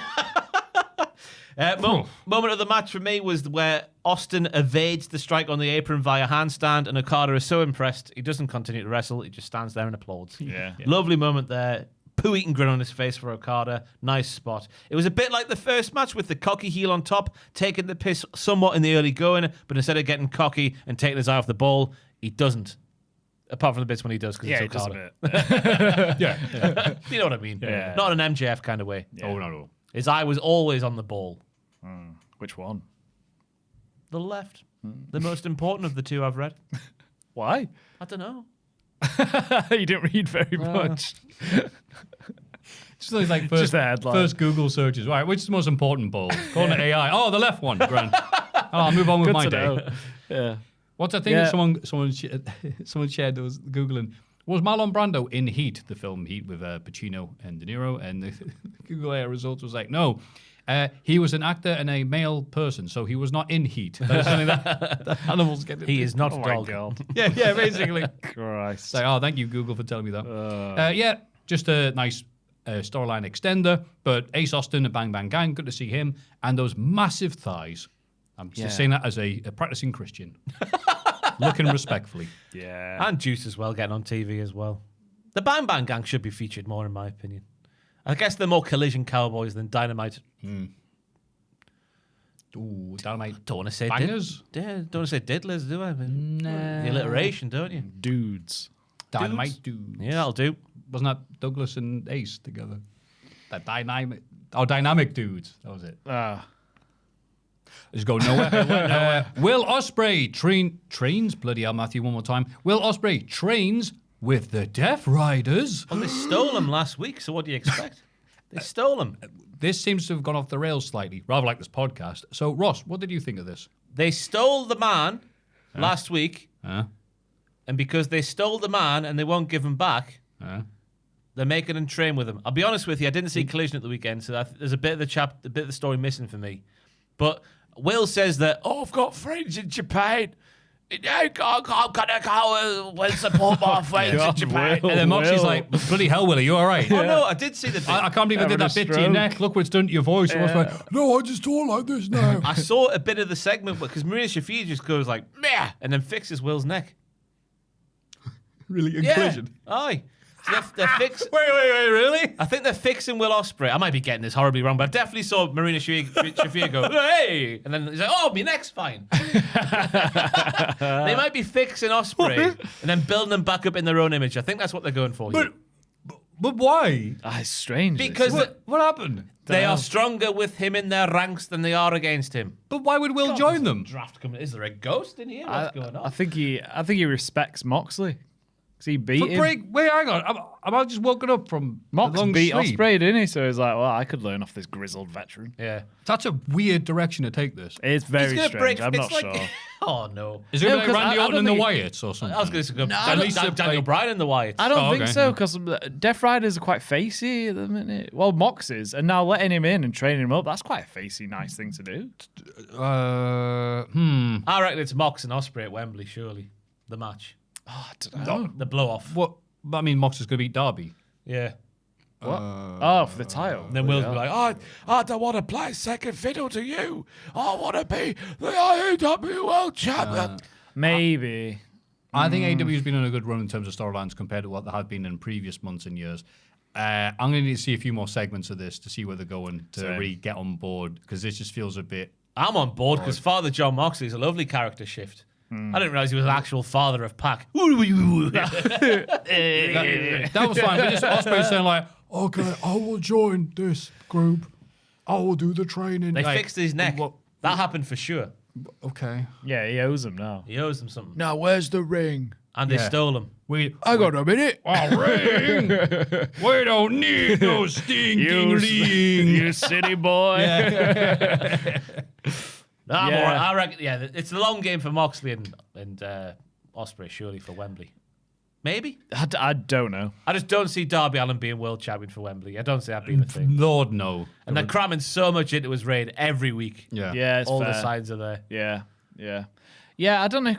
It feels like they want Ospreay to be champion at Wembley, but I'm not buying into Ospreay yet as the big baby face of the company that I think they want him to be. What? And this storyline's not helping. It just feels a bit forced, doesn't it? Like, and the bits with him, like, is he cleared? Is it a real injury? Like, can he wrestle? It's just all a bit like overplayed. I'm not there with Ospreay now. I think they over-egged the pudding. It's just like, well, can he walk? Can he even do this? Yeah, Doesn't matter. He's going to wrestle in the exact same bloody way. He's and a who hero, dives? but yeah, just not. Ospreay not coming out in buying a it. wheelchair and there's giant halos around his neck and doing a bloody moonsault off the top rope anyway. Yeah. Yeah, was it the first or second match back where he did the headstand twizzle Yeah, with yeah. his neck? I was like, Yeah. what are you doing, man? Yeah, See what? Well done working the storyline, mate. His selling has been fantastic at points, but it hasn't been consistent, and that's the issue. That is the issue. Yeah.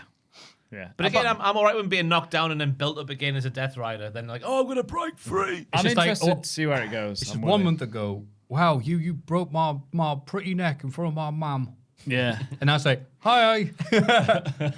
Can you train me? Yeah. Okay, maybe you'll get better, but right now it's like, all right. It's quite the shift, isn't it? Yeah. It's like Bane and Batman, I believe. Well, when Batman went to Bane's house, goes, that was really nice where you brought me my spine. Yes, with Raja Ghul, you And- know. Yeah, Bane's like, oh, excellent. I was wanted Batman to join And my they had crew. The big pit thing that people tried to... Yeah. But Bane didn't help him out, though. He didn't go, oh, I'll But bring you didn't back. Batman have to train in the arts that Bane was trained in, in the world that Bane was trained in? That's true. Yeah. That is what That's actually happened. quite a good analogy. John Yeah. Moxley is Raja Ghul, I do declare. Oh, is he not Bane?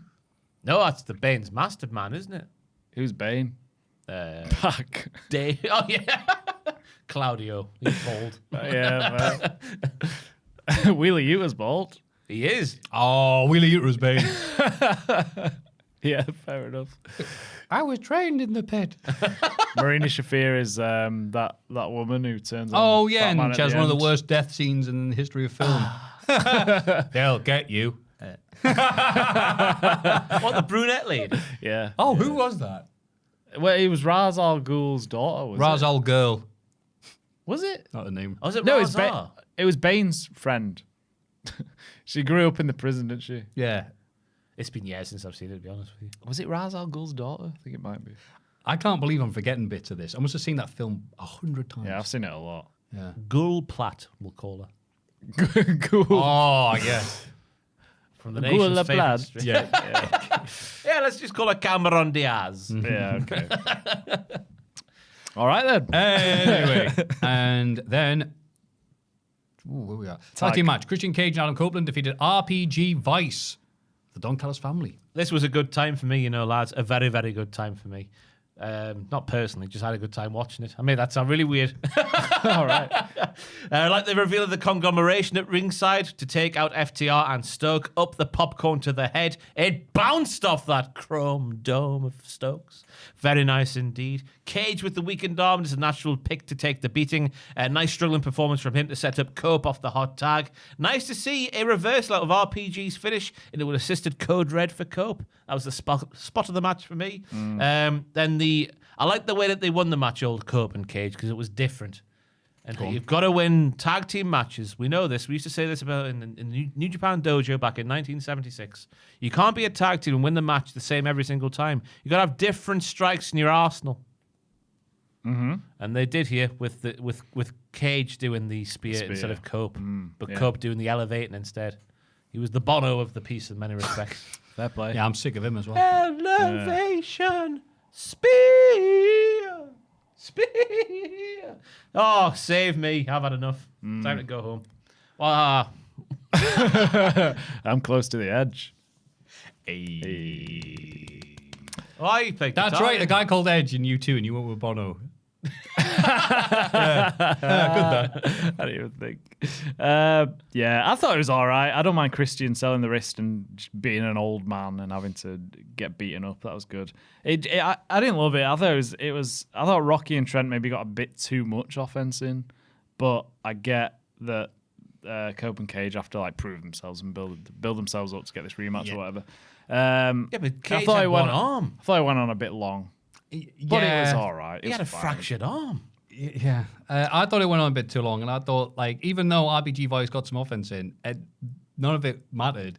So even though they're on offense for ages, I was just like, oh, I'm already sick of this, because I know Cage and Copeland, they're going to be on offense for ages to get the revenge. Yeah. This felt very long, and I didn't like Cope and Cage, because they were dicks to RPG Vice afterwards. Like, mate, this is like being way too cruel to a tag team way further down than you. And they've done nothing wrong. Yeah, They were in FTR's locker room at the wrong time. Yeah, That's exactly. right, yeah. Cope and Cage, who were also not part of FTR, went into their locker room and went, how dare you? Excuse me? Wrong place, wrong time. They kept saying it. They were warned. There was a monitor there, I'm sure. Pair of arseholes. Yeah, I thought it was just too drawn out when it's only Trent and Rocky. Yeah, I think Copeland doesn't get half the shtick that Aleister Black got in AEW. All this stuff's going to be this bloody long. He did his first run, didn't he? He has lost more than Black did. To be fair to Cope. Now he's lost a handful. Oh. Maybe two. Oh, no, that's FTR. But yes, he's losing because he's going to get the win in the end. So, but then he put a popcorn hat on. That was good. That was fun. That was funny. Jericho taken out by the Demand. God, I bet he wished he had his old team with him. That's right, the Joshua Tree. Sorry, that U2 reference in my head. So, Yeah, it's 2 wins for Ricochet now using the Rico Salt. And I like the fake out of the Rico Salt after the beat down. How can Jericho come back from this? I don't know. by winning the last match of the feud, I imagine. I'd imagine so, yeah, probably. These are just bits for me, but what about you? I don't really have an opinion on it. Yeah, that did happen. Yeah, it was all right. It just continues it. That's it. It's the classic Jericho feud in AEW. He loses the first 2 but wins the last one, which is not a consolation goal like it is in anything else. Imagine if he loses the last one. All right, there's definitely a carbon monoxide.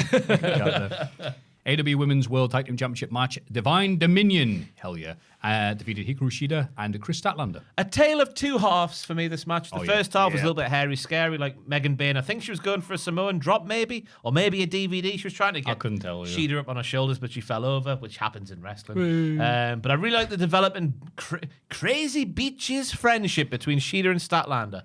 Shida didn't have to go for the boot to the gut before suplexing Statlander into the corner, but she did because crazy beaches. Therefore, I'm a big fan of what they're doing. The match descended into a fantastic slobber knocker. As I say, a tale of two halves. The second half far better than the first. It was like WrestleMania.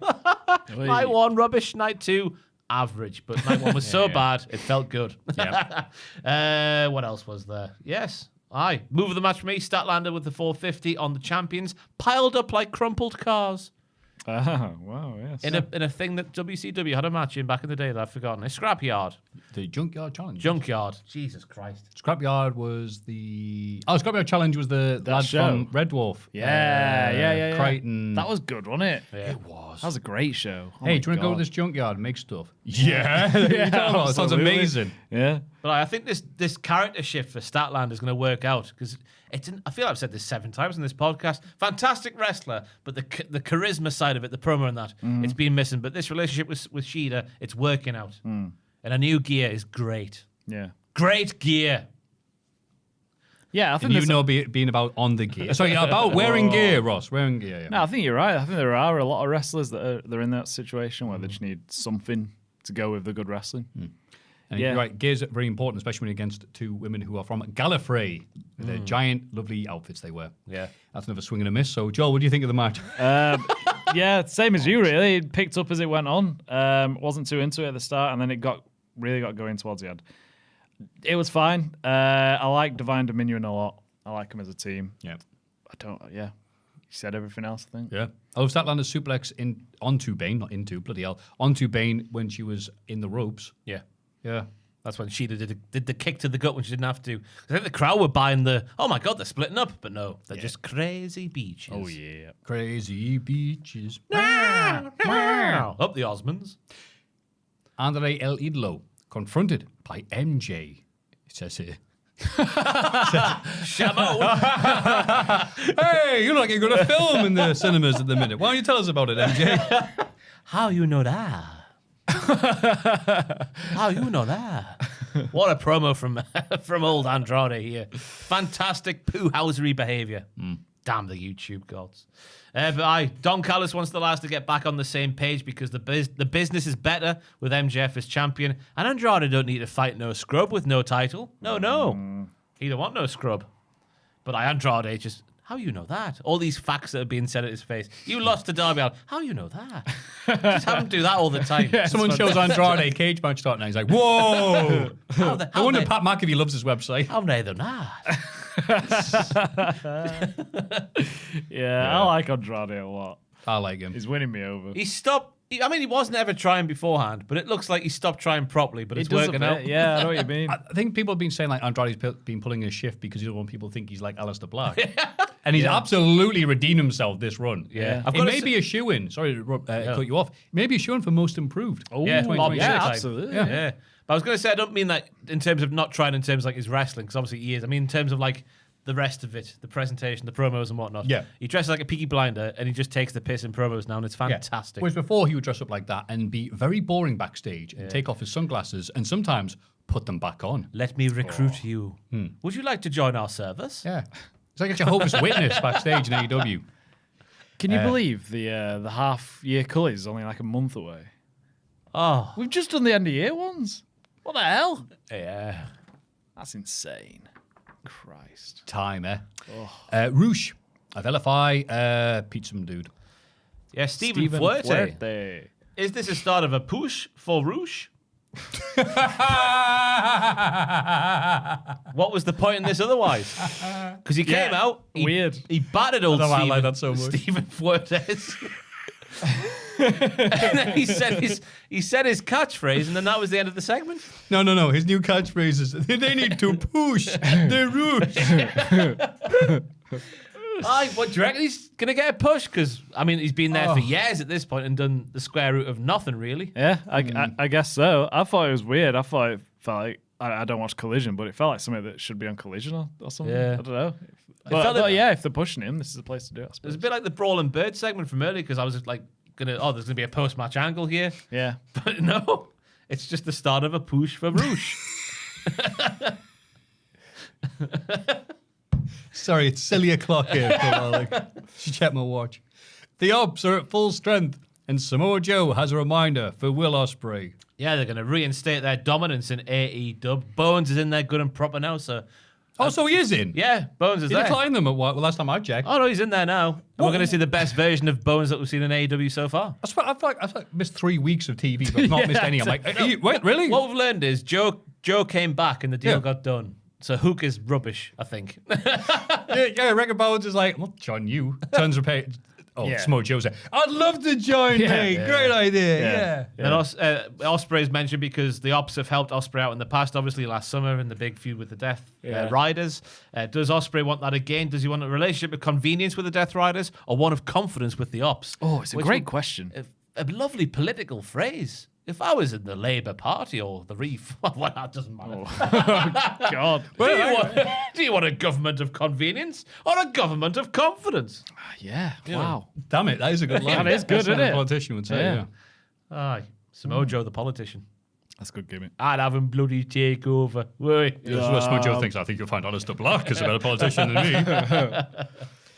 And then Dax Harwood versus Orange Cassidy. Double Jeopardy next week. But no Jeopardy at all. Yeah. No game show. Basically, it's Dax versus Orange next week. If Orange wins, they get a shot at the tag team titles, do Orange and his friends. And then if FTR wins, they get a shot at the trios titles, and Ciampa is their third man. It's a good step. It is a good step. Yeah, but it also shows how little impact has been put into these two divisions, if this is it. One is the tag team division that is going to be just there till CNC get their titles back. And the six-man trios titles, thank you, is just there. They are. Yeah, they don't matter. Oh, FTR could win the trios. Who cares? Yeah. I don't think FTR are going to win, are they? Because they're not going to hold the titles, then go and face Cope and Cage as well. Yeah, a bit weird. So too many belts. They've set up a new set of challenges for whoever wins between Cope and Cage and FTR. Orange Cassidy and Roddy Strong. Sure. I assume. Because they're Probably. friends again. Yeah, probably. And the conglomeration. Could be Kyle. Which is easier to say than addendum. Addendum. Lyra Addendia. AEW World Championship match in the main event. Darby Allin defends against Brody King. He's pulled out the body bag again, has Darby Allin. 100 miles an hour from the get-go. This was brilliant, I thought. As I mentioned earlier, feels like they're cramming everything into a very short title reign. But they say the good Paris Young. Got my phone. My mum's sending me pictures of the dog she's looking after. Oh, it's a nice dog. Yeah, she's labeled this as Brian the Cutie. Brian, what a name. Yeah. She didn't name the dog. Family Guy. There you go. Oh, that doesn't Look how cute look... that dog I wouldn't is. have thought that'd be a Brian. I thought Brian would be muscular. Looks like Olga. Sorry, the dog's not buff enough. My mum's looking after for somebody. I just thought it'd be like an old, grizzled, like... Oh, you think like a bloke named Brian? Like a bulldog or something? Yeah. Yeah, Oh, Brian the bulldog. Speaking of bulldogs, I hadn't seen it in ages, but the enormously fat, nearly spherical bulldog that used to be around my area is back. I don't know where it's been. I assumed I hadn't seen it for months, that it had died of being fat. A disease that affects many dogs, but it's £2 a month. You can get your dog on the rice cakes. Yeah, it's back, but it's so fat. It sees me. It doesn't go rough. It bounces to side. rough. Rolls towards you. What is it? Is it a stray? No, it's in one of the flats near me, but they just these let it had the out? doors shut. So I was like, I haven't seen it in bloody ages. And it came around, and I'm just like, the earth shakes. It's like Jurassic Park. Like, wait, my drink is going up and down. And look, the fattest dog I've ever seen. Wow. Sorry. Where were we? What do you think of this match? The main event, 100 miles an hour from the get-go. Big fan of Brody standing tall and swatting Darby away off a toe pick, because that's how it should be. That's the physics, my players. I agree. That was a great spot. Darby doing all of the bumps he's been doing recently again and again and again. I hope he's not doing too much damage to his body, but my goodness, me, I'm having a good time watching him do it. That senton from Brody with Darby's legs bent underneath them was impactful. I've not seen that done before. It was great. The chop from the top rope to the floor. Obviously, Darby's doing his bloody drop kick from the top rope to the floor. Flat back bump from that height. Darby with the sleeper on. Through the upturned announce table hood. On the barricade he goes through. Then he kicks out of everything. Proper gutsy performance that made me feel... I could feel the struggle. Even though I wanted my guy Brody to win, I knew he wasn't going to win this one. Coffin drop on the concrete floor. And then we see a bit of a tactician from Darby Allin. It's not just all reckless abandon. No. He's seeing Brody King being counted out for the count of 10, and he waits like Sneck. And he thinks, yes, roll in, coffin drop, it's over. Tactics. Nice little, a new bow to the arrow of young Darby Allin. Christ alive. A new bow to the arrow. String to the bow. There you go. Yeah, there you go. That's much better.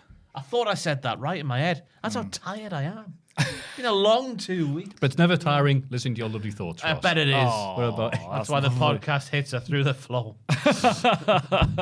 To be fair, last week's bounced back a bit. It was nice. Mania. And I wasn't on. Thank you. On behalf of all the content creators, thank you, Pat McAfee. You horrible person. You great the hits. Come back to wrestling, start. What do you think, Joel? It was pretty much the match you'd think it'd be, but it was very good. Darby was taking a beating and selling great, but slowly managing to take the big fella down with some big moves. Like the cool spots of like tossing him into the cameraman and Brody smashing through the barricade with a cannonball was fun. It was good. It was really good. Good main event, some brutal bits. An effective match to build Darby up. Well said, Joe. I think that's one of the things we're going to get with Darby. It's when MJF's been doing as well. I'll defend the title against Kevin Knight. You're like, all right, it'd be a nice match for Kevin. He's not winning.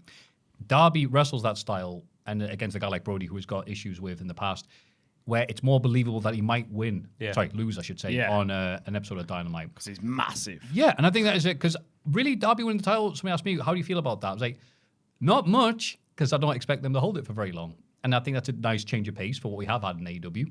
To have people tune in and go, ooh. And it's obviously working very effective. I forget what show it was, but I think it went back to 2024. This was the most attended Dynamite.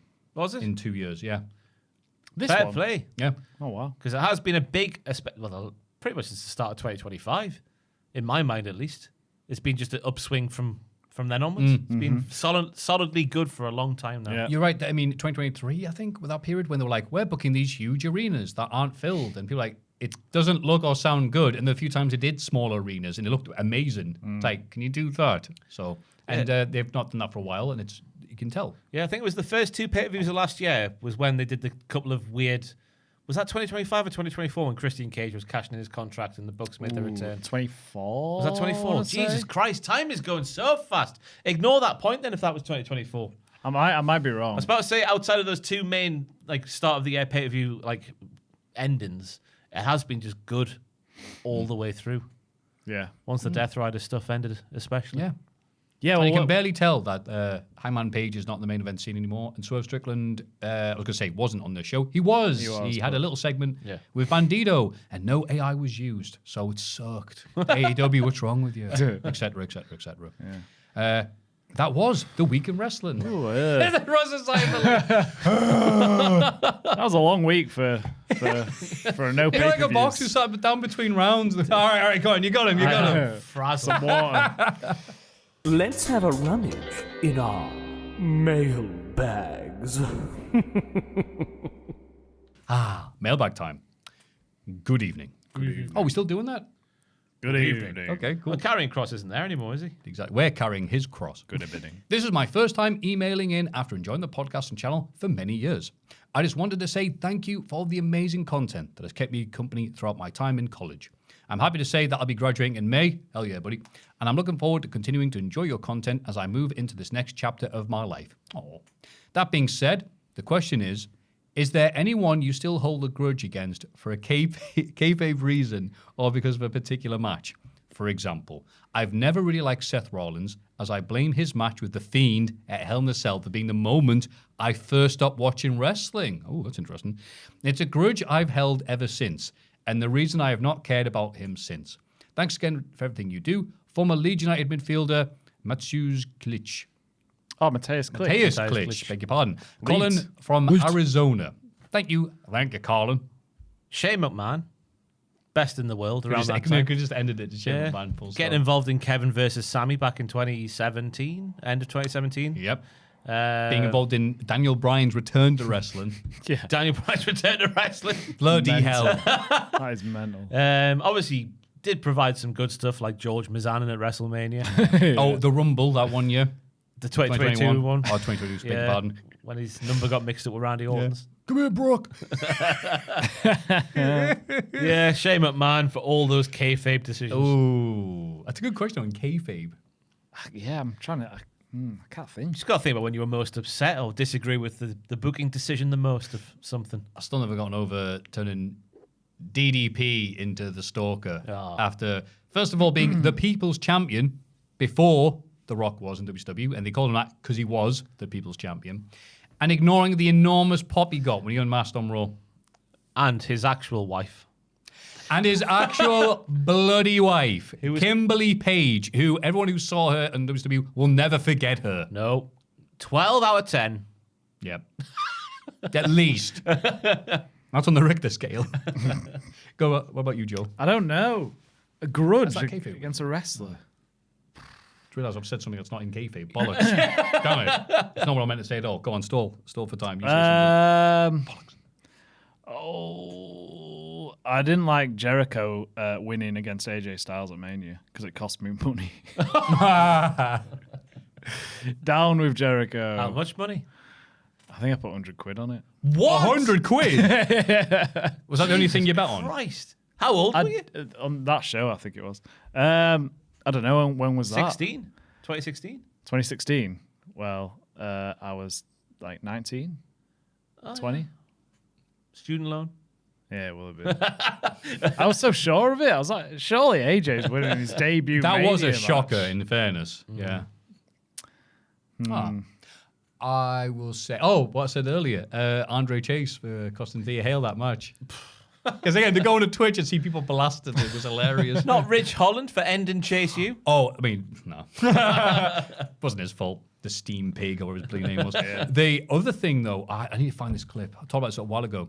It's a clip of Larry Zbyszko on one of those talk show things, a lot like GMTV, but in America, to promote early 90s WCW. Coming to your area, Larry Zbyszko will be there with Arn Anderson and all other stuff there. It's like, let's take some questions for the audience. And it was all old biddies going, I can't believe you turned on Bruno 25 years ago.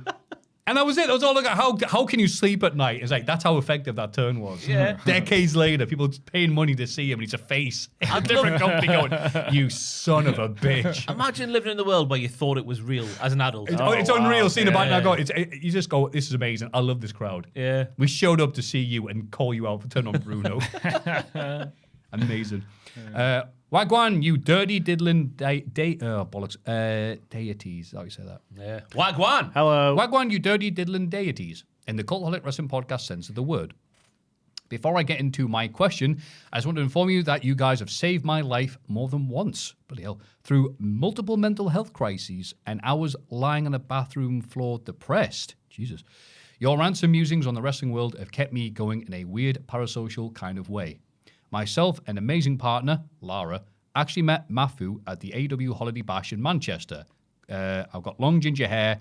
We talked about Cena's last match and the criticisms of the more casual audience and the blowjob queue. Keep up the shagging, Joel. Thank you. And I'll try. And stop being humble, Ross. Aw. No. Again, so my question is this. What's the worst tag team you think WWE and AEW would put together and actually put the belts on? Keep up the good work from former Zimbabwean national striker, Have a Look Doob, a.k.a. Jack from Wigan. Jack, thank you very much for that lovely thing. We're very happy we could help out in our own little way. And I do remember you from the show. You were very nice. Keep that up. Nice blowjob, eh? No comments. So is the question one person from WWE and one person from AEW form a tag team? Yes. Oh. CM Punk, Jack Perry. As what their names would be. Real Clash. Yeah, no, I'm trying to think of like some of the... Real tag champions. Real Clash. Oh. Yeah. I've got nothing there. Who else? Alistair Black and Roosh. The No Job Squad. Cope and Randy Orton, managed by Pat McAfee. Oh, God. That's Rated horrible. RKO fee. That's the worst Rated thing ever. ZZZZZZ. I can't think of anything worse than that. Imagine those Yeah. matches so long. Yeah, Imagine that'd be Pat horrible. with On the pay-per-view, there'll be this match. And that'll be it. Yeah. Because there's a curfew. These two are saving the business, these two big boys. Yeah, you know what? The crowd would go radio rental for that. So they would put the belt on. Yeah, Keaton. it's Celtic. Yeah. It's cream. Danhausen and actual Satan. What Even he is a fan of Danhausen. Satan's an AEW.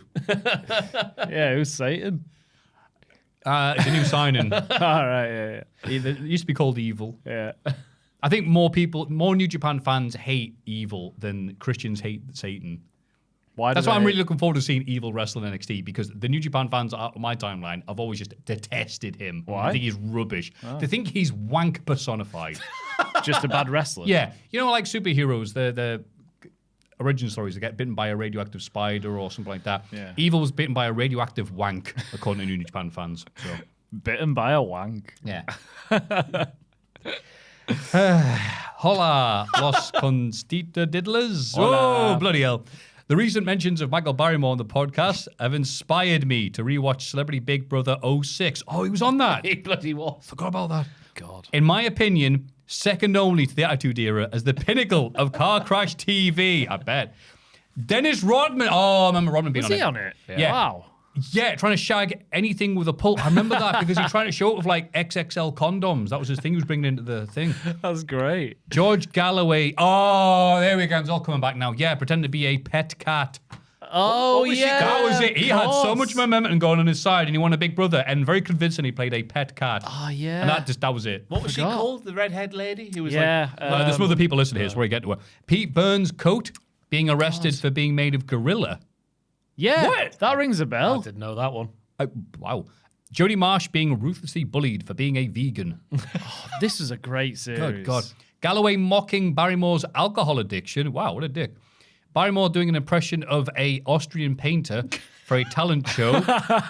Classic I Barrymore. don't remember. Actually, you know what? I want to go back and rewatch this as well. Yeah. And who could forget the guest appearance, oh no, of Knight of the Realm, famous British wrestler Sir Jimmy Savile. Oh, really? Yeah. Okay, maybe I won't God. go and rewatch that. Thank you very much. I'm just going to undo my plans. My question. Which member of the Cultaholic team would thrive the most in a Big Brother-style environment, get themselves over with the general public? Oh, my God. Ross has just loaded up the... Don't play it. Don't play it. Oh, that is worse than I thought. They can't see it, don't worry. I'm not playing the sound, obviously. But he's saying a lot of words. Barrymore. Oh, my God. Wow. So, yeah, this clearly put a lot of practice in. He's really going for it. Pete Burns totally is what not they're seeing. impressed. Yeah. The hand movements are there. He's very... Oh, God. Rodman's like, I think he was Oh, that's, misunderstood. that's Preston. Stingy, yeah. Preston... That's why he met his wife, From isn't it? Ordinary Chantel. Boss. Chantel. Oh, this is the one where she was a normal person with Yeah. all the celebrities. Him from Go to Look and Chain. This was fantastic. Gorgon Jay was on there. God. What, Young what son. series, Your what a missus, lineup. isn't it? Imagine being there live for this. Yeah. Imagine being He's alive still in going. 06. Well, I remember watching some of this. It was- Nearly a minute. Well, Big Brother can never escape it. So even though I wasn't watching, I was aware of some of the bits. Again, that George Galloway clip God, was something that was just... Yeah. I was all right not being reminded about He that. took Totally. it. yeah, it's bad. Anyway, so Wow. many thanks for all the content you've given me in the 30-ish combined years I've been watching you through. Former Romanian fullback, Razvan Rat, a.k.a. Liam from Bolden. Thank you very much, Liam from Bolden. We're all going to say Pachiti, right? Because he's No, you. about 3 shades away from being Barrymore. What? You. Me? Yeah. Oh, God. You're the biggest risk taker in this office. In what way? Oh, you think I do all the drugs Barrymore would do? No. It like the things you say. You say the most risque things on the podcast, I'd argue. Oh, it's only because you say all the insightful, accurate, and proper things. So I'm like, well, sarcastic bitch. See, love it. Can't give a dude a compliment. Yeah, if you don't say something accurate and lovely and quotable, then Joe will fill in that gap. So I might as well just say something to be a dick. The only thing I've got. It can't be bitchy. He doesn't go here anymore. It's true. Well, Yeah. you say that, but He's back for a day. okay. Yeah, but he left the company. Yeah, to be on Celebrity Big Brother. Yeah, it's true. And you know why he's on Celebrity Big Brother? Because Naked Attraction didn't ask him. They asked me. Thank you. I'm kind of flattered by that, but I don't know if I should be. No, he should be. Yeah. I probably would just say stuff. I like your balls to the wall approach from time to time. I'm trying to argue Yes, that, but you wouldn't filter for the cameras. You'd be yourself, and people would like that. Oh no. I'm trying to defend this, but I did OSW review this week. They're covering WrestleMania 42, and it'll probably, as Jay himself says, it'll probably be out in October. But yeah, I even brought up Little Yachty. I don't like Little Yachty because it reminds me of a little boat you play with in the bath, and I don't like those because I got a mate who's into sounding, and that's what he'd use. And after I did that, I'm like, why did I say that? Why did I bring that up? I was Hang like, on. Mate, it was into what? sounding. What sounding? Do not Google. I'm not going to bring it up. I'm pretty sure I brought it up before. Of course you know. But yeah, I mate can was have a into guess. it. Nah. I don't think you can. Nah. Go on, have a guess. Well, Nah. You won't. You won't. The name does not match what it is. Have a PG well, guess. by the stuff that you were talking about is shoving something up your ass, is it? Nearly there. Yeah, A boat? Yeah, what? Like what? a tunnel? Yeah, it's a nautical term. Hang on, No, it's I'm like I a don't tunnel. want to go like. Just vehicles. How? No, let me keep on guessing. No, I want you to explain how Little Yachty reminds you of sounding. Because the expression little yacht. So all I imagine is a little boat. Like when you're So in the it's- bath as a Right. kid. Yeah, and how does that relate to sounding? Because my mate from way back from Bish, because in County Dome there's not much to do apart from drugs and experiment with yourself. sounding. It's yeah. And he told us this one day. Like, yeah, I don't know if he brought it or something. I don't know how the hell it came on conversation, but yeah, he'd use that to apply pressure. Right. And I said that, and I don't know why I don't know why I brought it up anyway. So yeah, I would do well in Sorry Big Brother. God help us all. Okay. I know I'm not interesting, but I know interesting people. Well, how I I'm get around it. Googling stuff. No. Not I on the got work to do it. No. Not on the work Wi-Fi. Not on the work Wi-Fi. Not on the work Wi-Fi. I'm data. the work Wi-Fi. I need to know the context. For the people at home, please. Yeah, right, don't- yeah. we warned you. There's kids. Don't be on me going, Matthew, I Googled it. I told you not to. I don't like that. I didn't know it was a thing. Why is it a thing though? Meh. I can explain Vor and furries and all the other things we pulled up as bloody show. The podcast's long enough. Let's move on. Yeah. That makes me feel weird. I don't like that. So I would do well in Celebrity Big Brother. God, I think Tom would do well. No, he wouldn't be able to do Celebrity Big Brother because he'd miss out on like 16 bookings. So I can't do that. So, well, thank you very much for these fantastic. Oh, go on, Joe. Sorry, I was going to answer the question. Go on, Joe. Go on, you can. I think you'd be all right. Thank you. I'd say Andrew. That's a good pick. I think he'd win over the general public. He's too nice, Andrew. No, but I think people they get like nice that. people on those. Because you need to hold your own, don't you? You need to just be like, He'd get the sympathy vote. Yeah, and you need to have nice people to make the bad people bad, just like wrestling.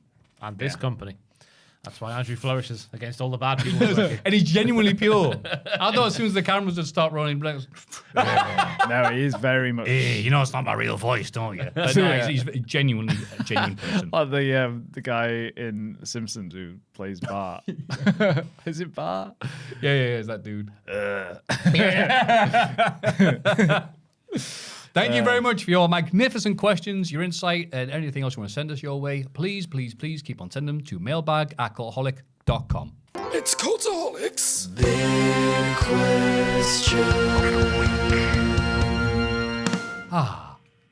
What a lovely podcast. And the big question this week is, which of the releases, will do the best? Yeah, because the big thing this week, the big news, have been a lot of people let go. A lot of talent there, Ross. Is there anyone you've got your eye on and thought, they'll be all right? I think Nikki Cross will. I think Nikki Cross can do it all. Heel, spooky, scary, Maniac. Obviously, the gimmick that she trademarked this week was her old gimmick. What was it? The biggest star in the universe or whatever. She can do the arsehole heel. She can do it all. Was it the biggest star in the universe? Something along those lines. I don't remember what you're talking about. Nicola Glencross was the name back in the day, wasn't it? When was this? Before WWE. Oh, right, okay, yeah. I'm not that familiar then. Aye, but she was doing that back in the day. I think she could fill so many holes for so many different promotions because she is such a versatile performer. And yeah, I think she's been held down by demand for too long. And I think she will flourish the most. Fair. Nice. Yeah, not gonna argue with that. I think there's a lot of names on there you can choose from in that are going to go on and do great things. Kyrie Sane is one. I will say Tyra May Steele, based only on like the 2 matches that I've seen her in, but she very much impressed me, and I thought that she would be called up to NXT and be like a champion of the women's division before too long. But no, she's got that's the one that confuses me maybe the most because I just thought she was full of potential. Yeah. So I don't know why she's gone, but I think she can do big things. Again, based on only these 2 matches that I've seen her in, but Yeah.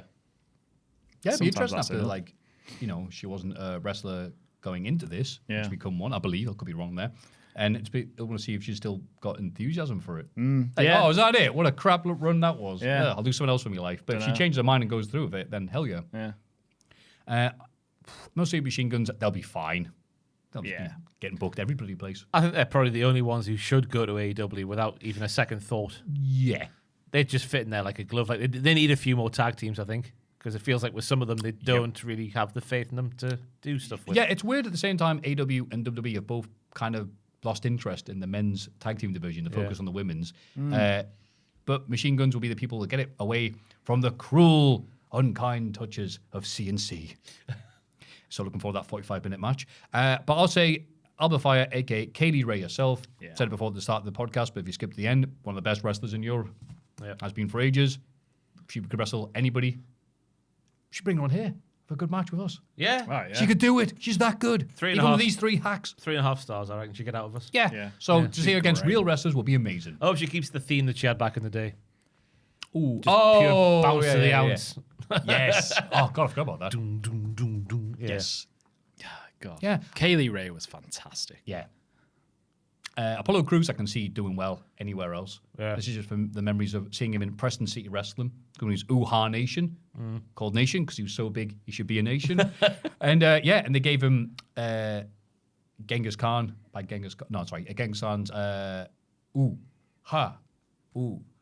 Maffew, what are you doing? No one knows that Genghis Khan. Shut up. I don't have a clue who Genghis Khan. Well, I know who Genghis Khan is, but not, not the Genghis musical Khan, man. Yeah. Yeah, so Yeah. I think he'll be fine wherever he does. Yeah. I think most of them on the list will do better than what they were doing, which is the most important thing, I guess. Absolutely. Obviously, it's a hammer blow to lose your income like that, but Yeah. I think most of them will be fine. Yeah, I agree. I'm really interested to know where Alistair Black's going to end up. Me too. Don't know if you'll... MLW? Maybe. Japan? I don't know. The economy's so bad in Japan right now. I don't think people used to be, I'll be all right. It's like, I don't know, like... But I was looking at like obviously who the world champion is in, or the IWGP heavyweight champion is. It feels like there's room for stars at the top there. It's true. Feels like there's room. And I'm saying that because I've forgotten his bloody name. Callum Newman. Callum Newman. Thank you very much. The young boy. Yeah. Happy for him, I guess. But it feels like there might be room at the top of the card. Yeah, I can see him Yeah. doing well there. Damn it, who would have WCPW have booked? All of them. What are you talking about? You mean all of them? Like, Not obviously the names. I mean, it's hard to say because the people who were in charge there were very much like 90s wrestling fans and early 90s wrestling fans. you're right. So be interesting to see with this new generation of talent, you know? I'd be politicking for Andre Chase, that's for sure. Oh, yes. Make him form a new Chase U. do you think he's going to do With that Duke? elsewhere? He can't Yeah. do it, can he? He has to be called someone else. That's fine. They've already sullied the brand. What was his name before WWE? Andrew Chase. They took his dub away. It's time to go home. Oh, Christ, please end the podcast. Oh, okay. Well, that was lovely. Thank you very much for joining us, Ross and Joe. Good to see you back from the Holland days. Thank you. Do you know his real name? It's a good real name. No. Chance Barrow. Oh, I like that. That's a good wrestler name. Why did they change He it? could be a knight of the realm. Be a barrow man, Yeah. like the actor. John. Take a chance on me, he'll say. I will. or I'll borrow you. Cheers, Joel. Joel, what have you got for us until next week? I ain't got a clue. I've been off for ages. I don't know, I don't know what's going on the channel. I got nothing.